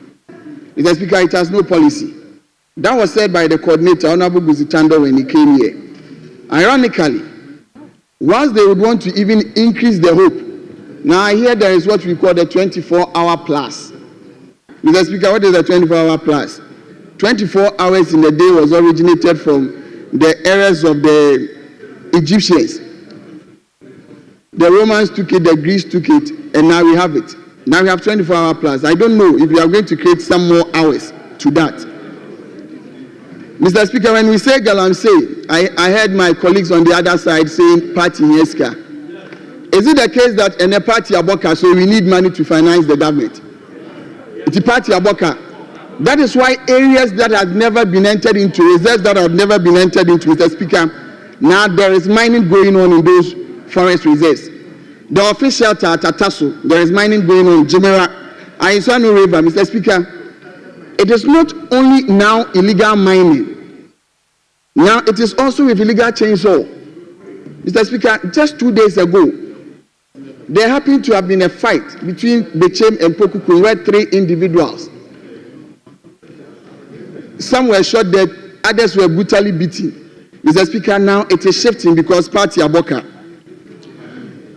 We tell us of the Blue River Initiative. Mr. Speaker, today Ghana is playing Chad at the Accra Sports Stadium and we raise them well. About a week ago, Mr. Speaker, when the Lands Minister went to the Western region to outdoor the river guards, I was wondering, is it the new Black Star team that he was outdooring? Because the black and white team, they were in white tops with black stripes on their black trousers, Adidas. Mr. Speaker, you can have Prince Sepre to win an election, but you cannot use Yeye Yenko. Mr. Speaker, Yeye Yenko cannot fight it. Not at all. Yeye Yenko, and that was what they were doing. Yeye Yenko, Prince Sepre, Mr. Speaker, that cannot win the fight against Honorable member, you know the rules, so do the needful. Mr. Speaker, thank you very much. However, Mr. Speaker, it is no wonder that the Honorable member, if you speak in a local language, the rules require you to translate it into English. Mr. Speaker, that is why I'm saying you know the rules. Mr. Speaker, what I said, hey, let's go. It is an acculturation from when we started running, and they had whistles on their mouth. So when they play it, it will sound, then the person starts running. So I don't know if they are going to use whistles on the river body to sack away those illegal miners on the river body, Mr. Speaker. I don't know. That is why maybe they were saying when they were marching and they were being outdoored. But it's no wonder, Mr. Speaker, whilst Darrell Bonsu, the Deputy National Coordinator in charge of operations for A. Rocha Ghana, says that it is just a waste of the taxpayers' money. Mr. Speaker, the minister told us about 9 forest reserves that has been taken over, and now he comes back to tell us that 7 of them has been taken back, and there are 2. Mr. Speaker, that cannot be a fact. That cannot be a fact at all. One most important thing that I would want us to say, Mr. Speaker, is important that we continuously do reforestation and afforestation, and as much as also enrichment of our forest resources that we do have. That is why in the last 4 years, Mr. Speaker, we had what we termed as the Green Ghana project, with which, Mr. Speaker, we managed to plant over 40 million seedlings, which has a success rate of almost about 78%. That is helping us to reforest our degraded land forest. Today, as I speak, the Honorable Minister is in Inquiry at Kufuor's Park with His Excellency the President, outdooring what we term as Tree for Life. No change of name. Mr. Speaker, when you marry your wife and the person takes on your name in addition to the maiden name, Mr. Speaker, it doesn't change that your father-in-law is the daughter of your wife. It will not change that. It cannot change that. Mr. Speaker, Green Ghana has helped this country. And let me say, in 2023, Mr. Speaker, Ghana was the second country in Africa, next to Mozambique, and the third in the world, that received carbon credit from the World Bank's Forest Carbon Partnership Facility in the tune of over $4.8 million. Mr. Speaker, it's a testament to the effort that we put in reforesting and making sure that our forest reserves remain intact. Mr. Speaker, 2024 is left for validation, and Ghana is bound to receive almost about $50 million for about 10 million tons of carbon, emission of CO2. I would urge the minister to engage and continuously do that so that this amount of money would also be made available to this country in terms of trying to stop deforestation and make sure that our forests and natural resources are intact. Mr. Speaker, another point I would want to raise is also on the point of resilient Ghana. That was launched at COP28 in Dubai. First, it was done in Sheikh Sharam in Egypt. Mr. Speaker, that also has the potential of bringing us about 30 million. I would want to urge the ministry to continue on that path, because Ghana is making strides in global sustenance in terms of climate change, and we do not want to go back on that. So once that is followed through, Ghana becomes a beacon of hope for that. Mr. Speaker, let me say that efforts have been made, and these are efforts that are verifiable, in terms of making sure that the commissions under the Ministry of Lands and Natural Resources were well resourced. Mr. Speaker, Minerals Commission offices have been done and completed. Some are ongoing. If you go to Akimoda, Bibiani, those ones have been completed. Mr. Speaker, now if you go to Bolga, Kumasi, Tamale, and Takrade, they are at advanced places. If you go to Kumasi, it's almost about done, 95% done. We need to continuously make sure that all of these things are done, such that, Mr. Speaker, the efforts that have been made will not be in vain. Same way with the Lands Commission again. Mr. Speaker, efforts have been made to make sure that the Lands Commission is fully digitalized, such that our land administration systems, Mr. Speaker, will be at par with international standards. 6 regional offices of the Lands Commission have been fully digitalized. If you go to Ahafo, Blue East, Northeast, Oti, Savannah, and the Western North, Mr. Speaker, all of these have been fully digitalized, and I would want the ministry, with the allocation that have been granted, although meager, Mr. Speaker, they should try as much as possible to use portions of same to be able to continuously do the digitalization of the process, such that the Lands Commission would have a better place to be able to make sure that our land documentations, because it's important, because if you are not able to have a proper documentations of our land, currently, our international bodies, and I'm glad to say that we're able to pass the Ghana Boundaries Commission Act that will seek to protect the territorial integrity of this country. Honourable member, please conclude. Thank you very much, Mr. Speaker. However, one thing that we would also want to urge, and that this we would raise, is why about 80% of MIF revenue would want to be taken into the consolidated fund for the activities that MIF ought to do. If that is done, once on the other hand, the minister is trying to do what he terms as the capping of some of these agencies, now he's in line, moving into wanting to also then take away from some of these institutions that would help in managing some of these areas that we do have. But however, doesn't it surprise Mr. Speaker, when you don't have financial space, you still have the effort to set aside 661 million for what we term as estimate.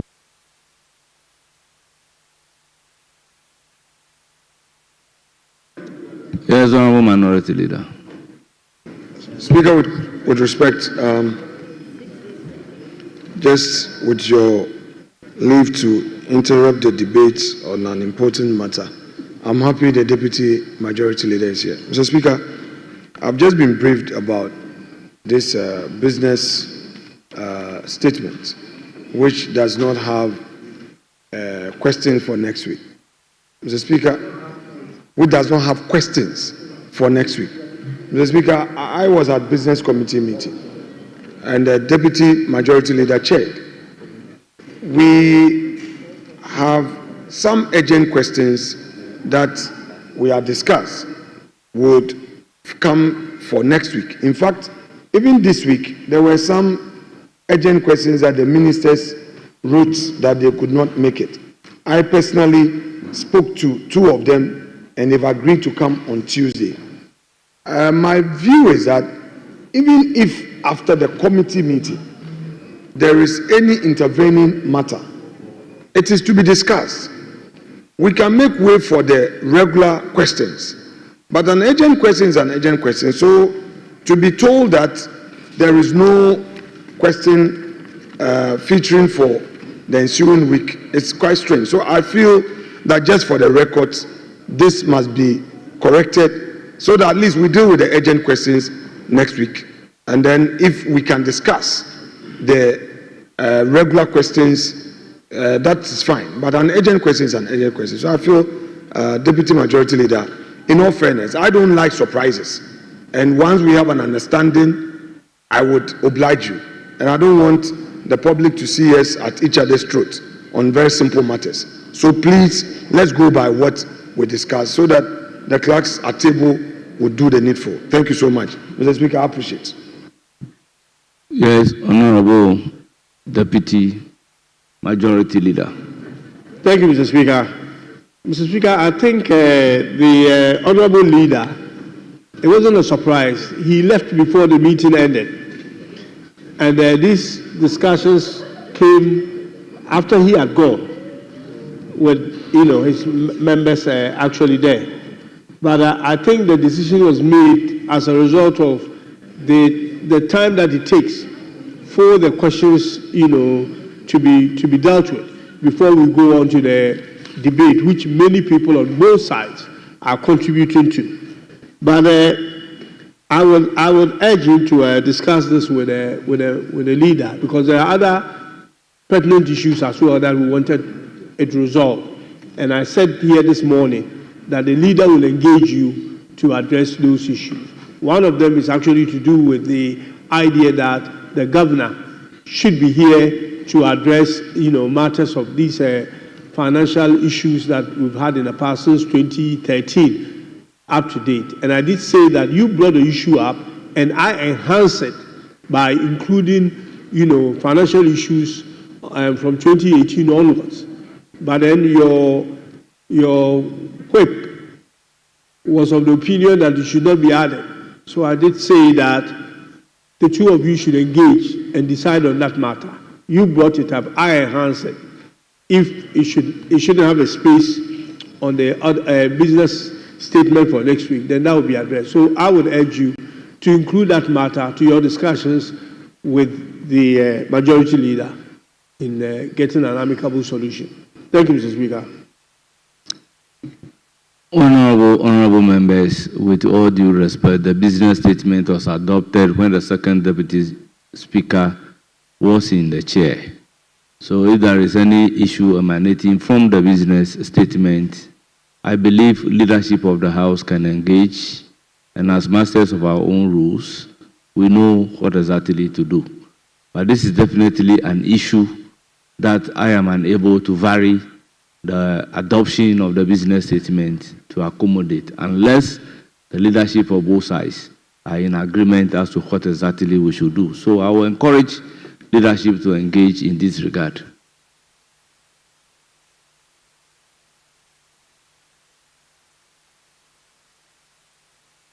Minority Leader. Mr. Speaker, thank you. Mr. Speaker, I will not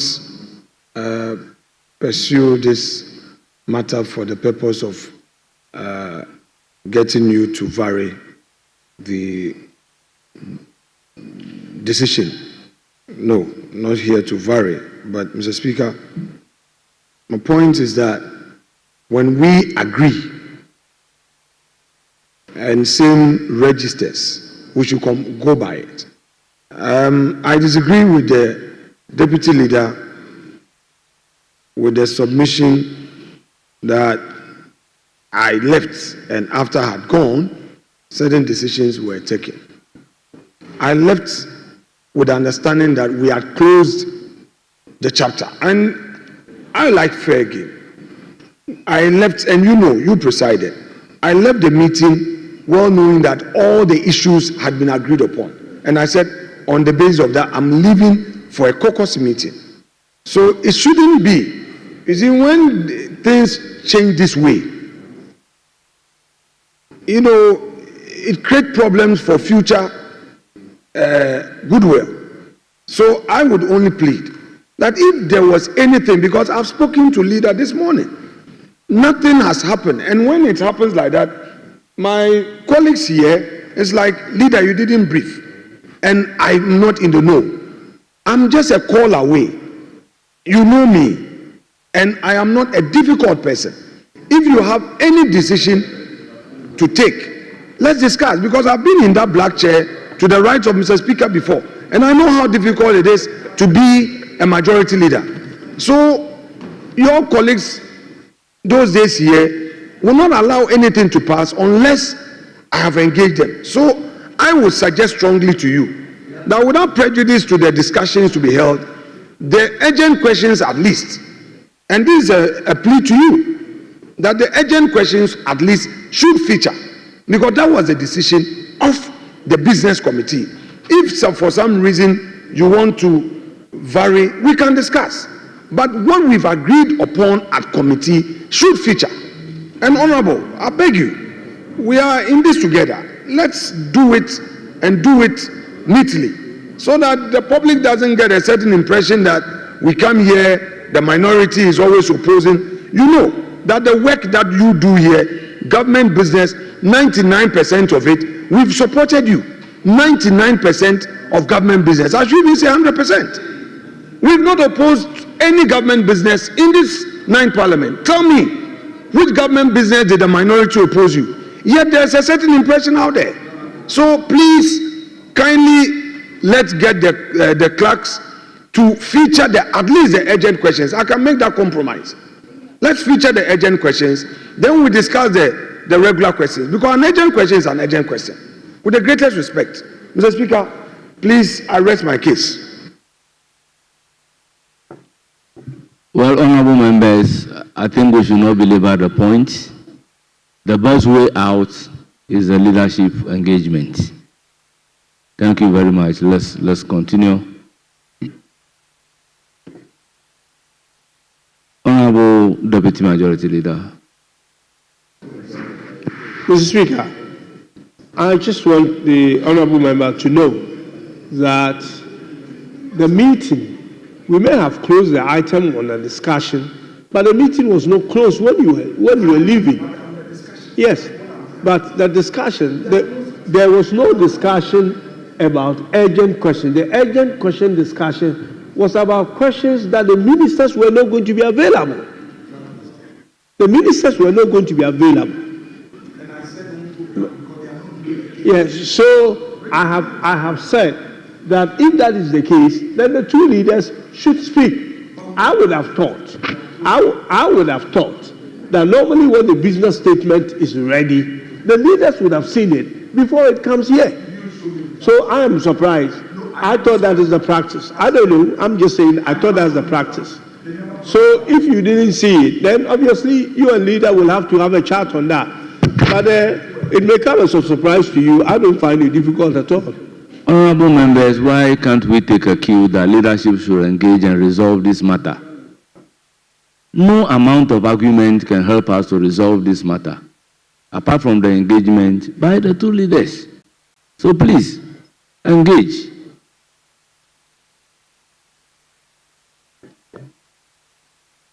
Honorable member. Thank you very much, Mr. Speaker. Mr. Speaker, with the greatest of respect, I appreciate the fact that the leadership of the two sides must meet to resolve this matter. But it's also the case that questions are not supposed to travel over 1 hour. And in this chamber, Mr. Speaker, we have witnessed situations where question time travels like 4 hours, impeding the work of the House, other works that we are supposed to do. So if we can keep to the 1 hour, I don't think there should be any issue at all. But one question, several supplementary questions traveling on end. I think that, Mr. Speaker, I will crave your indulgence to take a look at that one. While the leadership look at resolving the matter, you also probably would have to keep to the time. I thank you very much. Thank you, honorable member. It's now the turn of Honorable Kretu Sedu Dapila.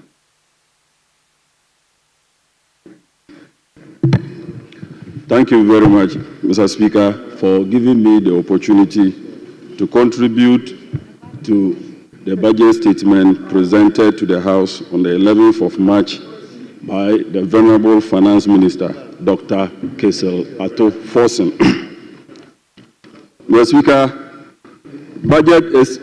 a budget is simply estimates of revenue and expenditure for a set period of time. Mr. Speaker, the Finance Minister, the Honorable Ato Forsen, made 2025 budget much more simpler to the understanding of the ordinary Ghanaian. Mr. Speaker, he made every Tom, Dick, and Harry in this country to understand that this year's budget is a budget that has come to solve the problems of Ghana. This budget was presented, or is a budget that is supposed to ensure the good living, or ensure that Ghanaians live very well. Mr. Speaker, before I proceed, let me alert the House, particularly our opponents, about their own record. Mr. Speaker, we left this country, we left governance in 2016 with an inflation rate of 17.4%. That is the last year of NDC government under President John Dramani Mahama. Mr. Speaker, in 2024, our colleagues did inflation of 23.8%. So if you want to compare, you notice that we are better managers of the economy than the MPP. Mr. Speaker, under us, in 2016, the CD depreciated by 9.7% in 2016, yet they call us incompetent. Mr. Speaker, under their watch, 2024, the CD depreciated by 19%. This, if you want to do this comparison, you notice that we are better managers of the economy than them. Mr. Speaker, the exchange rate in 2016 was 4.2 under us. Mr. Speaker, they did 16.5. And yet they want to tell us that they are better managers of the economy than us. Yeah, it is. I'm referring you. Mr. Speaker, I'm referring you to your own record. Mr. Speaker, I'm referring you to your own record. Mr. Speaker, public debt under us was 122 billion. Mr. Speaker, the finance minister presented to us their own, the public debt at the end of their tenure, Mr. Speaker, is 721 billion. Mr. Speaker, this, with even 721 billion, Mr. Speaker, with little to show. They don't have much to show to the Ghanaian populace what they use the Ghanaian money for. Mr. Speaker, let me go to the budget. Mr. Speaker, I refer to page 71 to 72, paragraph 372 to 395. Mr. Speaker, the NDC promised to pay assembly members allowance. Mr. Speaker, in the budget, we've allocated an amount of 100 million for the payment of allowance to our assembly members. Mr. Speaker, this is a novelty. It was a promise made by His Excellency President Mahama in 2020 elections and in 2024 elections. Mr. Speaker, we are delivering on our promises. Mr. Speaker, we are allocating an amount of 7.2 billion to common fund, and the finance minister in the budget presentation made all of us to know that 80% of the common fund will go directly to the local assemblies to ensure or to bring development to the doorsteps of our people. Gone are the days when the money is usually will be held at the Common Fund Secretariat, where procurement will be done and what is the goods and services will be sent to assemblies when the assemblies do not even need them. Mr. Speaker, let me also say that the road fund in 2024, Mr. Speaker, the MPP they allocated 1.1 billion to the road fund. Mr. Speaker, the NDC, we are doing 2.81 billion. Mr. Speaker, school feeding, we are doing 1.3 billion. Mr. Speaker, they did 1.3 billion. Mr. Speaker, we have increased it to 38%, 33%, Mr. Speaker. We are doing 1.78 billion. Mr. Speaker, in fact, there is something about Ghana school feeding. For the past days in the news, Mr. Speaker, Ghana school feeding 2024, the budget that was presented in 2024, they allocated 1.3 billion. Mr. Speaker, we are doing 1.7 billion. Mr. Speaker, even with the money that was allocated, we are being told that these monies were being squandered. I am not the one saying. I can quote one of their former MPs who was a leader in this house, Mr. Speaker. She's all over on national televisions, radio stations, talking about the corruption that took place under Ghana school feeding. Mr. Speaker, capitation grants. Mr. Speaker, our teachers, Mr. Speaker, our headmasters of basic schools, Mr. Speaker, headmasters of basic schools, Mr. Speaker, headmasters of basic schools are so happy with the Bahama administration because capitation grant is being increased. Capitation grant is being increased by 72%. Mr. Speaker, we've allocated 145 million to our basic schools. I recognize the minority leader.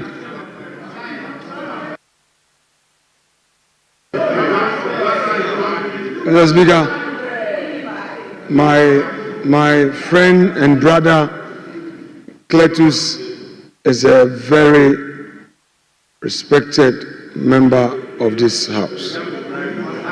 He knows that this is a house of records. And when you want to rely on certain information for debate, you must source it from the right sources. If we are to introduce political statement as reference point, there will be chaos in this chamber. Stop it. If we are to allow political statements that are made in jest as reference point, there will be chaos in this house. Two, Mr. Speaker, I chair the road fund. He's giving out some figures. No. Road fund payments were made at the road fund and at the Ministry of Finance. Deal with the facts, not in parts, but in whole. So please don't mislead. The road fund inherited some debt, which debt started from 2015, 2016, and a chunk of the releases were being used to pay the debts. But we don't talk about debt, we talk about assets. Because when you owe a contractor, the contractor would have worked for the state. So please, Honorable Cletus, don't go there. Stop. You are very respected. Say the things that are in the budget. Comment on the things in the budget. Mr. Speaker, I know you are a man of procedure. You are a man of rules. And Mr. Speaker, you know that one of the reasons why all of us are wishing you well is because you stick to the rules. Mr. Speaker, I know that you have the capability to advise him to do the right thing and to stay away from those territories and focus on comment in accord with the rules of the House. Mr. Speaker, Order 93 is very clear. He knows that a statement from a minister, you are supposed to comment on it. If you are commenting, don't introduce some matters. I'm not talking debate. Don't introduce controversial matters that you yourself, you cannot defend. Mr. Speaker, I rest my case and I pray that my colleague will take a cue. Honorable member, yes, honorable majority. Thank you very much, Mr. Speaker. Mr. Speaker, when the leader got up, I thought he was actually going to educate my honorable brother. But then he also ended up doing the same thing. I mean, we do know. Can I finish? Can I finish? You did. If he said anything with numbers or whatever, we can ask him to basically substantiate it. Yeah, but then you were, Mr. Speaker,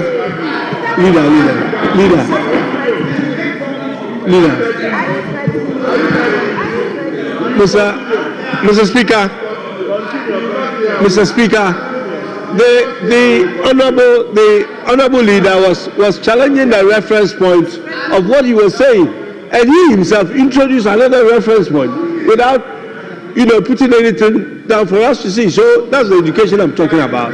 He has to lead by example. Thank you, Mr. Speaker. Honorable members, by the rules, we have instances where the debate can be interrupted. And those instances are clearly spelled out in Order 122. Honorable members, disagreement with the member on the floor is not a ground for interrupting debate. If you have your turn, you can bring out your point in disagreement. Honorable members, right from the beginning, we know that if you want to apply Order 91.3, probably we cannot accommodate comment on the budget statement. So the plea was that we relax the rules when it comes to Order 91.3. That is what exactly we are doing. But if the invitation is that Speaker should apply Order 91.3, then we can strictly apply Order 91.3. So, Honorable Minority Leader, am I invited to apply Order 91.3? Mr. Speaker, I am suggesting to him to be as accurate as possible. And I have told him that I was the chair of the road fund. You should be mindful of this and stay away from trouble. Mr. Speaker, he is now looking at his figures. Cletus, I'm only making a friendly suggestion to you. Honourable member, you have the floor. Thank you, Mr. Speaker. Mr. Speaker, with your leave, I read this to the hearing of the Venerable Minority Leader. Mr. Speaker, page 72, paragraph 387. Mr. Speaker, we have also uncapped, Mr. Speaker, with your leave, Mr. Speaker, we have also uncapped the road fund. An amount of 2.8 billion has been programmed for the road fund to be used solely for road maintenance. This represents an increase of 155.5% over the 2024 allocation of 1.1 billion. Mr. Speaker, these were the figures I gave. I quoted, I'm reading from the budget statement. So Mr. Speaker, I can't be wrong. Mr. Speaker, Mr. Speaker, let me also avert the minds of honorable members and the entire House to page 86. Page 86, paragraph 768. Mr. Speaker, the NDC government, we campaign on the promise of scrapping e-levy. Mr. Speaker, steps have been made in this budget to take e-levy off. And I know at the end of this budget debate, and by the time this House approved this budget, Mr. Speaker, e-levy would have been gone. Mr. Speaker, Mr. Speaker,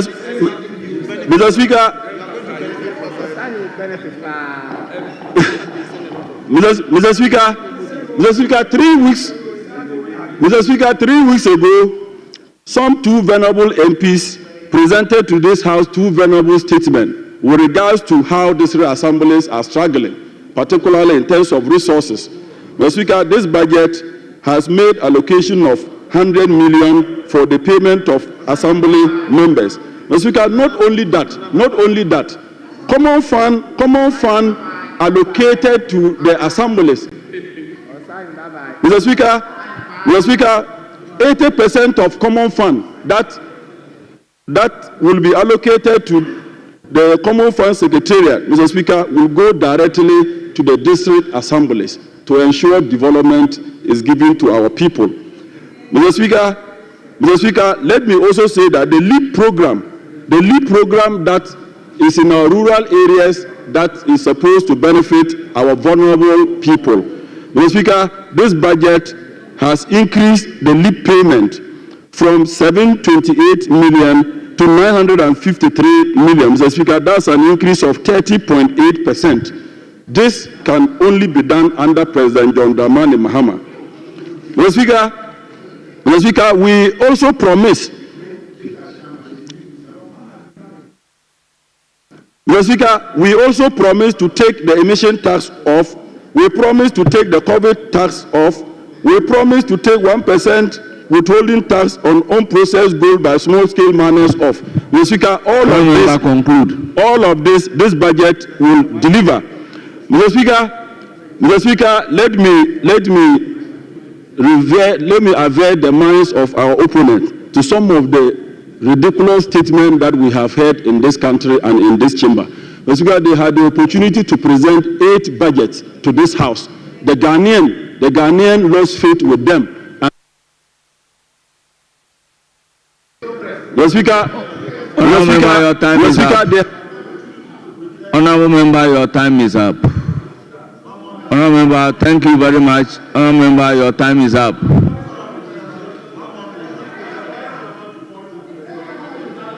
Honorable member, Vice Chairman, Deputy Rankings are using 10 minutes. Please take note, your time is up.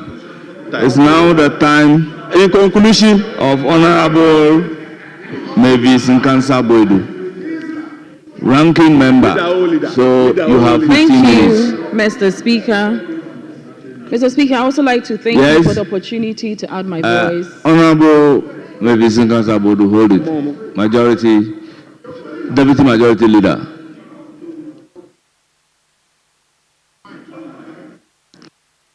At least you should have allowed him to conclude, Mr. Speaker, if you can. Honorable member, let me reiterate to the point that because some members have been accusing speakers of favoritism, we don't control the microphone.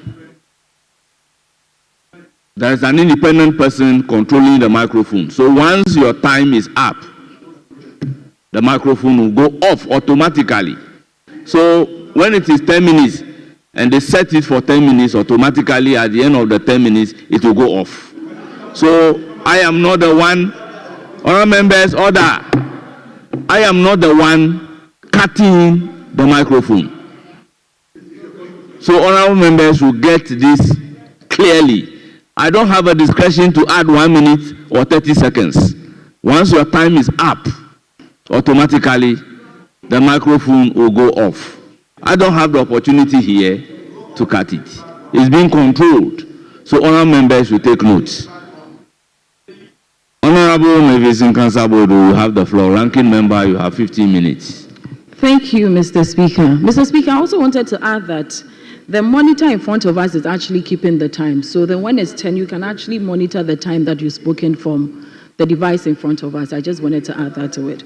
Mr. Speaker. Thank you. Mr. Speaker, I would like to thank you for the opportunity to add my voice to the budget statements, Mr. Speaker. Mr. Speaker, I also like to join other colleagues in thanking our colleague, the Finance Minister, for coming to the House to give us the statement on the budget as stipulated in Article 179 and 180 of the 1992 Constitution and Section 21 and 23 of the PFM Act, Mr. Speaker. Mr. Speaker, I'll start by saying how interesting it is that a government that campaigned and made grand promises of job creation, skills development, and a better and robust, resilient economy will present such a hollow budget, Mr. Speaker. It is very disappointing to say the least, Mr. Speaker. Oh, yes. Mr. Speaker, I've gone through the budget, and unfortunately, it fails to capture how these promises will be fulfilled, Mr. Speaker. Oh. Mr. Speaker, this budget, Mr. Speaker, this budget is full of contradictions. Listen to wisdom. Misplaced priorities and falsehood, Mr. Speaker. Mr. Speaker, it seems as though we are back to the era of Ethiopia or the dead goat syndrome, Mr. Speaker. Oh. Because the more Ghanaians complain about their plight, it seems the president is more energized to do exactly what Ghanaians are unhappy about. Oh. Mr. Speaker, the very first decisions that the president took was to terminate employment, Mr. Speaker. And this was the same president that promised to reduce unemployment rate. I can't comprehend both, Mr. Speaker. On one hand, you promise to reduce unemployment rate. On the other hand, you are terminating employment. So it seems the more we talk, the more the president decides to terminate employment, Mr. Speaker. Mr. Speaker, as I earlier said, based on the promises that the president made, it is surprising that on page 84, the president talks about freezing of employment. And Mr. Speaker, if you permit me, I would like to read from page 84, paragraph 478, Mr. Speaker. It says that in 2025, government will implement the following measures to keep the wages bill within sustainable levels, Mr. Speaker. Mr. Speaker, I say that fully implement the net freeze on employment by immediately putting on hold all replacement into the public sector, Mr. Speaker. Jesus. Given that the recent realignment and collapse of some MDAs has brought about surplus labor, Mr. Speaker. It further says that in this regard, there will be no extension of contracts of all public offices except in education. Even in education, it's in parentheses that only universities, Mr. Speaker, which will be capped and done within budgetary allocation. Mr. Speaker, this is the president that promised Ghanaians employment, especially the youth. As I said earlier on, I cannot comprehend how a president will promise jobs and put a freeze on employment. Mr. Speaker, as we speak right now, there's a freeze on embargo on employment in critical areas such as health. Mr. Speaker, according to the WHO, the ratio of patient to doctor is 1 to 1,000. Currently, Ghana is doing 1 to 6,000. So then I don't understand why we are far behind, and the president will not find it necessary to employ people, Mr. Speaker, in such a critical area. Mr. Speaker,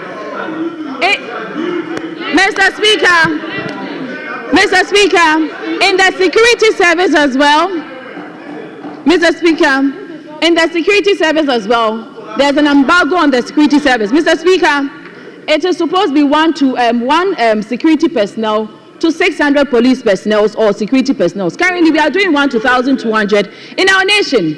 Isn't it frightening and disheartening that a president will take such a decision, looking at the ratios that we are doing now? Mr. Speaker, also the president made a promise of a 24-hour economy.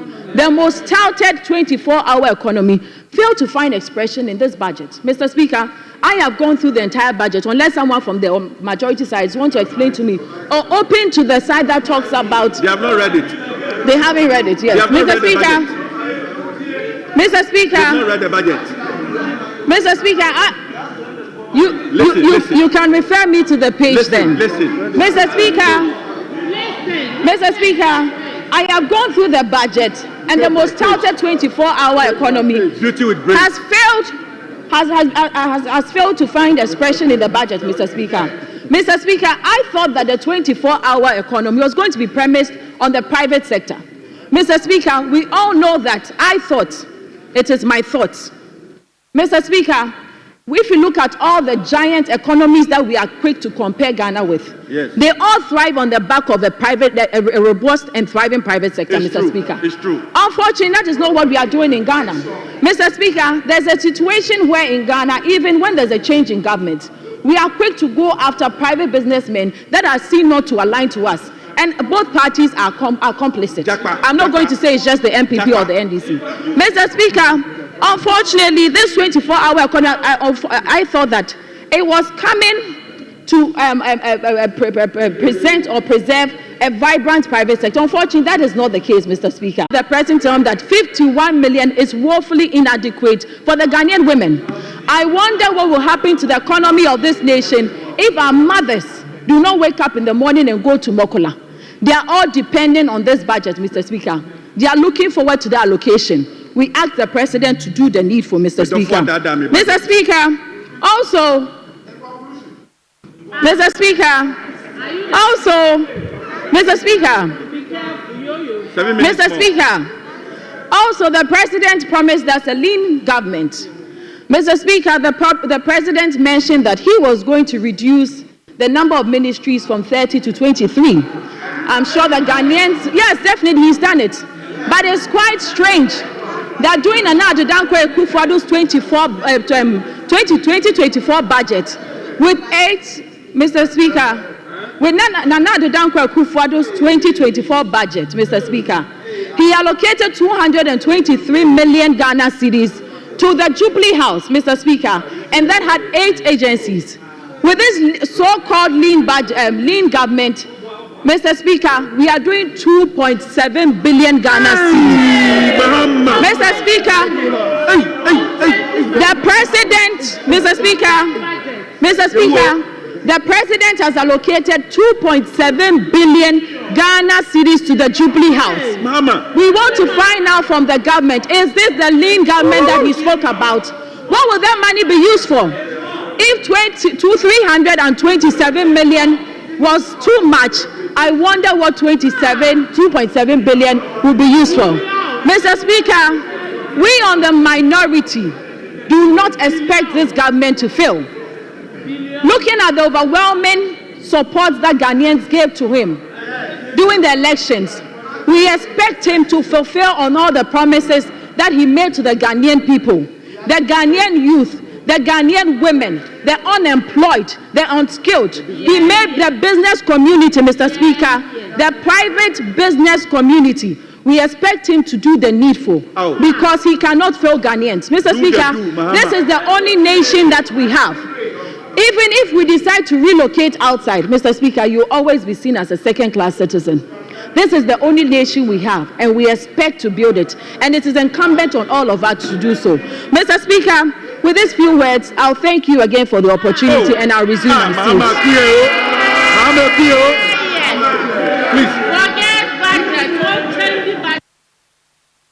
She has 3 minutes more. We can use that. It's now the turn of Honorable Timothy Ampofu. Honorable Timothy Ampofu, you have the floor. Thank you, Mr. Speaker. Mr. Speaker, thank you for granting me the opportunity to contribute to the budget, statement, and economy policy read by Dr. Kessel Atoforsen on the 11th March 2025 by the authority of His Excellency President Mahama. Mr. Speaker, I think this is the budget of hope. This is the budget of confidence. This is the budget of more jobs. And this is the budget of joy. Mr. Speaker, this budget cut across. Everybody is involved. Mr. Speaker, if you go through the budget is telling us to reset. And then we should build the Ghana we all want. Therefore, the minority shouldn't think that the budget is for some people and it's not for them. This budget, Mr. Speaker, is going to boost the economy. Mr. Speaker, I'm glad that just past former Deputy Minister of Foreign Affairs is here in the chamber. Mr. Speaker, they were charging 500 Ghana cedis for passport. They were charging 500. Mr. Speaker, and even charging the 500. Mr. Speaker, the hustle you go through, the middleman, the connection man, before you get this passport, was a headache. Mr. Speaker, back and forth issue. Somebody can travel from all over Kwame Danso, Agona, his hometown, her hometown, to Accra, stay for so many years. Mr. Speaker, I wanted to pay attention. He was just deputy past foreign minister. To stay in Accra for months, getting passport. Mr. Speaker, getting passport. Sometimes they say shortage of books, passport books. Mr. Speaker, this passport issue is going to create 24-hour economy. We are going to add more people. For 7 days, we are going to make sure you get your passport, 7 days. Therefore, we need more jobs. We need to employ more people. And that is going to be the 24-hour economy that we are talking about, Mr. Speaker. Mr. Speaker, because of the connection men, some people at the end of the day, when they get their passport, because the time is so long to get, they can't even go through the passport and double check and make sure the information are correct. They go back before they see, because maybe some middlemen are working for them and there were so many mistakes. Before you come back and correct it, just because it's headache. And it causes so many business people, causes so many people want to travel. Just because. So this is 24-hour economy we are talking about. Passport, just for 7 days. And this is the budget of hope. This is the budget of more jobs. Mr. Speaker, I also touch on the women economy. Mr. Speaker, the former Deputy Minister of Foreign Affairs was talking about 51.3 million Ghana cedis.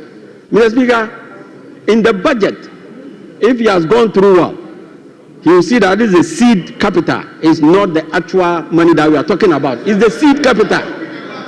It's the seed capital. Honorable babies, it's the seed capital. So, Mr. Speaker, this women bank is going to be flexible for our women who are struggling to get money to do their businesses. Very low interest rate. Mr. Speaker, very low interest rate, and it's going to boost the economy for our women. Mr. Speaker, I'm also ranking, so I don't know if you put me 10 minutes. Mr. Speaker.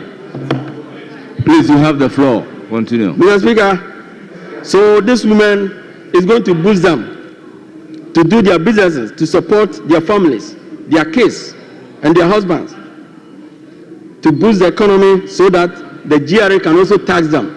And Ghana government is going to also make money to help us. Mr. Speaker, now if we go through the budget, Mr. Speaker, there are so many social interventions. Mr. Speaker, there's going to be free fees for tertiary students, for first year students. Mr. Speaker, this is very impressive. It's bold decision President Mama has taken. Free fee, because most parents and most kids find it difficult to pay their fees at the university level, tertiary level. Therefore, this very smooth one. Listen to wisdom. Mr. Speaker, Keep quiet and listen to wisdom. it's going to be free OPK. Their constituents, they are going to benefit from free education, disability, free education from first year to completion. Mr. Speaker, this is going to fund by Get Fund. It's going to be funded by Get Fund. Mr. Speaker, there's going to be free primary health care. Free primary health care is very, very important because our health is important. Therefore, we need to applaud President Mama for taking bold decision in giving us free health care. Mr. Speaker, notwithstanding, he also went ahead and said free mama care. This is going to take care of chronic diseases such as cancers, such as diabetes, stroke, and other chronic diseases, which is going to help us. Mr. Speaker, we are also going to benefit from free textbooks for basic schools. Mr. Speaker, during President Nana Danko Akufo at the time, they were buying past questions. They couldn't give us textbooks for our kids. There was no textbooks. They couldn't give us textbooks.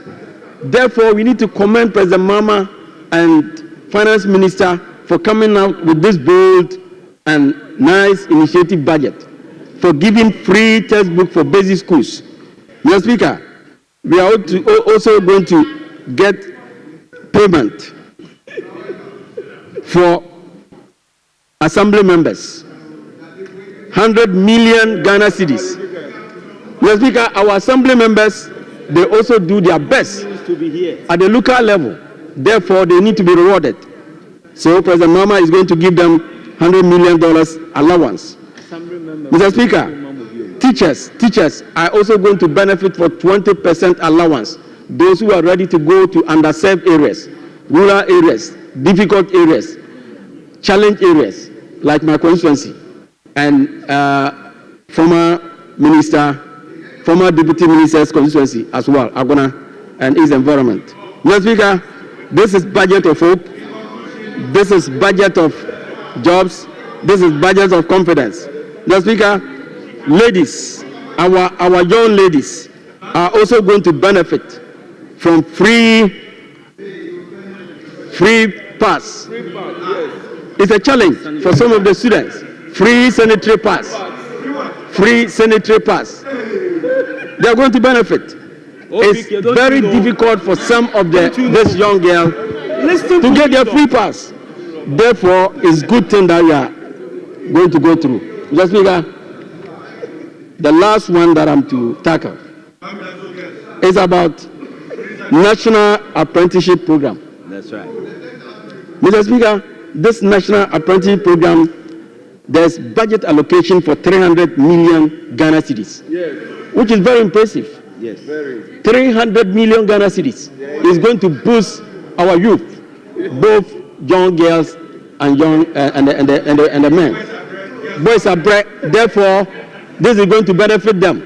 Mr. Speaker, this National Apprenticeship Program is very good thing that you are going to get free technical training and vocational training. They are also going to equip them after their training for startup. They are also going to give them financial support to boost them so that they can be self-employed. Honourable member, conclude. Mr. Speaker, in conclusion, when we're able to support these young girls and young boys,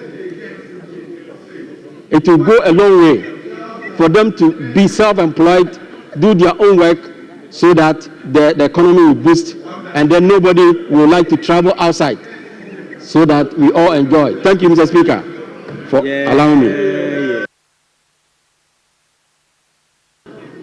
I now give the floor to Honourable Boma Nyako. 10 minutes.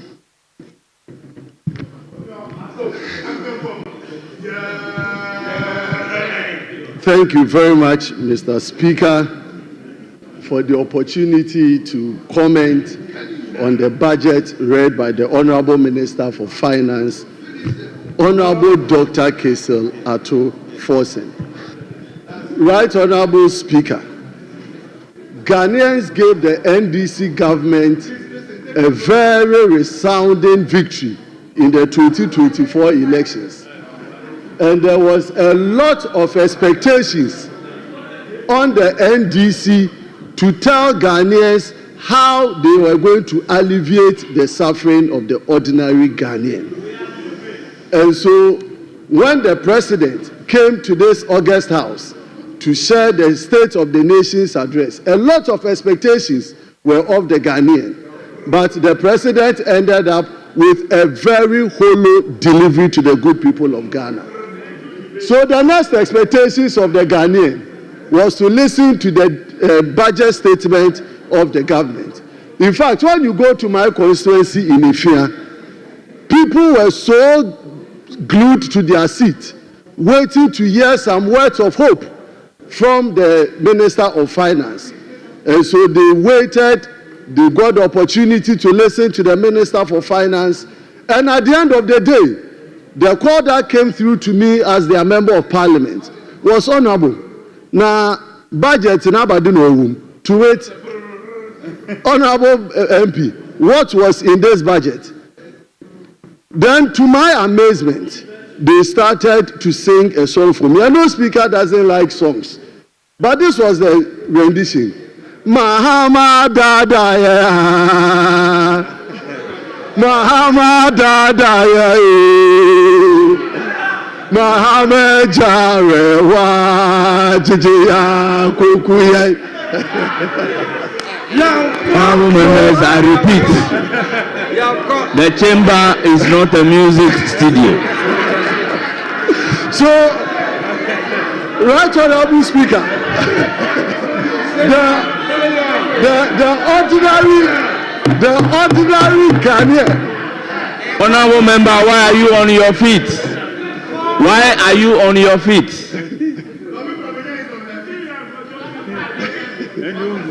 Honorable member, you have the floor.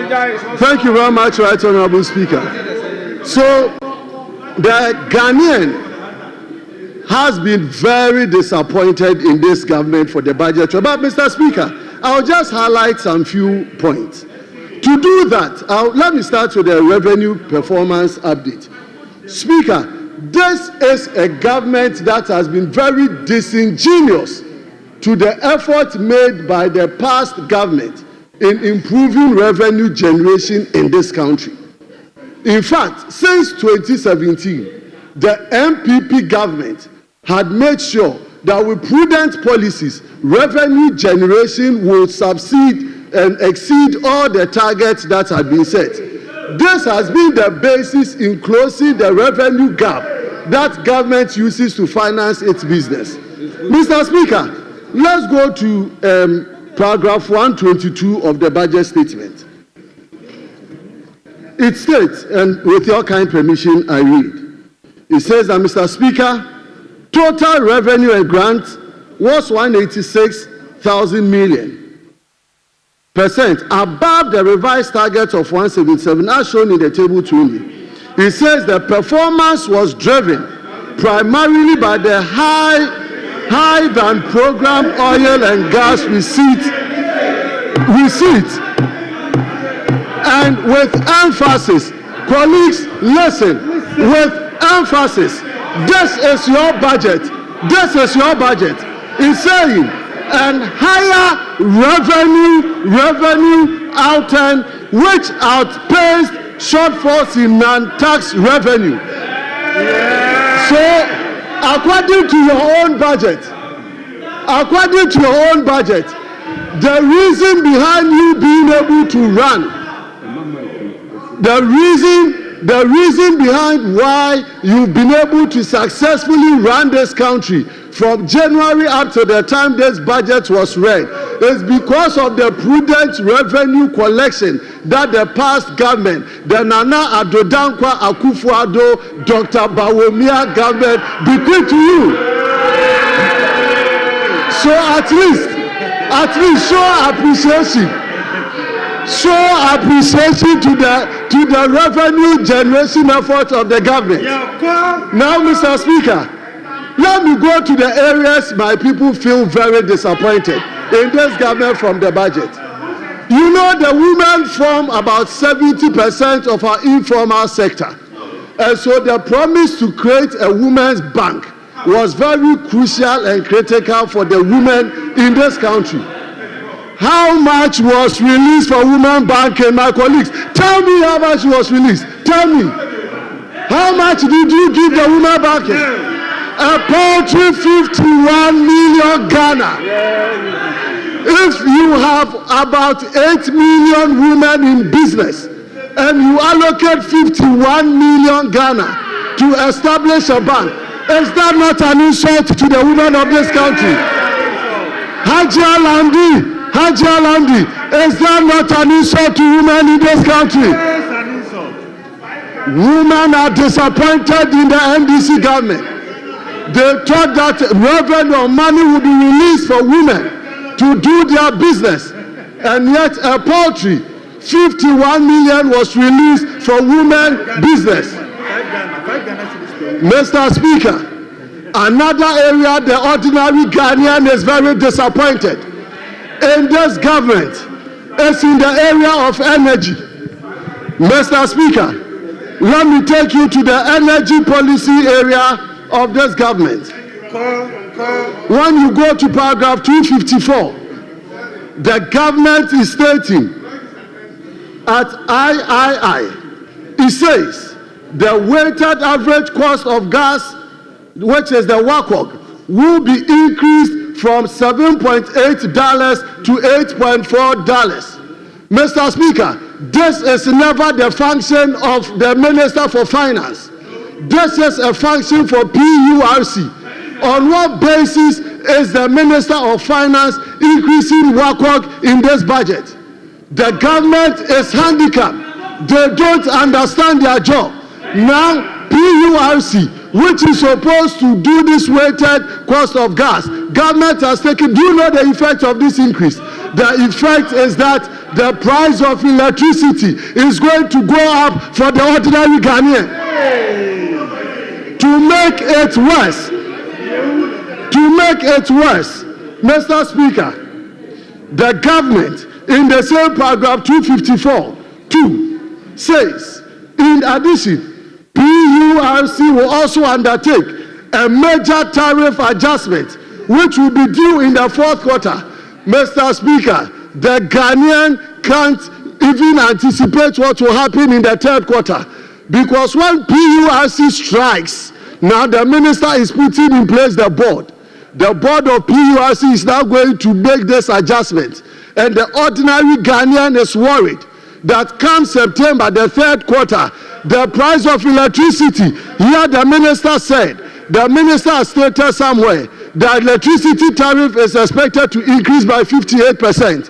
Mr. Speaker, by the time this adjustment is made, Ghanaians will pay almost 100% of electricity. What an insensitive government. What an insensitive government. Mr. Speaker, this is not a government Ghanaians voted for. This is not what Ghanaians expected to hear from Mahama's government. Ghanaians want this government to give them hope, not hopelessness. Ghanaians expect President Mahama to reduce electricity tariffs, not to increase them. Mr. Speaker, let me conclude on this matter with the youth unemployment situation. A lot has been said and we will never end this, because the youth of this country want jobs, not taking away jobs from them. How can the government voted into power? Your first exercise is to take away jobs from the ordinary Ghanaian. Why would you take the jobs from their hands? So, Mr. Speaker, on this matter, we are saying that the NDC government has embarrassed Ghanaians. Ghanaians are disappointed, and we expect this government to do the needful, bow its head in shame, but yet, as a minority, we will support them this year in the execution of their budget. On these few words, Mr. Speaker, I thank you. Bye.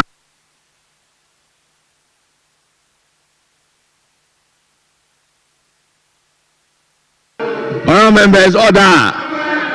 Order. Honourable members, order. Honourable members, we can't continue to be putting up a disorderly conduct.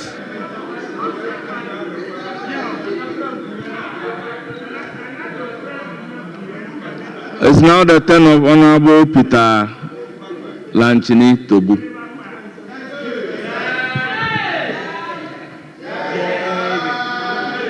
Mr. Speaker, I thank you very much for the opportunity to contribute to the budget statement and economic policy of the government of Ghana for the fiscal year ending 31st December 2025. You have 10 minutes. Which was ably presented by the Venerable Honorable Minister for Finance on the 11th of March 2025 on the authority of His Excellency, the President of the Republic of Ghana, President Papa B.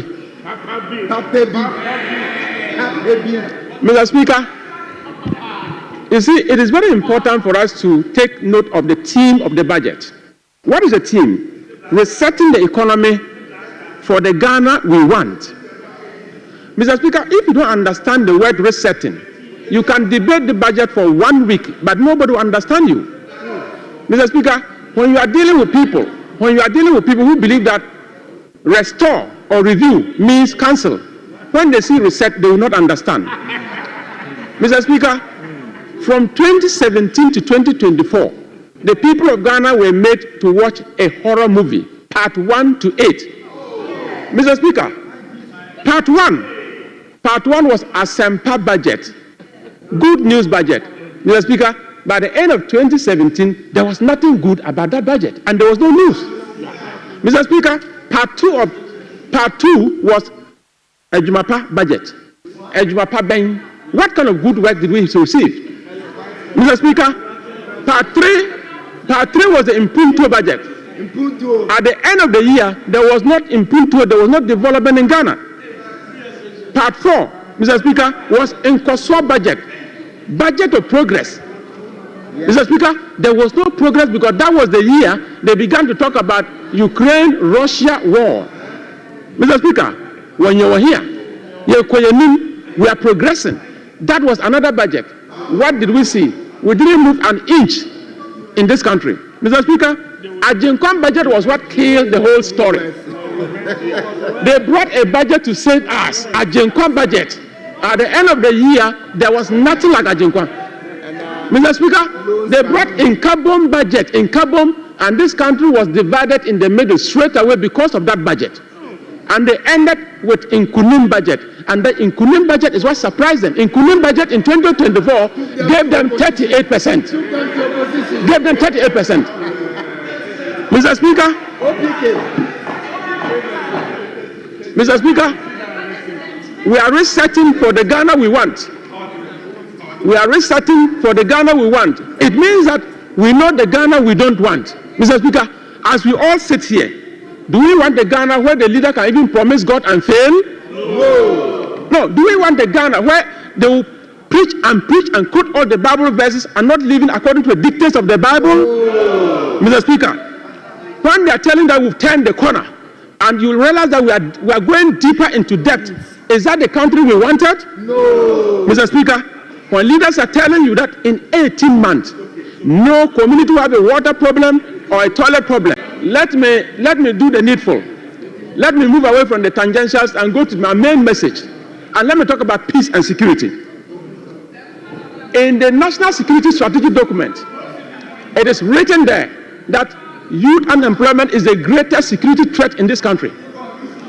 And because of that, 1-3-3, one job, 3 shifts, 3 people, I am telling you it is coming, and we call it the game changer. Yeah. The 24-hour economy policy. The game changer. Mr. Speaker, if you look into the budget, you will find that we have made provision for 100 million Ghana cedis for rural what? Rural electrification. Do you know what happens in the village when there is electricity?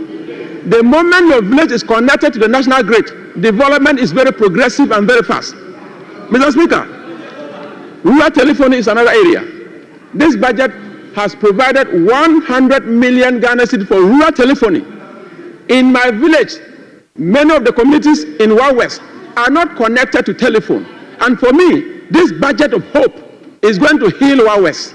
This budget of hope is going to transform Wild West. And this budget of hope is going to excite everybody. Mr. Speaker, resetting the security sector. I overheard yesterday somebody saying that the president has taken about 15 generals home as a problem. Listen, soldiers win battles.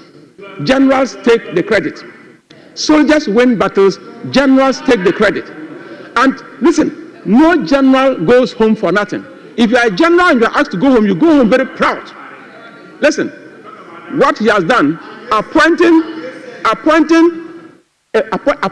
a general at that level, a brigadier general, it means that a major general, lieutenant general, and the general, they are all going home. And you know why? Listen, we call it pruning. Mr. Speaker, we call it pruning. Listen and learn from me. Listen to the pruning. Listen. Pruning. We call it pruning. Mr. Speaker, we are going through pruning. And what we are doing, Mr. Speaker, we are creating a force of energy. We are creating a very powerful Ghana Armed Forces, because what has happened, a lot of young people are going to be promoted along the line. But let me tell you something. Mr. Speaker, President Mahama left Ghana in 2016, and Global Peace Index indicated that Ghana was 37th most peaceful country in the world in 2016. In 2024, before President Nana Akufo-Addo left Ghana, Ghana has dropped to the 55th position in Ghana. What is the meaning of this? Mr. Speaker, it is source. Oh, you want the source? Ahmed Swale. Listen, the source is Stockholm International Peace Research Institute. You can go to the website and go and look for it. Stockholm International Peace Research Institute. 10 37 position in 2016, 55th position in 2024. That is very bad. Mr. Speaker, if I am allowed to just summarize and conclude. We are providing 100 million cedis for FOBs. FOBs is to ensure that we prepare our army and prepare our immigration to be able to fight terrorism up north. So if you come up north, there is something we call SOCO, Social Cohesion Project. It's making a lot of impact. And I'm telling you, as a matter of fact, this budget is a budget of hope. This budget will heal Ghana. This budget will promote unity. Mr. Speaker, and let me read paragraph 495 of the budget for you. This one is an instruction from the people of Wawes. Conclude. Yes, as I conclude.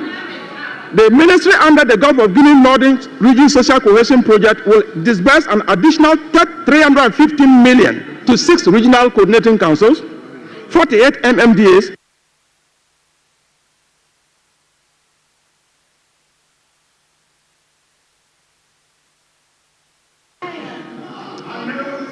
It's now the turn of Honorable Nana Aje.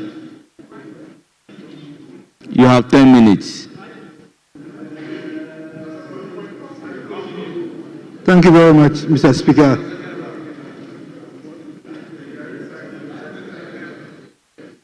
I also take this opportunity to thank the good people of New Durban North for entrusting me this privilege of representing them in this August House. Right Honorable Speaker, the MPP government have established a bank before in this country. People are talking about the Women's Development Bank. Right Honorable Speaker, I have in my hands the act that establishes banks in this country. Act 1032, the Development Finance Institutions Act 2020. Act 930, Banks and Specialized Deposit Taking Institutions, Act 2016. Right Honorable Speaker, there is nowhere in this act that accepts 51 million Ghana cedi as a seed fund. Right Honorable Speaker, the bank that we established, the Development Bank Ghana, Right Honorable Speaker, it was established under the New Patriotic Party. Before we put pen to paper, our development partners have come to our aid. The German Development Bank gave us 46.5 million euros. European Investment Bank gave us 170 million euros. The World Bank gave us $250 million. The African Development Bank came to our aid. The Bank of Ghana gave 200 million Ghana cedis. Right Honorable Speaker, before the bank was established, we had 1.2 million Ghana cedis. And you know what, Right Honorable Speaker, when His Excellency John Dramani Mahama was sworn into office on the 21st of January, he appointed one of his solid corporate guys, Dr. Randolph Inso Ambala.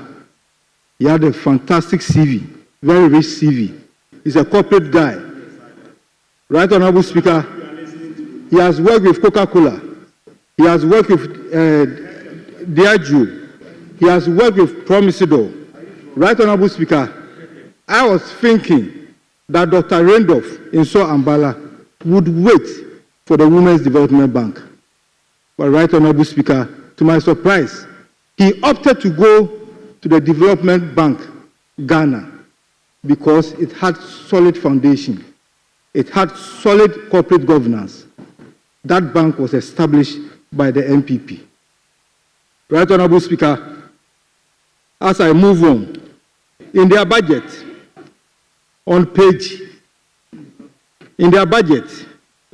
Agenda 1C, number 3.08, there was an increase in the financial and insurance activities from 5.4 in 2023 to 7.8 in 2024.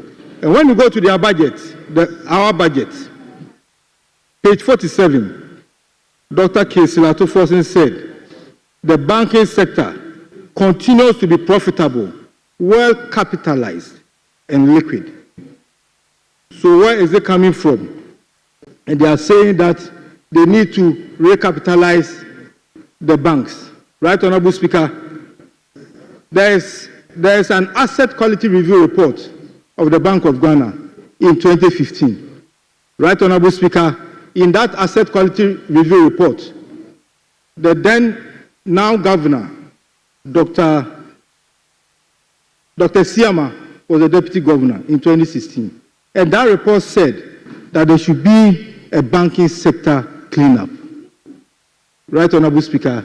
The managers of the banking sector and the managers of the economy at that time went to sleep on the report.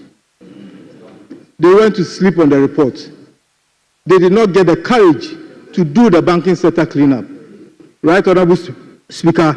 It took the MPP, led by Honorable Ken Ofori-Atta and Dr. Addison, to do the banking sector cleanup. Right, Honorable Speaker? Now, the local banks are solid to compete with the foreign banks. Right, Honorable Speaker?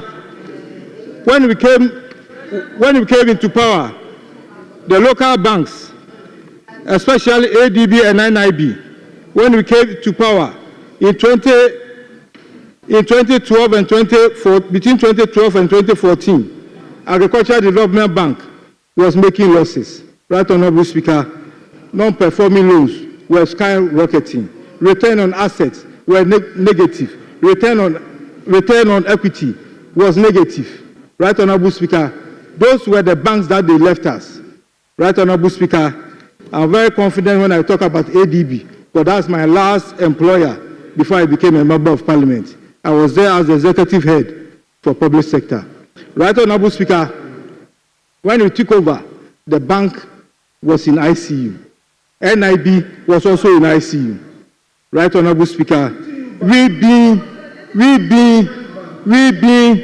good managers of the banking sector and the economy, we were able to revive Agricultural Development Bank.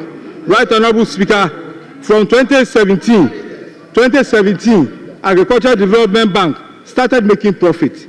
Return on assets positive. Return on equity positive. NPL was reducing. NPL reduced to 14.49% from 43%. Right, Honorable Speaker? The good thing as well is that capital adequacy ratio improved tremendously. Right, Honorable Speaker? Before I resume my seat, in their manifesto, the NDC on the campaign grounds, they spoke about restoration of the revoked licenses of the banks. I don't know, maybe that's the reason why the governor is coming here. Right, Honorable Speaker? When the banking license is revoked, I know that our leader, deputy leader, is a finance person, so he knows what I'm talking about. Restoration of revoked licenses is not like redeeming of your betting gains. No. Right, Honorable Speaker? It is going to set a bad precedent. It will set a bad precedent in this country, and we should watch it. Right, Honorable Speaker? As I said, the last asset quality review report was done during the NDC era, and the NDC at that time should have gotten the courage to clean the banking sector. But rather, Right, Honorable Speaker, they left it in distress. They left it in distress and waited for the good managers of the economy to do the banking sector cleanup. Right Honorable Speaker, as I sit down, my last point is about the USAID pullout. Right Honorable Speaker, the Minister for Finance was here and said that 9.4 billion cedis has been allocated to fill the gap for the USAID pullout. But Right Honorable Speaker, USAID helps this country in diverse ways, in governance, in agric, even in the energy sector. Right Honorable Speaker, so as His Excellency the President told the Minister for Finance, I am of the view that he should look for more funds. He should look for more funds to bridge the gap. Thank you very much, Right Honorable Speaker, for the opportunity. Thank you very much. Thank you, Honorable Member. It's now the turn of Honorable Adams Mohammed Suparu. Thank you, Right Honorable Speaker, for the opportunity to comment on the budget statement and economic policy of the government of Ghana for the 2025 financial year, presented to Parliament by Dr. Kesel Atuforsen, MP, Minister for Finance, on Tuesday, March 11, 2025, on the authority of His Excellency President John Dramani Mahama. Right Honorable Speaker, with your permission, before I proceed, listening to our colleague from the other side, permit me to say, our elders say that the noise of the frog at the riverside cannot prevent the animal from drinking from the river. Right Honorable Speaker, the source, Sisala Traditional Council. I am speaking as a member of Parliament for the good people of Sisala West. Right Honorable Speaker, this is a budget that has brought hope to the people of this country. This is a budget that has brought hope to the students of this country. This budget is a budget that brought hope to the ordinary girl in this country. And this is the budget that brought hope to the aged, our parents, the vulnerable, including the minority members of Parliament, your parents back home. This is the budget that brought hope to them. This budget is a budget that brought hope to the business community. This budget, it is a budget that brought hope and relief even to the members of Parliament, including you, the 88 members of Parliament. Right Honorable Speaker. 87. Right Honorable Speaker. Let me again let them know that I represent a tribe and I am endowed with the doctrine of my tribe. Right Honorable Speaker, there is a saying in my tribe that when the frog dies that you will get to know the full length of the frog. Right Honorable Speaker, until this particular minority were voted out in 7 December, we knew that they actually mismanaged and destroyed our economy. But we didn't know the length and the magnitude of the destruction until 7 December when they were voted out of office and we were able to know and ascertain the destruction that this particular group of people, our friends, they brought to this country. Mr. Speaker, let me avert all of us back to 2017 on Galamsey, Mr. Speaker. 2017, His Excellency, the former President Nana Akufo-Addo and Dr. Mahamudu Bawumia had become aware of the menace that we are faced with, that is Galamsey. Right Honorable Speaker, on the 2017 budget, paragraph 405, page 76 of the budget statement, an economic policy presented to this House, Mr. Speaker. With your leave, let me read. Presenting presented to the House by Ken Ofori Atta. It was contained under Lands Administration and Management Program. And I quote, Mr. Speaker, a rapid response unit established by the ministry destroyed 104 illegal farms. Galamsey had 155 Shafan machines for mining and seized 14 gold detectors machines used for illegal mining within forest reserve. Mr. Speaker, when this thing was stated, all of us in Ghana, including myself, being the NDC member of parliament, I thought at the time there was hope for our country. Little did we know that that was the beginning of our problems in this country. Mr. Speaker, we were in this country again in 2017 when President came. He made a statement. He says that he, the president at the time, was going to put his presidency on the line when it comes to fight against Galamsey. Mr. Speaker, what did we see and what did we witness in this country? Mr. Speaker, I was alarmed hearing from my colleague, Honorable Ampachum, saying that it is NDC kingpins who are involved in Galamsey. Should we does he want us really to discuss when they say appointees who are engaged in Galamsey, Mr. Speaker? With your permission, Mr. Speaker, let me refer him to a report presented to the then Chief of Staff by the chairman of the then Interministerial Committee on Illegal Mining, Mr. Speaker. The report presented by Professor Frimpong Boati, your own then Minister for Environment, Science and Technology. He was the chairman. He presented a report. And he said in the report, with your permission, let me quote it to you. In case you are not aware, please sit down and listen to me, Mr. Speaker. Let me quote it to you, Mr. Speaker.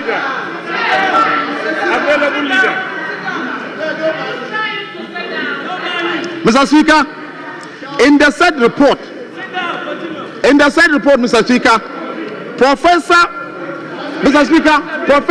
Frimpong Boati indicated that government appointees, e.g., I am not the one quoting, Lord Comey, Chasni Teko, and Frank Asiedu Bakwe, aka Totozwa, including Charles, were all reported. Honorable Zuparu, let me recognize the available leader.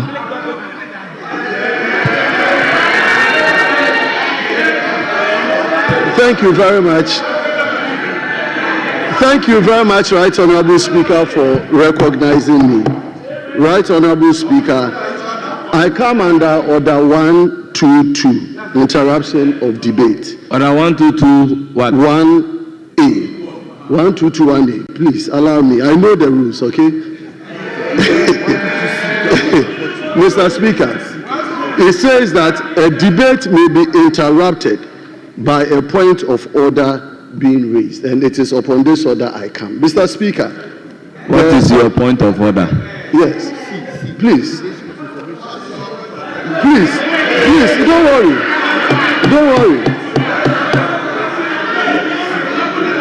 Mr. Speaker, my point of order being raised is in relation to the statement the honorable member has placed on this house. Mr. Speaker, he is referencing a document that was submitted by the former Minister for Environment, Science and Technology. That document, he said he was reading from that document, and I can't see him reading from that particular document. So my point is for the honorable member. Honorable member, you are out of order. Thank you very much, Mr. Speaker, for fairness. Continue. Mr. Speaker, and so when it comes to Galamsey, everybody, including 5-year-old child in this country, knows very well that you, the minority, Galamsey is part of the reason why today you are reduced from 137 to 88 members of parliament. It is part of your blood. Mr. Speaker, as if that was not enough, Mr. Speaker, we were in this country again when the Interministerial Committee against illegal money in this country, chaired by Professor Frimpong Boateng at the time, told the people of this country that 500 excavators were seized from illegal miners, Mr. Speaker. As we speak, Mr. Speaker, not even a single excavator can be accounted for. When we asked to know the whereabouts of the excavators, we were told that, Mr. Speaker, the excavators were flying around the country in the name of party Henska, Mr. Speaker. Mr. Speaker, and so when it comes to, I am speaking to the budget, when it comes to that, Mr. Speaker, we want you to know that Galamsey, Mr. Speaker, it is one of the reasons why you are reduced from 137 to 88 members of parliament, Mr. Speaker. Mr. Speaker, let me take my colleagues through some of the policies being stipulated and stated in this budget, Mr. Speaker. Like I said, this budget, it is a hope for every citizen in this country, Mr. Speaker. Mr. Speaker, we were in this country, Mr. Speaker, when we saw the destruction of our rivers.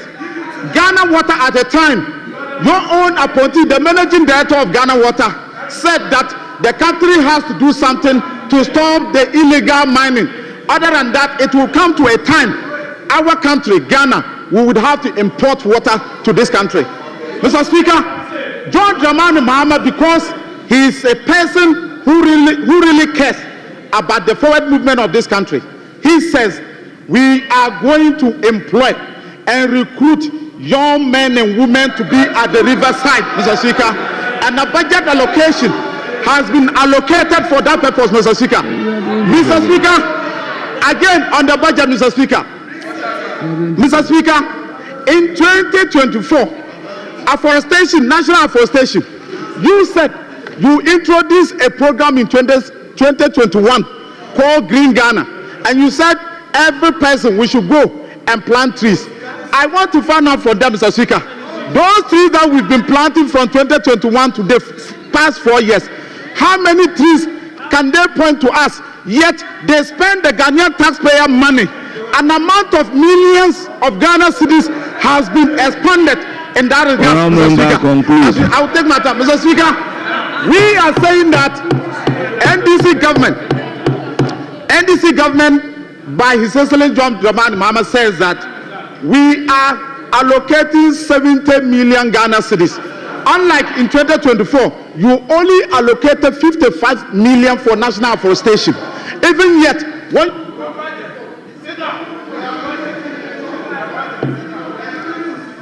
Remember, your time is up. I proceed to give the floor to Honorable Kwame Appiah Kodia. Kwame Appiah Kodia.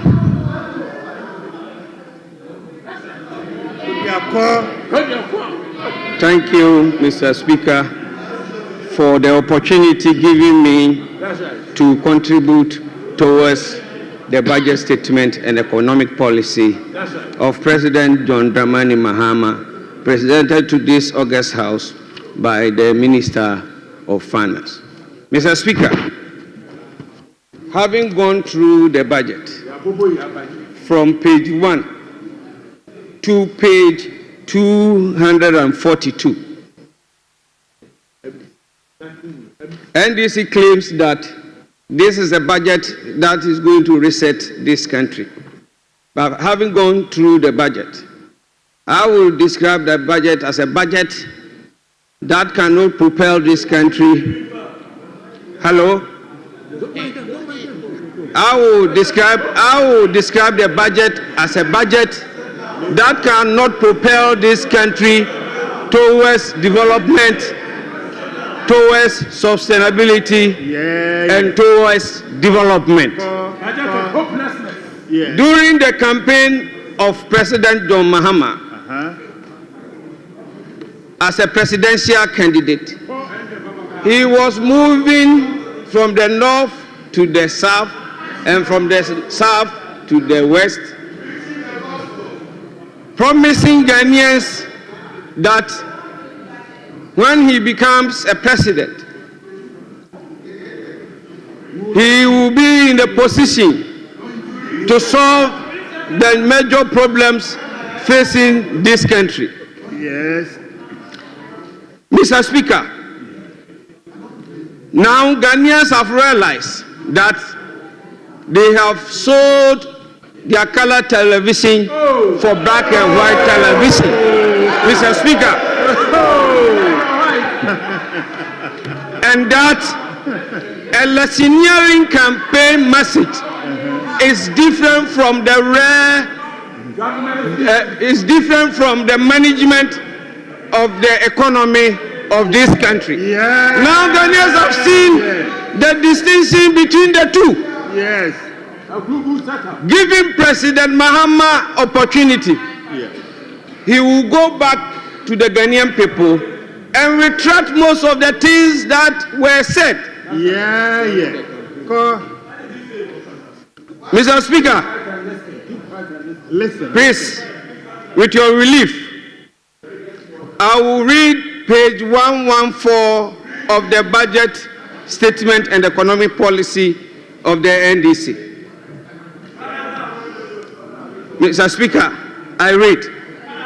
The National Youth Authority educated and trained 6,631 youth in the areas.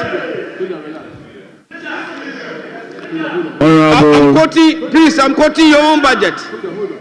Honorable Member, I refer to Standing Order 115 and ask you to do the needful.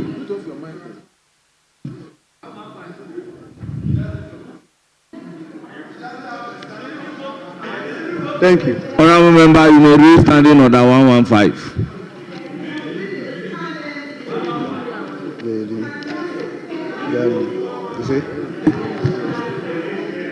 Mr. Speaker, I know and I believe you. Honorable Member, just read Standing Order 115.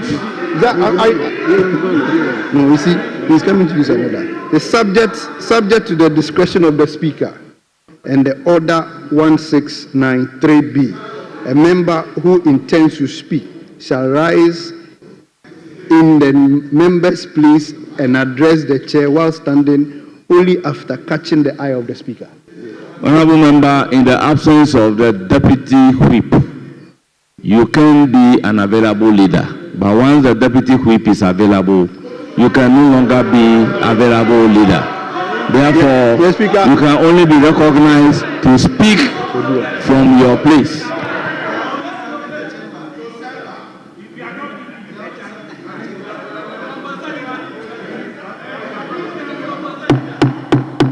Honorable members, let's get this order very clear.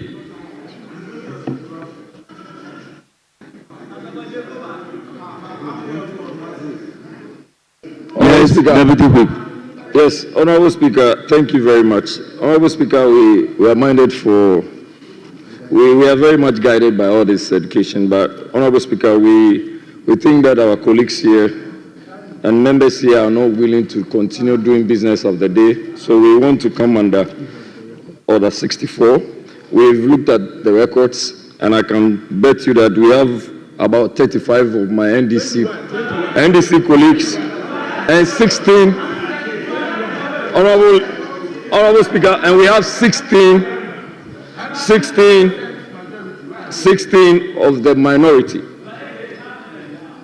Right, Honorable Speaker, we, under the circumstance, go under Order 64, and if you permit me, I read.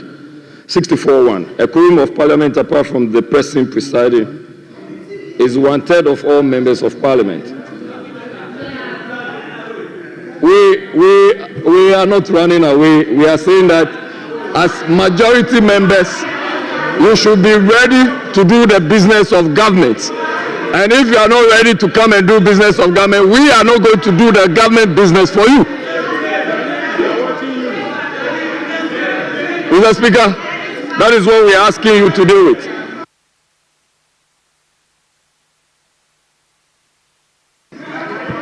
Honorable members, my attention has been drawn to the absence of quorum when a minority member was on his feet commenting on the budget. Honourable members, in view of the fact that we have sat for more than 5 hours, I am fortified by Standing Order 56-2, and accordingly, the House is adjourned to Monday, the 24th day of March 2025 at 10 o'clock in the forenoon.